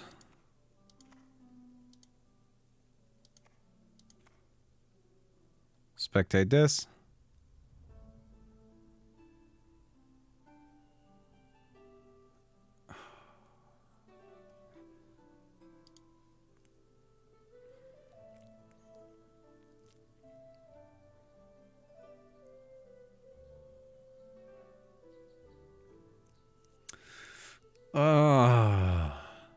Oh, you just won the game. Oh, I guess that would explain. Well, actually, no. You won? Okay, Fugent won.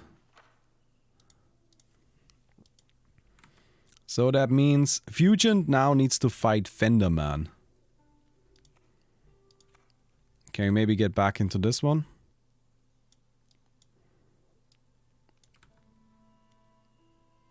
No, it always says waiting for second player to connect and then kind of dies.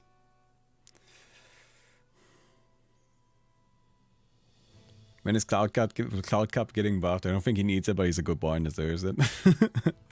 That's fair, that's a good argument. I don't know, I think Cloud Cup is perfectly fine as a card. It's a bit heavy on the mana cost, but now it's a really, really big body. The question, when is Maul getting a buff? I don't really think Maul needs a buff. Can I? Okay, here, let me be honest with you. I think a lot of the time when people ask me to make balance changes, I look at them and I'm just like, you're just bad. And I know that may sound like I'm just being a giant asshole, and that's probably because I am a giant asshole. But people are just not willing to explore as much as the game is designed for them to do. Right? That's kind of like a thing. Chroma's meant to be a game about exploring and finding different things and finding different unique strategies and combining things that might not be more immediately obvious. And I just feel that when people say, oh, this card is bad, you didn't really give it a shot yet. Right? And you gotta be a bit more open-minded sometimes. Player's not playing a game, okay. Right, I think a prime example of this is the Intrepid Apprentice. Where this is a card that people never even gave it a shot. They just looked at it and said it's terrible. And I'm pretty convinced it's actually fairly strong. Right? And there's a whole bunch of cards that, you know, people just aren't really giving a shot. Because what people see is they see Bloom Vagrant and they say, Bloom Vagrant is overpowered, I'm going to play Bloom Vagrant in all of my decks.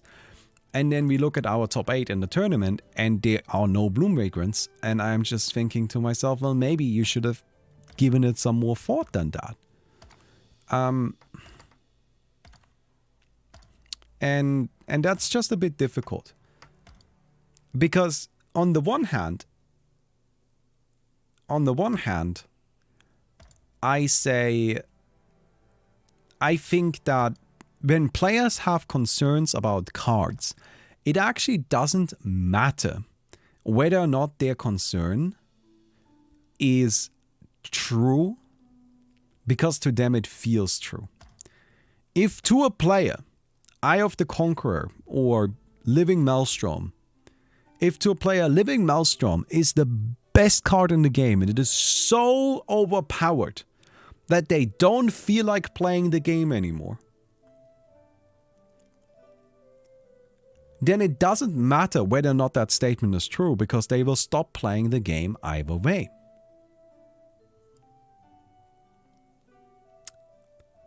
And that's kind of the problem. You know what I mean? That's kind of the problem. Because I can now go and nerf Living Maelstrom. But that's not the best version of the game because Living Maelstrom is not overpowered. But I may have still lost a player.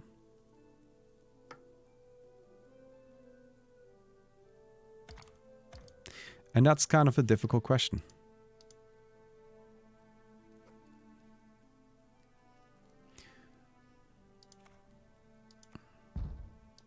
Get in the game.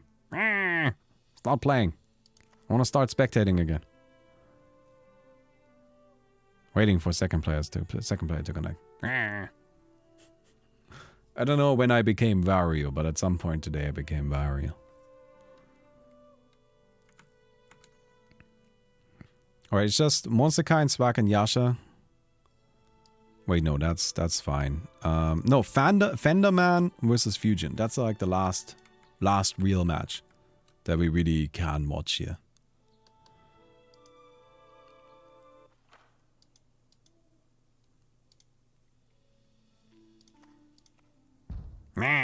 Stop playing. I hope you guys are finding each other.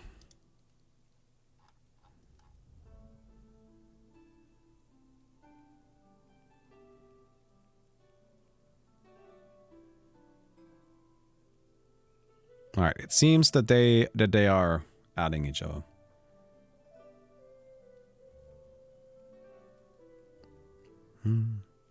It's amazing to me though that people dislike the game because they have to read card text. Like, what the fuck did they think a card game is about? Well, you know, there's been a bunch of bad reviews we got from people that just said, you know, the game is too complicated and, you know, like too much card text and all of that stuff. And, you know, like what I get from that is just, you know, those people are used to Hearthstone, right? Where cards have text like this, right?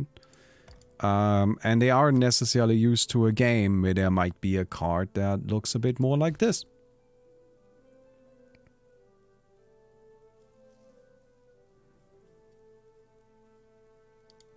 And the thing is that, to a certain extent, I get the point. I get the point that, you know, like, maybe something like this is excessive, right? Sure. Maybe never enough. Shouldn't have so many freaking words on it. But at the same time, then you end up with Hearthstone.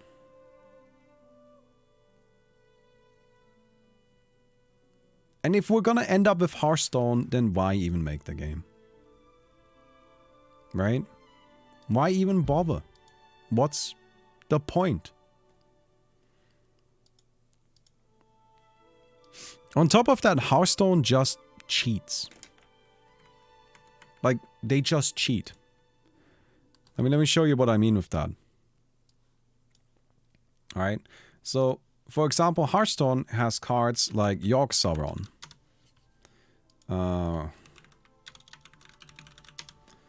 And with Yogg Sauron, there's first of all this right here. Cast a random spell for each spell you've cast this game. Which that's just complete random, right? You just have no idea what's even going on with that. But then they also have cards like this. If you've cast 10 spells this game, spin the wheel of Yogg Sauron. Do you have any idea what that means? If I'm gonna write card text where after I read the card text, I have literally no idea what it does. Well, of course I can keep it short then. Well, I mean, that's not difficult. I mean, like, yeah, I guess. I don't know. Hearthstone, what is the wish? Wish for a perfect card. Yeah. Zephyr's the Great. If your deck has no duplicates, wish for the perfect card. Do you guys know what's going on? Do you know what it does now? Feel like you have a good understanding of what Zephyr's does? Like, yes, it is easy to write card text like this, but you know, in a way, I find that I personally don't like it. I personally think that's not necessarily better because, like, while yes, this has a lot of text, I could also just write Merry Expedition, like send target ally companions onto a journey and then just not tell you anything else. Sure, I guess, then it would have less text, but is that better?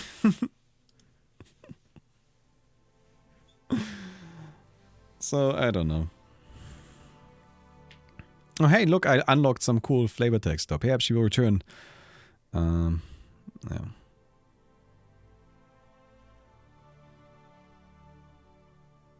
Lore spoiler? No, it's not lore spoiler. I unlocked this. This is not a spoiler. I don't have any, like, secret lore unlocked on my account that I didn't get by just playing the game. Like, you can't look at my account to find spoilers. Doesn't work. But you can unlock lore text. Yep. Lots and lots of cards in the game have unlockable secret lore text. Almost, I would say... Oh, that guy. I don't have that one unlocked. Do I have you unlocked? No, I don't have you unlocked. But, probably like 60 to 70% of cards have unlockable secret lore text. And the way that works is that there are kind of like secret little conditions you need to meet. And then you get it, right? So the game doesn't tell you what the conditions are. You just kind of have to get them through playing. Right? So, like, I know, for example, with 100% certainty that Wilhund has unlockable lore text. I don't have it unlocked because I haven't met the conditions. If I meet the condition, it will then show up and it will tell me how to unlock it. So that way you can, that way it's more like you need to like kind of like listen to the lore and what it says. Gradazahima has unlockable lore text. And all of the lore text unlocks are kind of like sensible. They are all designed in a way that they make sense in terms of like what you're supposed to do kind of represents some part of the lore and the world and all of that stuff. About what the card is and so on. I think it's a really cool system. Alright, come on. Yes! Alright, we got into this one. Perfect. So this is going to be the last best of 3 today. How do you know when you've unlocked new lore apart from checking every other game? We're gonna add like a notification system for it.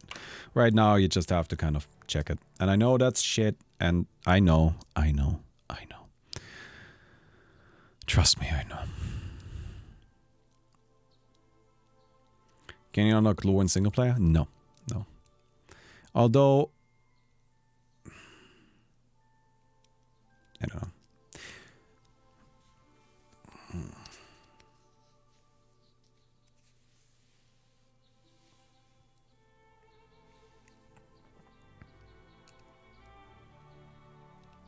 Anyway, what was I saying?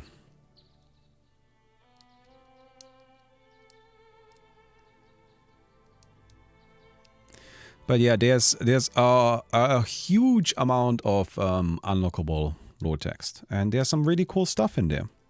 You know, some real secrets about the world are hidden in there. And also, a lot of it is quite difficult. So, it might take a while to find all of it. Just saying. There's a whole set of lore text that when we were designing it, we categorized it as impossible to find. I honestly do not believe that it will ever be found. And that's it.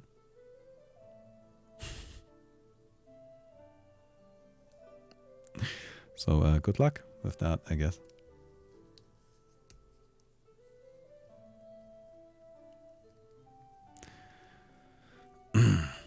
Was it like play this card and this card and opponent play that card improves? So pretty much, so there's very few exceptions to this. There are some exceptions to it, but very, very few of them. The vast majority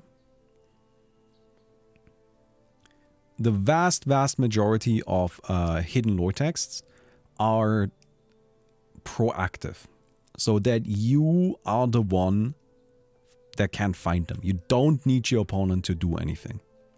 And they are also nearly every time, again, I am, when I say the vast majority, I really mean like 95 to 99%, right? They are also designed in such a way that you're not asked to do something that will be detrimental to you. So it will always be in your, like, it will always be to your benefit to do these things, and they will help you win. They're not necessarily optimal, but they also never ask you to do something like, you know, use 1,000 Shining Teeth on yourself. Like, they don't ask you to do that kind of stuff. They ask you to do stuff that is actually proactive and that will actually help you win.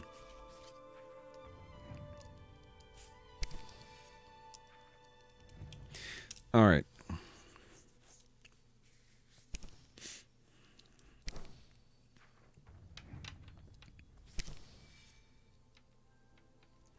Anyhow, cool. Nerf Valafar already? Do you really think it needs a nerf? I don't really think it needs a nerf.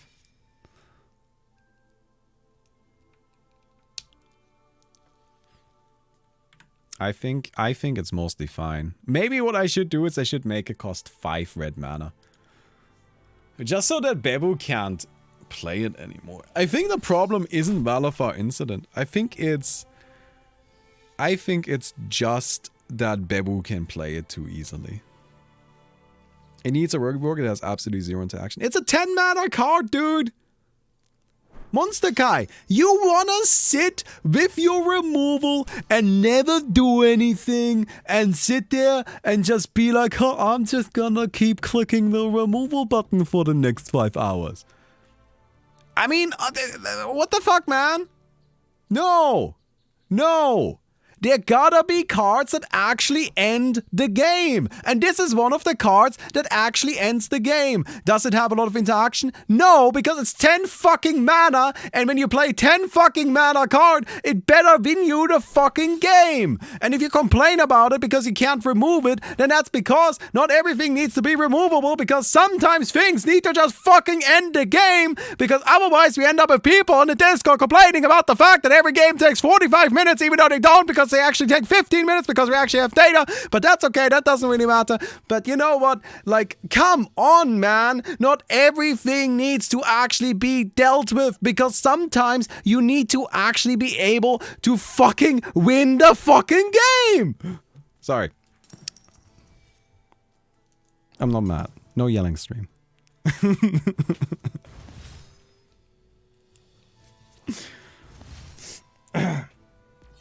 To me, the only problem with Valafar is that Bebu can ramp it out. That's it. That's it. Bebu can ramp it out.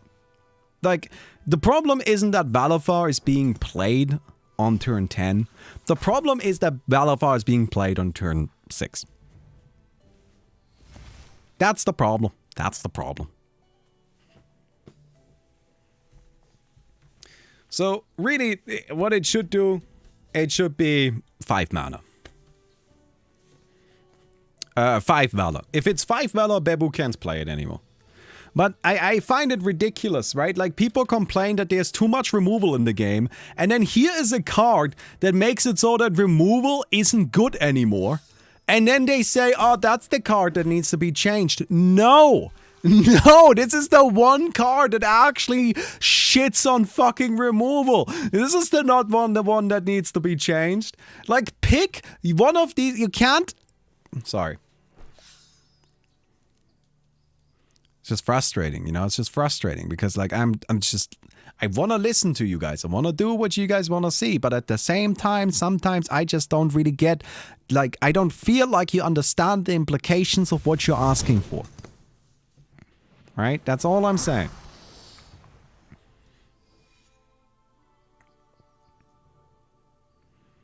That's all I'm saying. The problem is if I make this 5 Valor, I also have to make it 5 Ambition. So it's gonna have to lose its neutral mana, which is gonna make it impossible to play for... that makes it hard to play for Shakmati. So that means it probably needs to... That makes it near impossible to play for Shakmati, actually. That means it makes it so Shakmati can't play it at all. Oh, I don't know what to do about that, actually. Maybe I just bump up the neutral mana instead. What if this just costs 12 mana total?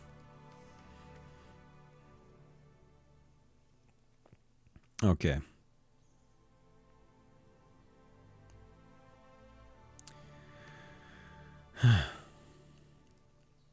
I just, you know, like... I don't know.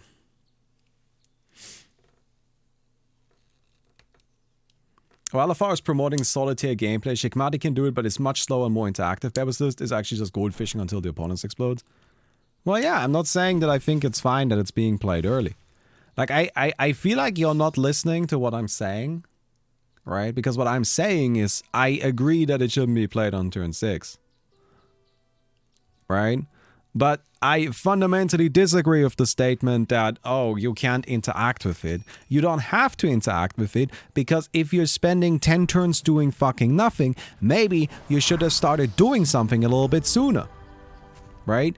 I personally believe that in the game, you should be forced to play something that actually wins you the fucking game. You gotta be proactive in some sort of way.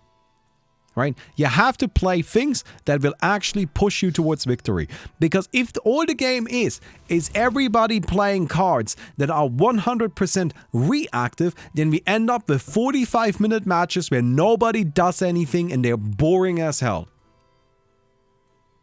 What the game needs to have is it needs to have proactive things, proactive elements, things that you can use to actively end the game. And that's where Balafar Incident is great, because it's a late game card that actually will push the game to a close. That's why cards like Idad Defiles exist, and that's why cards like Idad Waits exist, because they are cards that will force the game to end. That's why Never Enough exists. It ends the game. That's why Ultimates exist.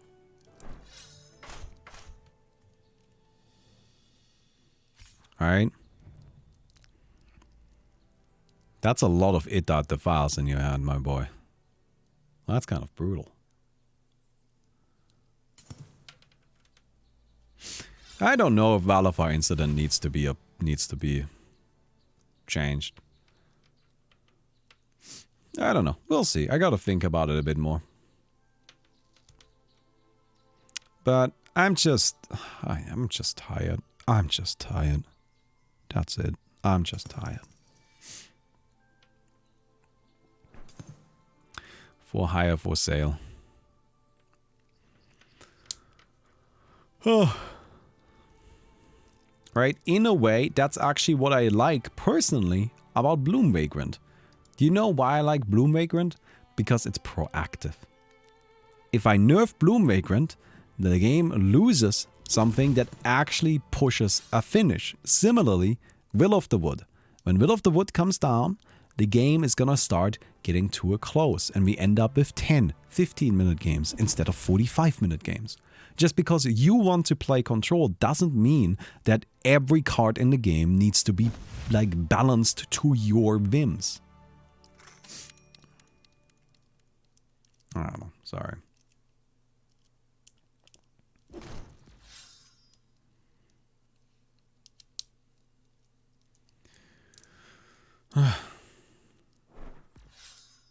I forgot to start a prediction. Alright, who wins? Bebu or Quill? Alright, I'm gonna give you guys like 2 minutes to predict. 1 minute to predict. Go!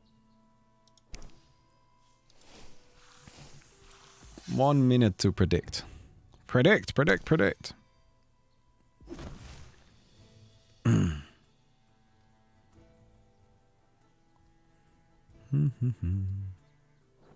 If I control smoke. This is exactly... Look, I think this right here is perfectly fine. This was a relatively late turn. Right, we're on turn 9. Act 2. Valafar Incident is played. It clears out a board. And it now gives you an opportunity to start being proactive. And being proactive is a good thing. That's what we want.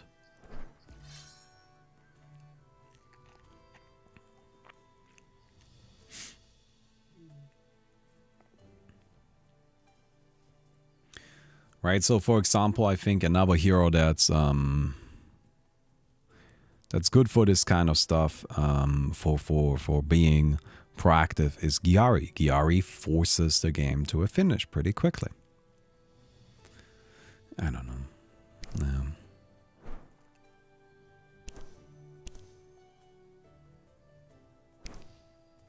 I don't know. Sorry.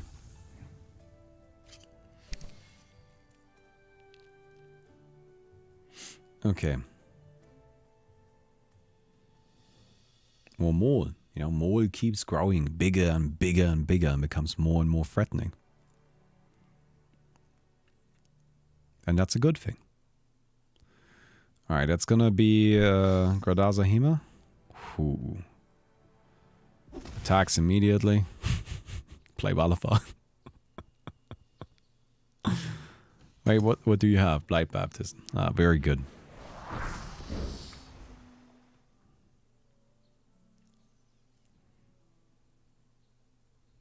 I just realized that the Valafar Incident is actually gonna be is actually not so great with the Knife Made Vice, right? It's kind of a bad little matchup there. But this is good. I mean, I expect just an open arms or something like that to deal with the... Gradaza Hema.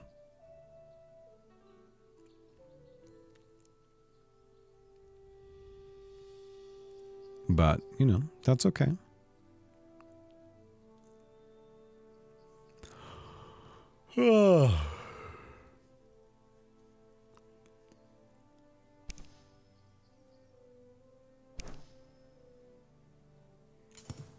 Scholar's Attendant. Very good. Yeah, you see, this is exactly what I'm talking about, you know? Like, we're in a game here. It's 12 minutes in. Both heroes have more HP than they started with and 4 plating. Do you really think that Valafar Incident is the problem here? I think Valafar Incident is the only saving grace in this current situation. Because it's something that will actually end the game. It's kind of funny that you get like another plating from that.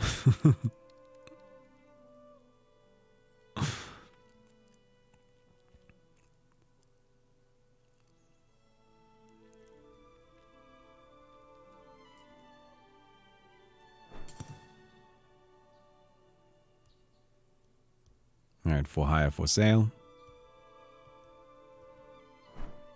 I'm only making board games and single player games from now on.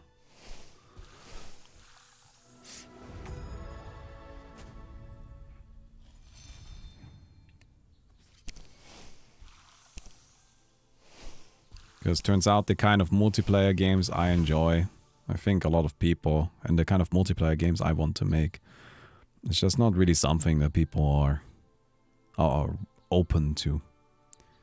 Because I like games about exploration. Especially multiplayer games about exploration. What I mean with that is I like it when the game is just kind of a sandbox. It just tells you, hey, here are the rules. Go do stuff with them. And it doesn't force you down a direct path. And that's what I made with Chroma. And I just see so many people responding to that by saying that, oh, you know, it's just, this is terrible and that is terrible and blah, blah, blah, blah, blah. But not really willing to actually go down any of these many paths that I intentionally left open And at the end of those paths, you know, there might be a way of actually dealing with the thing that you're describing as a problem. Yeah.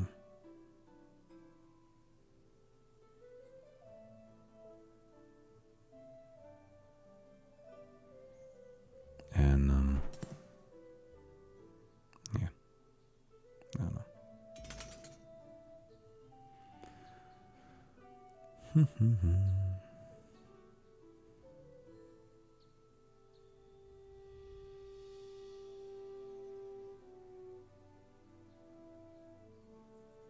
Maybe you play the it at the files here. Spore positioning is actually kind of silly. Ah, okay, now I know where. I think actually you would play this it at the files here. That way one of the, like, the Gradazahima takes a bit of damage, but it's blocked by the plating. And then it at the files kills these two, and you mark 2 more pages. This is not taking up one of these platings, but it does it actually like reduced one of these pages away.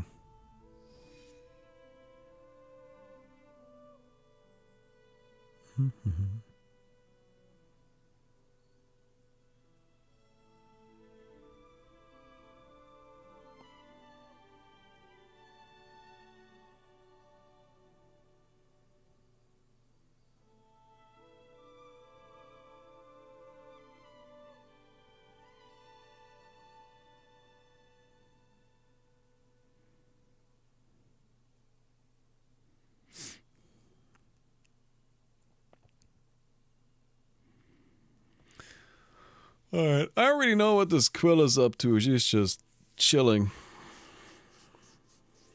I mean, neither of these boys have actually done anything yet.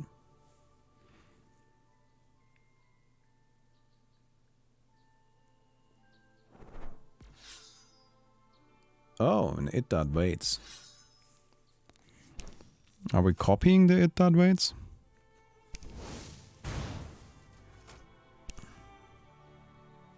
Yeah, I think we're inscribing it.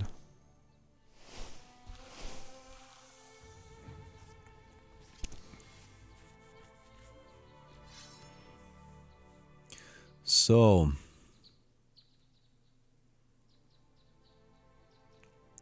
do you play by the skin of my teeth? I think you do, right?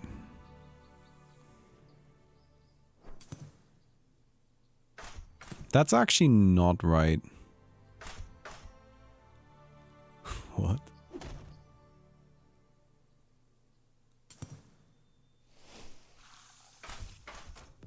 What is going on right now? I think that's just a visual bug, right? Yeah, okay, no, that's just a visual bug. Alright, that's weird.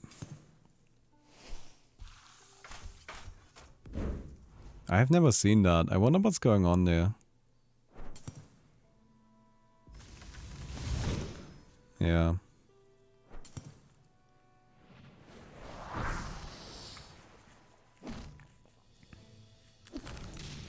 There's a ton of damage coming out now, which is exactly what you need.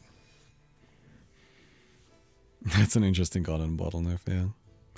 I guess we can't trust how much blading is on this Quill right now. Which game is this? This is Fusion versus Fenderman. This is the last game of today. Afterwards, we have the entire top 8 for tomorrow figured out. Which game is this? All 3? Oh, this is the first game, I think. Oh, man, this is gonna take a minute.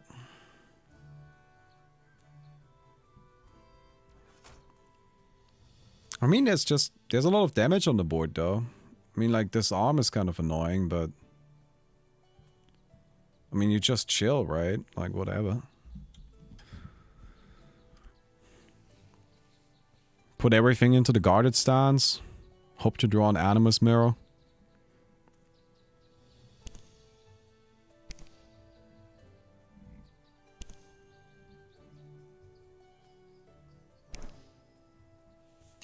What's that? Blue Vagrant.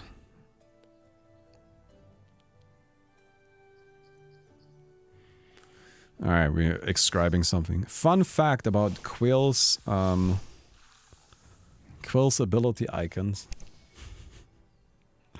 Those were literally finished like 20 minutes before the like final release build.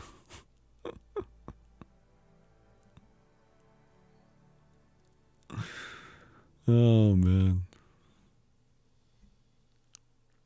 But they turned out pretty nicely, I think.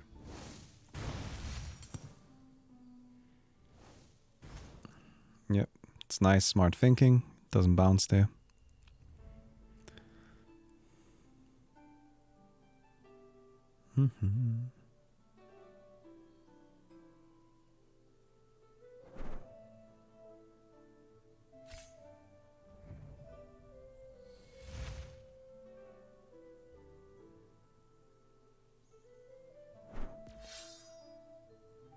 Okay. Probably gonna consume the it.waits, yeah. Yeah, that's the whole strategy of this deck, right? Like, that's what this deck does. It plays Belanu Elders, which are much cheaper to copy than it.waits. And it copies the Belanu Elders with more Belanu Elders. And just kind of keeps going like that. Alright, Quill just like inscribes the Belanu Elder now and then exscribes another Belanu Elder as soon as the opportunity is given. Oh, Hima's back. Wait, this is actually really bad, isn't it? Because the Hema can attack now.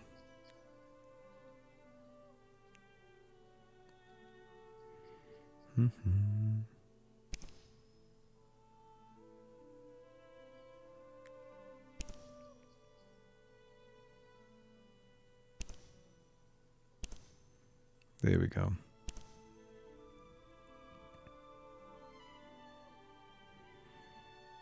Can I invoke rule 4.2 and do the players have to do it themselves? What's rule 4.2? Now I'm kind of curious. I gotta check that out. Okay.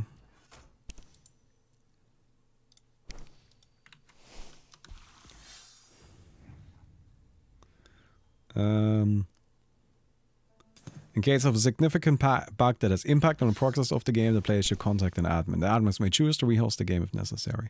This is not a significant bug. This does not fall under my arbitrary definition of significant bug. Why can't that guy attack? Shouldn't that guy be able to attack? Malifaux incident was played, right? Yeah, there it is. Actually, two of them for some reason.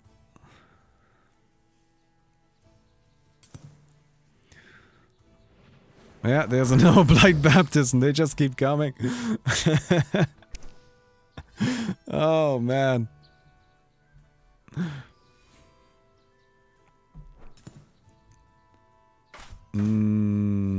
Oh, wait. Yeah, that does work. Okay. There's another knife made wise. God, everybody's got knives made wise. I think it's really kind of cool. Like Radaza Hema is just controlling this game. There's a certain flavor to this. Wait, this is game 2, right? Game 2.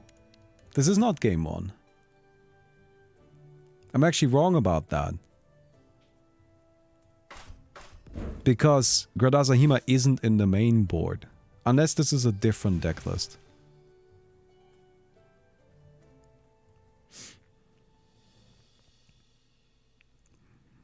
Well, Quill is probably out of stuff, I would guess.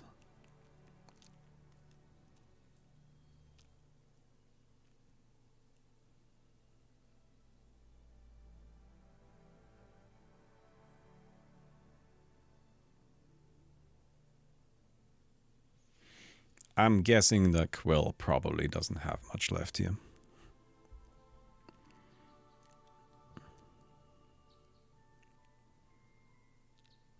I mean, What can she do?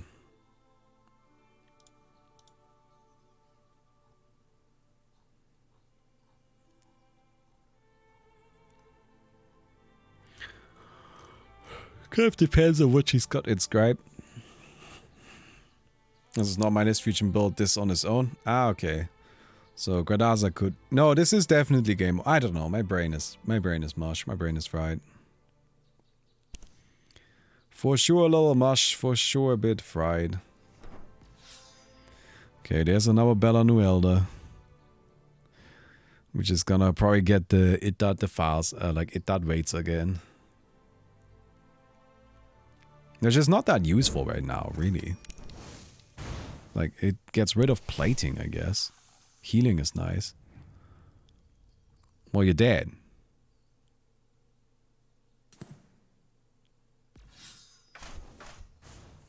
Yeah. Alright, there we go. And we're in game 2. That took a bit slow, but, you know, still pretty definitive. Oh, displace the Whittler. Whittler is gonna be really good here. Whittler is really good here. I think that's a very smart choice. And then we've got Blight Baptism. The Lagomelia Nomad. I think I would yeet those. I think the Nomads definitely go.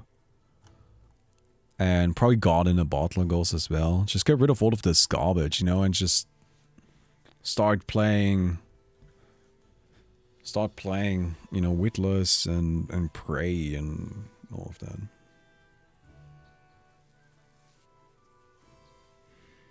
Mm-hmm.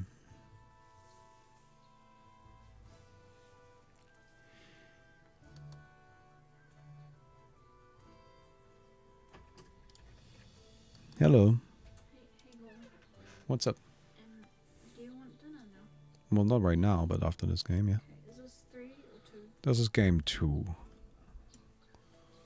I mean, you can probably get started on dinner. It'll be fine. Made the rice, like, Oh, okay. no, I just wait till you're done to make the... Oh, did you make a thumbnail? Well, I have been doing math. That's good.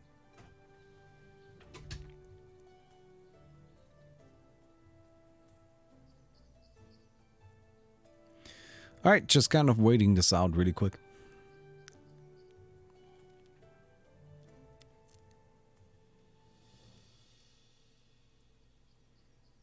I wonder what kind of changes we're gonna see here.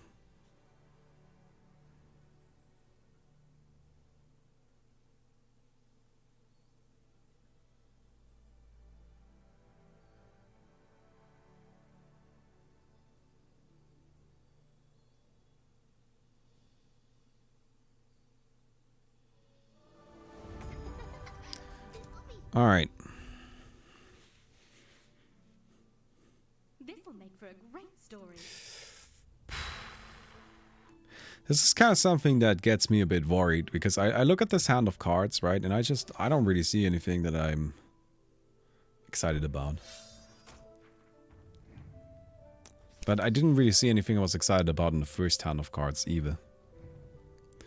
So it's a bit tricky like that.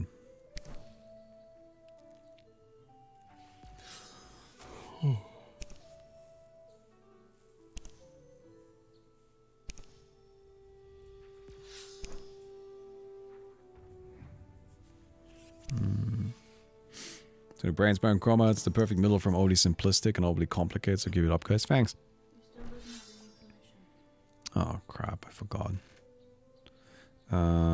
It's just like it's the whenever you attack, you cast the spell mode, and I don't know what hero I played. I can check really quick. I recorded a few games of it, but attacking cast spells. One of them was with Ogre Magi, one with Juggernaut, one with Huskar. And, yeah. The Huskar one was kind of funny because, like, I was fighting against the Legion commander who at the end, she, like, started dealing, like, 3,000 damage for every attack because she kept dueling creeps. I thought it was kind of funny because, like, Huskar can actually kind of fight that, but only if I attack first and get a bit lucky.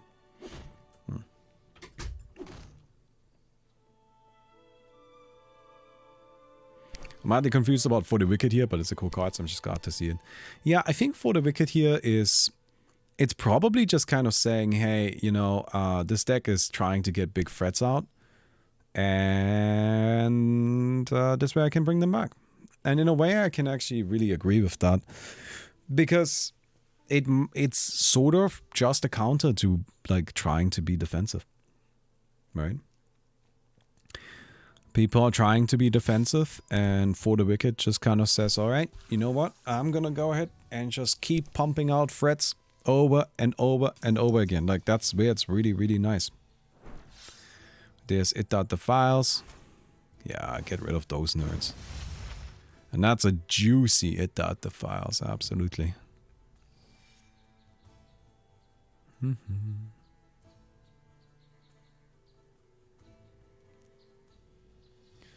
That's something that's... yeah, that's something that's really dangerous there.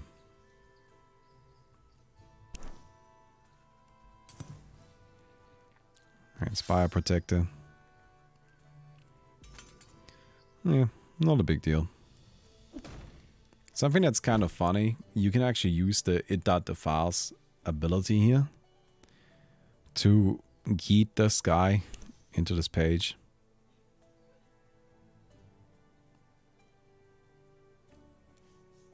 Because you can, you know, the files has a Dawn effect, where it moves something and deals damage to everything around itself. But that same effect can actually be used as an ability as well. So you can reuse it.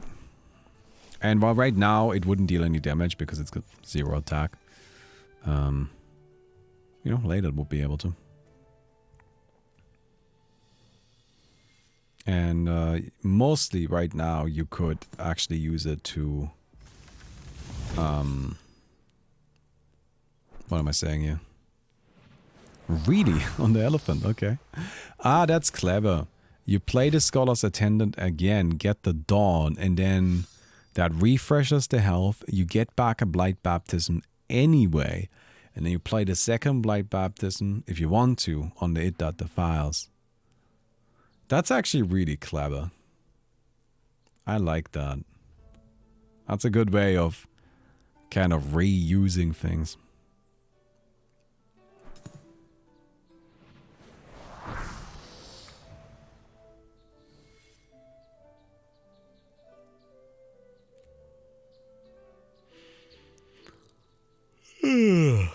God. It ended up being quite a long day, even with just the best of one. So I'm pretty glad that we ended up going with this. With this format, as opposed to just double elimination from the very beginning. So what decks are actually still in the tournament? What do we know? Just out of curiosity, we have Sachet. I don't know what Sachet is playing, and I don't know what Yo-Yo Marco is playing. We haven't seen anything of those two. Do you guys know what they're playing? Sachet and Yo-Yo Marco? We have Fenderman and Fugent, which we can see right now. So that's Quill and Bebu. Sachet is Tani. Okay, cool. And Yo-Yo Marco? Marco's Iron Wraith. Ah, they are both Sue, but one of them's Iron Wraith instead of Tani. Okay, Monster Kai. Monster Kai was Bebu. Swag and Yasha. What was Swag and Yasha? Wait, no. Monster Kai was Minerva, and Swag and Yasha was Bebu. And then Prios and Puffin Man. Puffin Man was Magnarchitect, and Prios was Bebu. Alright. So we have 3 Bebus. 1 Iron Wraith, 1 Tani, 1 Magnarchitect, and 1 Minerva. And looking at the signups,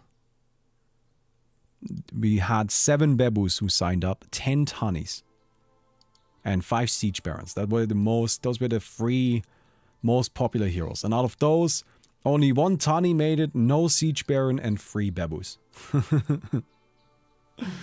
So Bebu is scary. Let's just put it that way.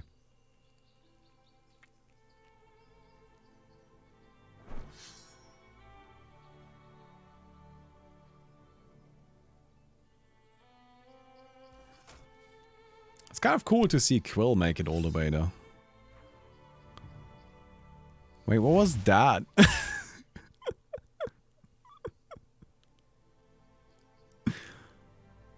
What did I just miss?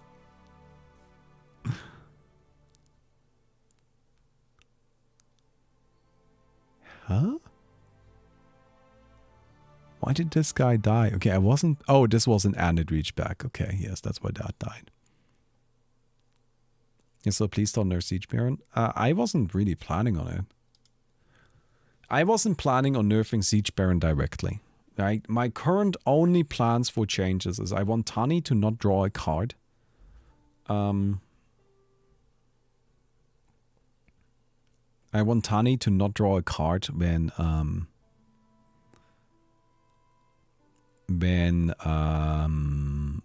there are no cards in hand. I want to make Bloom Vagrant be 2/2s. I might just go back to the previous version of the Bloom Vagrant though. I don't know. I'm not sure about that yet. And I was thinking about making Will of the Woods having only having 3 HP as opposed to 4. And then I'm thinking about the Balefire incident. I'm not really sure if it needs a change. I would like it to cost 5 mana, because I think the problem of the card is that Bebu can't play it. But I'm not entirely sure what to do about that.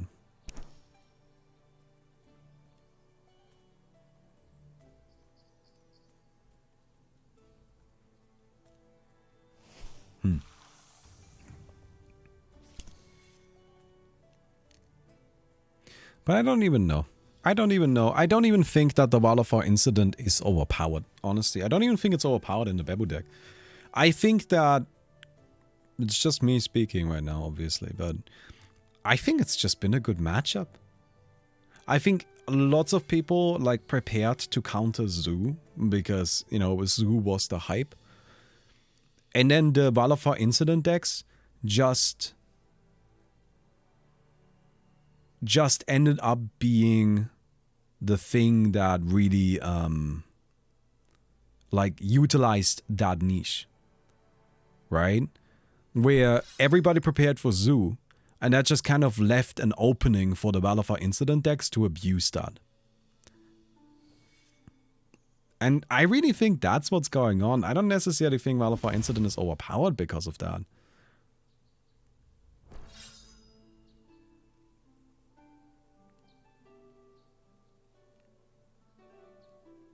Right?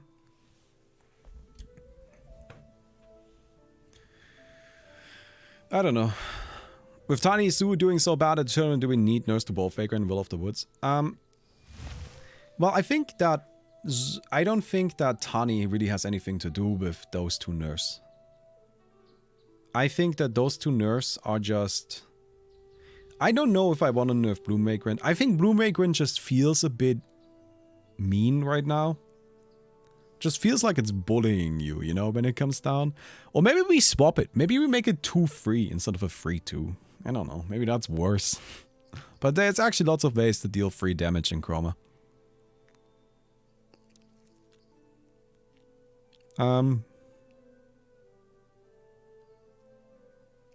I just think when Bloom Vagrant comes down, it starts bullying you, and it can feel a bit bad that way.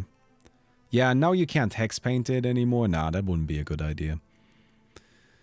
And Will of the Woods, to me, I think Will of the Woods is actually fine. I don't even think I'll reduce its HP. Like, this is what I talked about earlier, where there need to be proactive cards, right? There needs to be something that actually forces a closing of the game. And that's what Will of the Woods does. Will of the Woods just fucking wins you the game. And that's good. I see no problem with Will of the Woods winning you the game. Because Will of the Woods doesn't win the game on its own. It only wins the game if you already have a board. You know? And even then, it doesn't immediately win the game. It wins the game if you already have a board and it survives the turn. And that's kind of exactly what it's supposed to do, you know?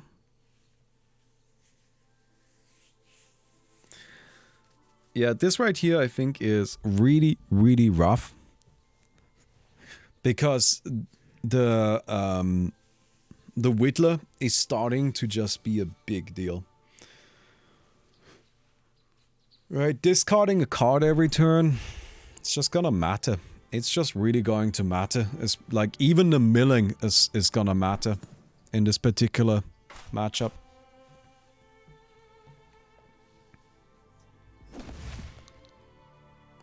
Honestly, this leading up to the tournament, I, as always, was incredibly worried that the balance was horrible and the game is horrible, and that's just because that's all the feedback I ever get. But looking at the way the tournament played out, I honestly think it's totally fine. Totally fine. Right?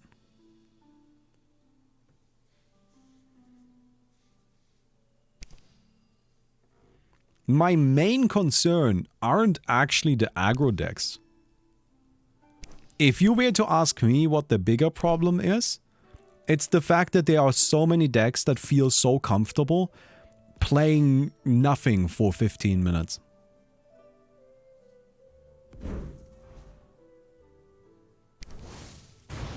To me, that's the way bigger problem.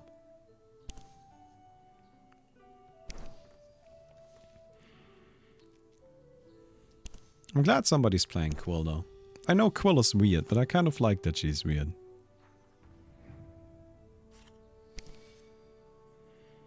Just buff the smooth brain Giari strat. Honestly speaking, I think Giari would have done excellently in this tournament. Did anybody play Giari?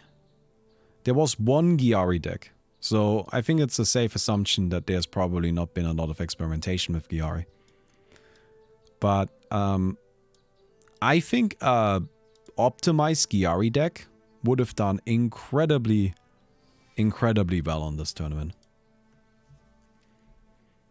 Because there is just not really a great way of dealing with that kind of aggression here. What does this Quill do against the Giari?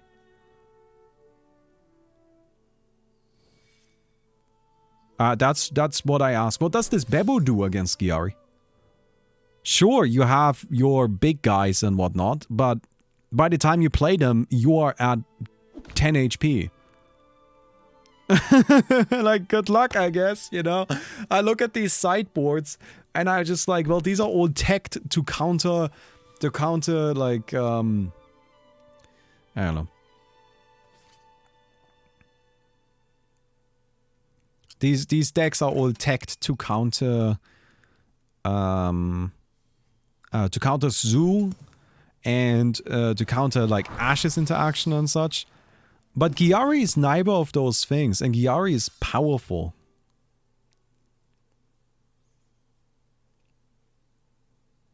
Right? I don't know. I feel like it would definitely not have been a bad choice. But like, this is exactly what you need to do here, by the way. The two Whittlers coming down. A Valafar incident honestly just straight up does not matter here. Alright. And yeah, that's not gonna kill. It's not gonna do it. And now you discard 2 cards.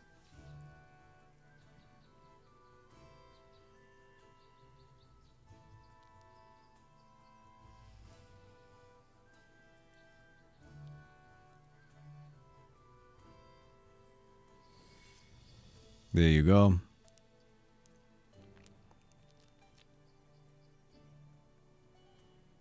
And that's what Quill is gonna struggle with. Yeah. Chamber of Realms. Okay. Oh, that's actually probably gonna clear, right? This is the power play. You play the Chamber of Realms, then you go and you eat yourself one of these Belanu Elders or an It That Waits. And you shoot Oh man, that is so much damage. And now there isn't enough for a Valor for Incident, right? I'm surprised that neither one of these had a Blight Bab this morning.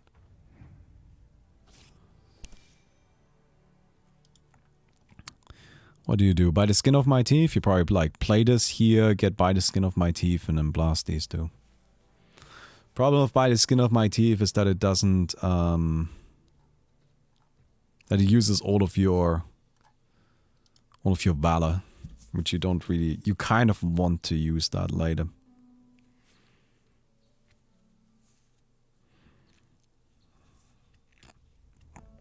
I personally think that Gyari, like a nice optimized Gyari list can win against every single hero in the game, against every single deck in the game.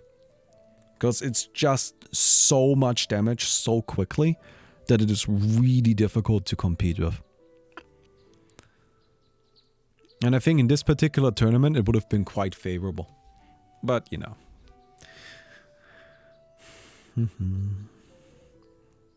I probably would have shown up to this tournament with like a weird envoy list.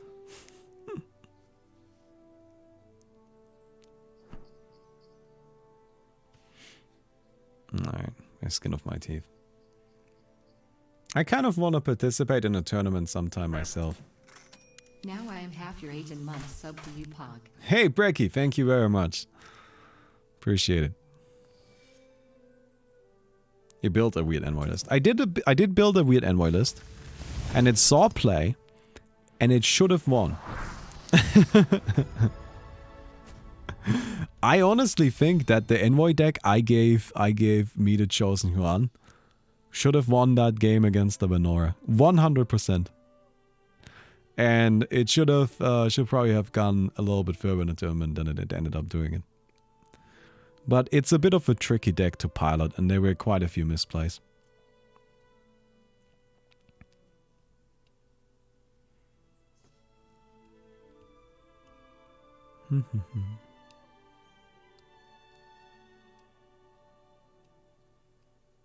Next tournament.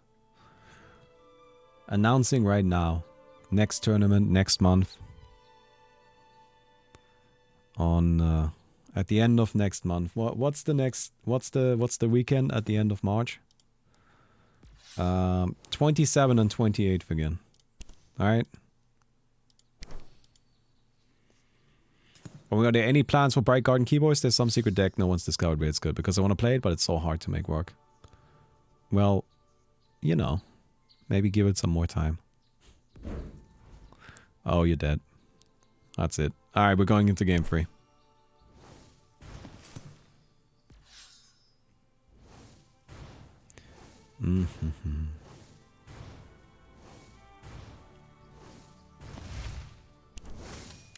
There's that, and there's the second one. Alright. Game 3. This is gonna be the last game of today, my friends. This is the last one. It is worth considering playing Rest now. I would definitely put Prey in the deck.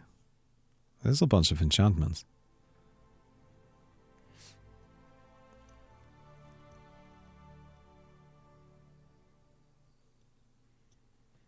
Although I don't know if I'm gonna be streaming that one. By the end of March, I will have had to focus on streaming full time. Pretty seriously. And I don't think I can really afford to do another day like today where I just have no viewers really. We can probably stream top 8 again on Sundays as like a special stream, but I will probably not be streaming day 1. I hope that's okay.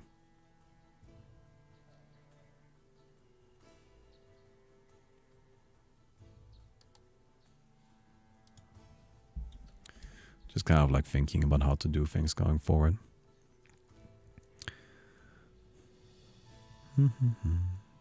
Were you normally streaming? Dota stuff, whatever. Minecraft. Not really Minecraft now, but by then I will. It will be normal. I honestly need to find myself in terms of streaming, but I don't really want to have that discussion right now. I need to have a larger scale discussion about my plans going forward very soon. I was kind of pushing it, but I will probably do that next week, probably on Monday. That's it. But not today. Not today, not tomorrow. Because today and tomorrow I just want to enjoy the tournament a bit.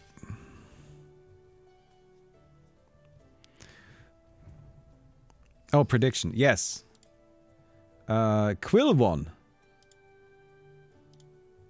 Complete prediction. Nice. Alright, let's do start prediction. Start prediction. Alright, you have 1 minute to predict. Quick!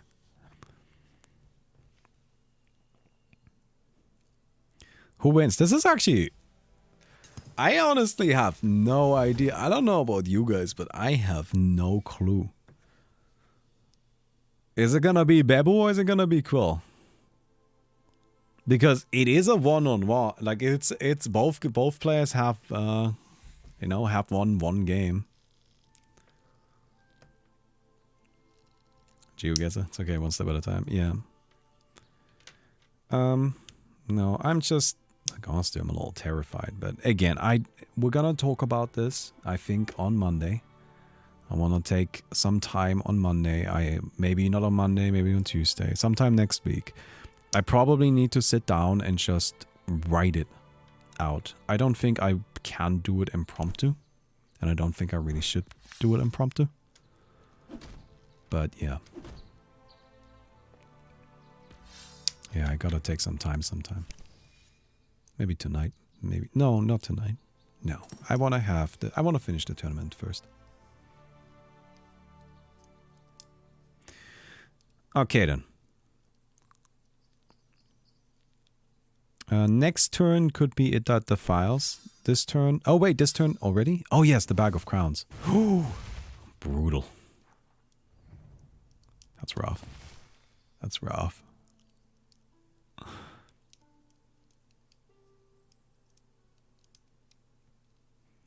I think the marks and the page design was really clever.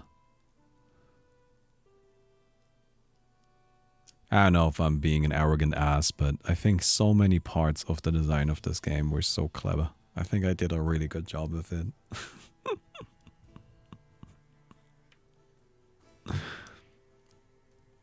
I think especially considering I literally designed every single bit of this by myself. You know, I didn't have any help. Just me. You know. Well, that's not true. I had some people giving feedback and such, but like, yeah.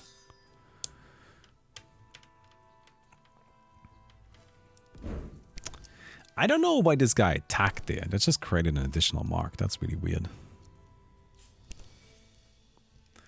Oh, God. Yeah, buff the beetle. Hey, Mr. Lance. What's up, Balmy? Cheers from Brazil. I've been watching Thank you, for dude. a long time. Keep up the good work. Thank you very much, dude. Appreciate it.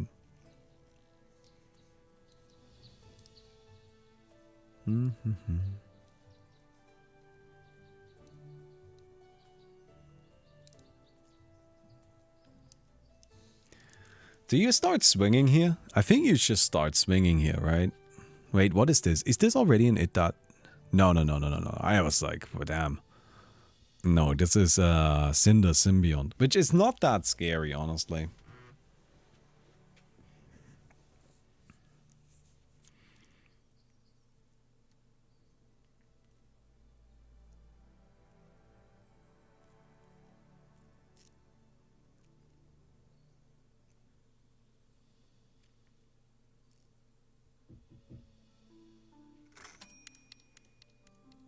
Somebody's knocking on the door.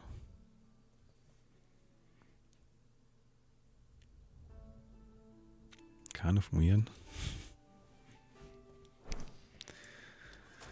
Yeah. Yeah, that was definitely a consideration there. I think the other consideration was using the Knife Made Vice to deal some damage. Hello, what's that? At 6:30. What? The door just, like, someone knocked. I know, I heard that. But, like, I think they, like, teleported away because, like, I don't know where they knocked. At 6:30 they deliver a package? Okay. Well, I mean, it gotta be that. It's kind of the... Right. Yeah, Coco, you like the package. She's excited about the box. Here you go, Coco. Have fun with it. I think it is my... Look at it. Stream Deck. Hey, Stream Deck. It's got a fancy box and it's not coming out of it. Is it like... yeah, it's got a little plastic thing. I have a knife, don't worry. I got it. Hey, I got the Stream Deck. What is that? It's a little tool for streaming.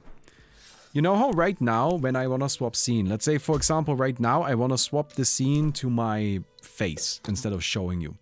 You know how, like, it kind of takes a while? Because what I'm doing, essentially, is I am, to kind of, like, demonstrate it, right? Is like, when I'm sitting here and I want to swap scene, I first tap into OBS, and then I have to click my mouse here, and I have to find the right thing. And now I've swapped scene, and then I need to click it away again. And that may not sound like a big deal, but it is kind of annoying. Similarly, if I want to play music and I swap playlist, I have to like go and actually do that, right? And what the Stream Deck is, this is a tool where it basically, it's this small little thing. Wow, it's actually much smaller than I thought it was. Oh, okay, well, I dropped it. No, I didn't drop it. So it's this small little thing here. And what you do with this is you plug it into your computer and then you gain access to the... then you can use this to kind of pre-program certain inputs. Right? So I can say, hey, I want to have a button that swaps to scene 1. Or I want to have a button that starts playing Diggy Diggy Hole. And that's really nice because instead of having to manually do all of these things, I can just click a button on my desk, like a physical button, and it will do it. And that way I can do things on stream without needing to kind of interrupt the flow by needing to actually, you know, like move my mouse and finding the right buttons and all of that stuff. I can just automate a bunch of macros. But this one in particular is really nice because it comes with this really nice software that can be used to redo really complicated macros. Right? It can do multi-step macros with integrated pauses and breaks and using different softwares and all of that stuff. It's actually a really, really nice tool. Now, of course, you could do something like this by sort of, you know, just like, so this is $150, which is pretty expensive, right? But you could do something similar by basically just purchasing a smaller keyboard, right? Just like maybe like a numpad keyboard or something like that. And then programming all of the buttons yourself. But this one is nice because it has really nice, like it has a nice software that comes along with it. And it's just got like a really nice interface kind of thing. At least that's what I'm hoping for from it, right? It's just kind of a more professional solution as opposed to getting the cheaper solution that would take more time to really figure out. So yeah. And I will be looking into this later. Well, if I don't drop it first. That would be unfortunate if I dropped it first, wouldn't it?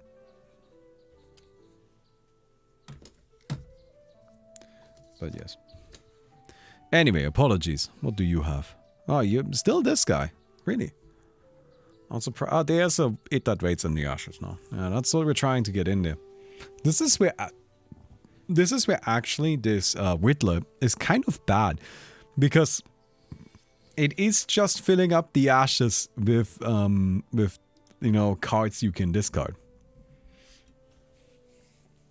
So It That Waits usually would need to be played because, you know, blue-purple doesn't have any way to discard cards. That's just not something they have access to.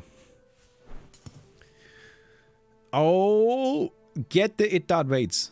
Don't get the guy on the board. Get the it that waits. Yes. Yes. Smart. Big brain. Hell yeah. Okay, sick.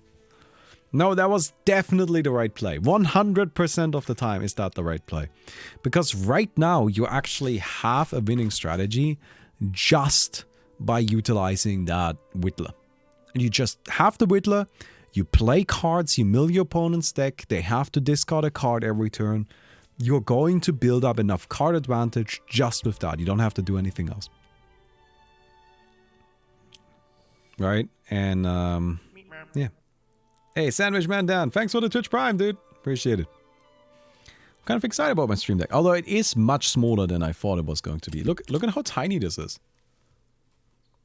Like, I like kind of looked into this and on stream, right? And I really thought this was going to be way bigger than this. But it's really small. Alright. So I'd be able to just put another that waits in the ashes with Whittler. Well, that was gonna happen.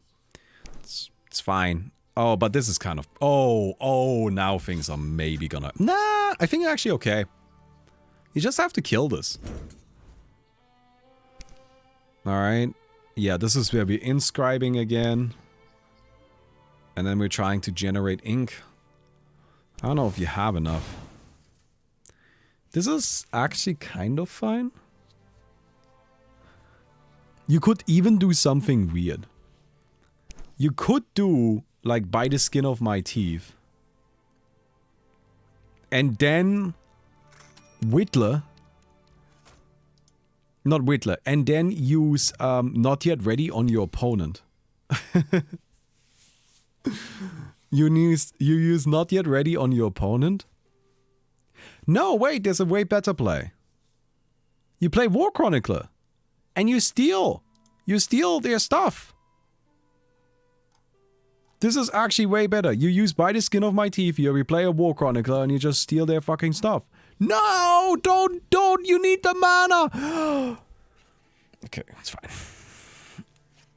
Can't really see about my fat finger and changing the wrong scene. I mean, that's definitely gonna happen. Gonna take me a while to get used to it. But like something that this can also do, which I think is really cool, which is why it's like, why I like it, is it has these like... It has, like, the buttons are actual screens. So you can create, like, folders that you can navigate with it. So, like, I can say, oh, this is the music folder. So I click on the music folder and then I click hype. And then I just start playing the hype playlist on Spotify. You know what I mean? Alright, by the skin of my teeth. You already used the purple mana. Ah, you had it! You fool! That was actually, I think there was a game-winning play there.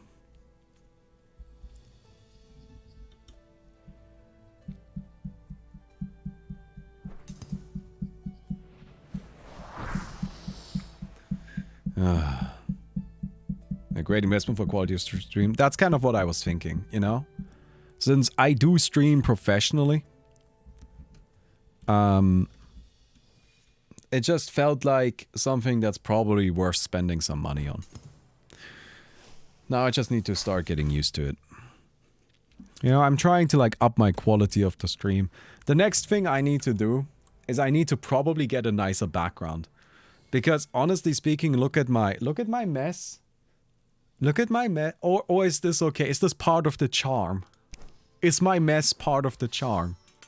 That my office looks like an actual office, but with a bunch of cat trees thrown in there. Oh, man.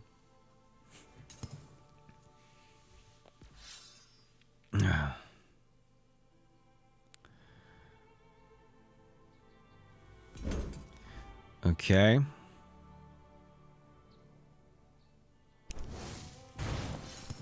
Alright, there's a Whittler. You need to destroy this now. How do you destroy that? You don't have a way of doing it. You have no way to destroy it. You can, I guess, War Chronicler.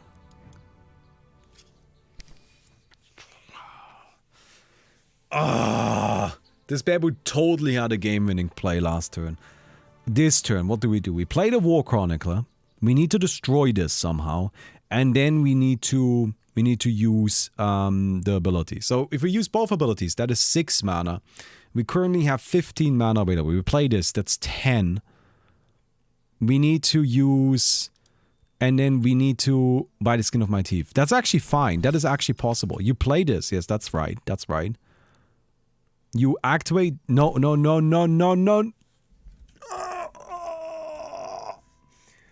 Okay. Pain. So what you needed to do here is you needed to activate the 4 neutral ability. Get yourself by the skin of my teeth. Destroy these 2. Which you have enough mana for all of this, I think. Pretty sure. And then you use the 2 devotion ability and steal all of the garbage, right? You need to get rid of these Balanu Elders. Did you mention here for received a ring light from some Twitch event? I do have one, yeah, but I don't know. I don't want to use that. I like my lighting. I think my lighting is okay. Is my lighting setup bad? Do you guys think my lighting setup is bad? I think my lighting setup is okay. It's fine. Doesn't need to be more professional than this. No.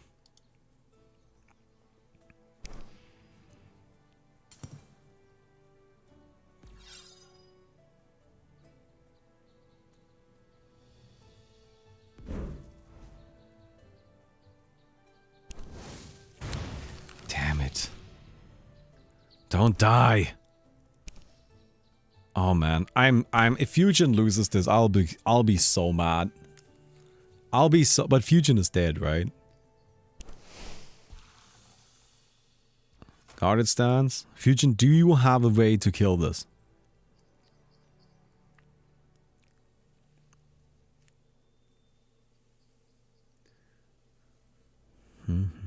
Why would you even steal the ashes of Chronic would do copies from Ivash? Does it?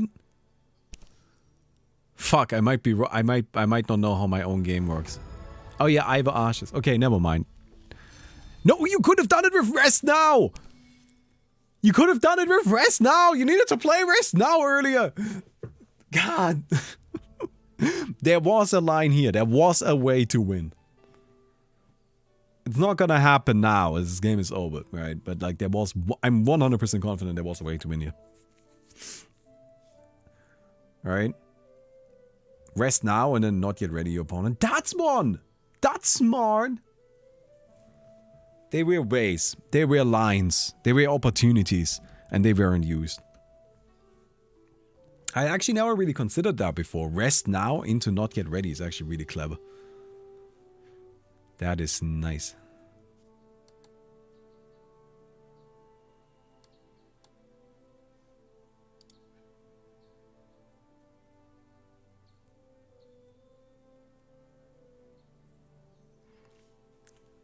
War Chronicler with Rest Now would definitely have been like kind of smart too.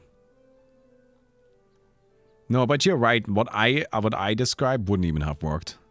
Because this works for Iva Ashes. So you can't even steal it that way.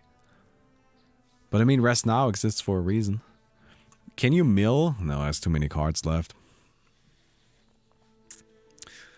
And you don't currently have a way to actually kill this 2/2.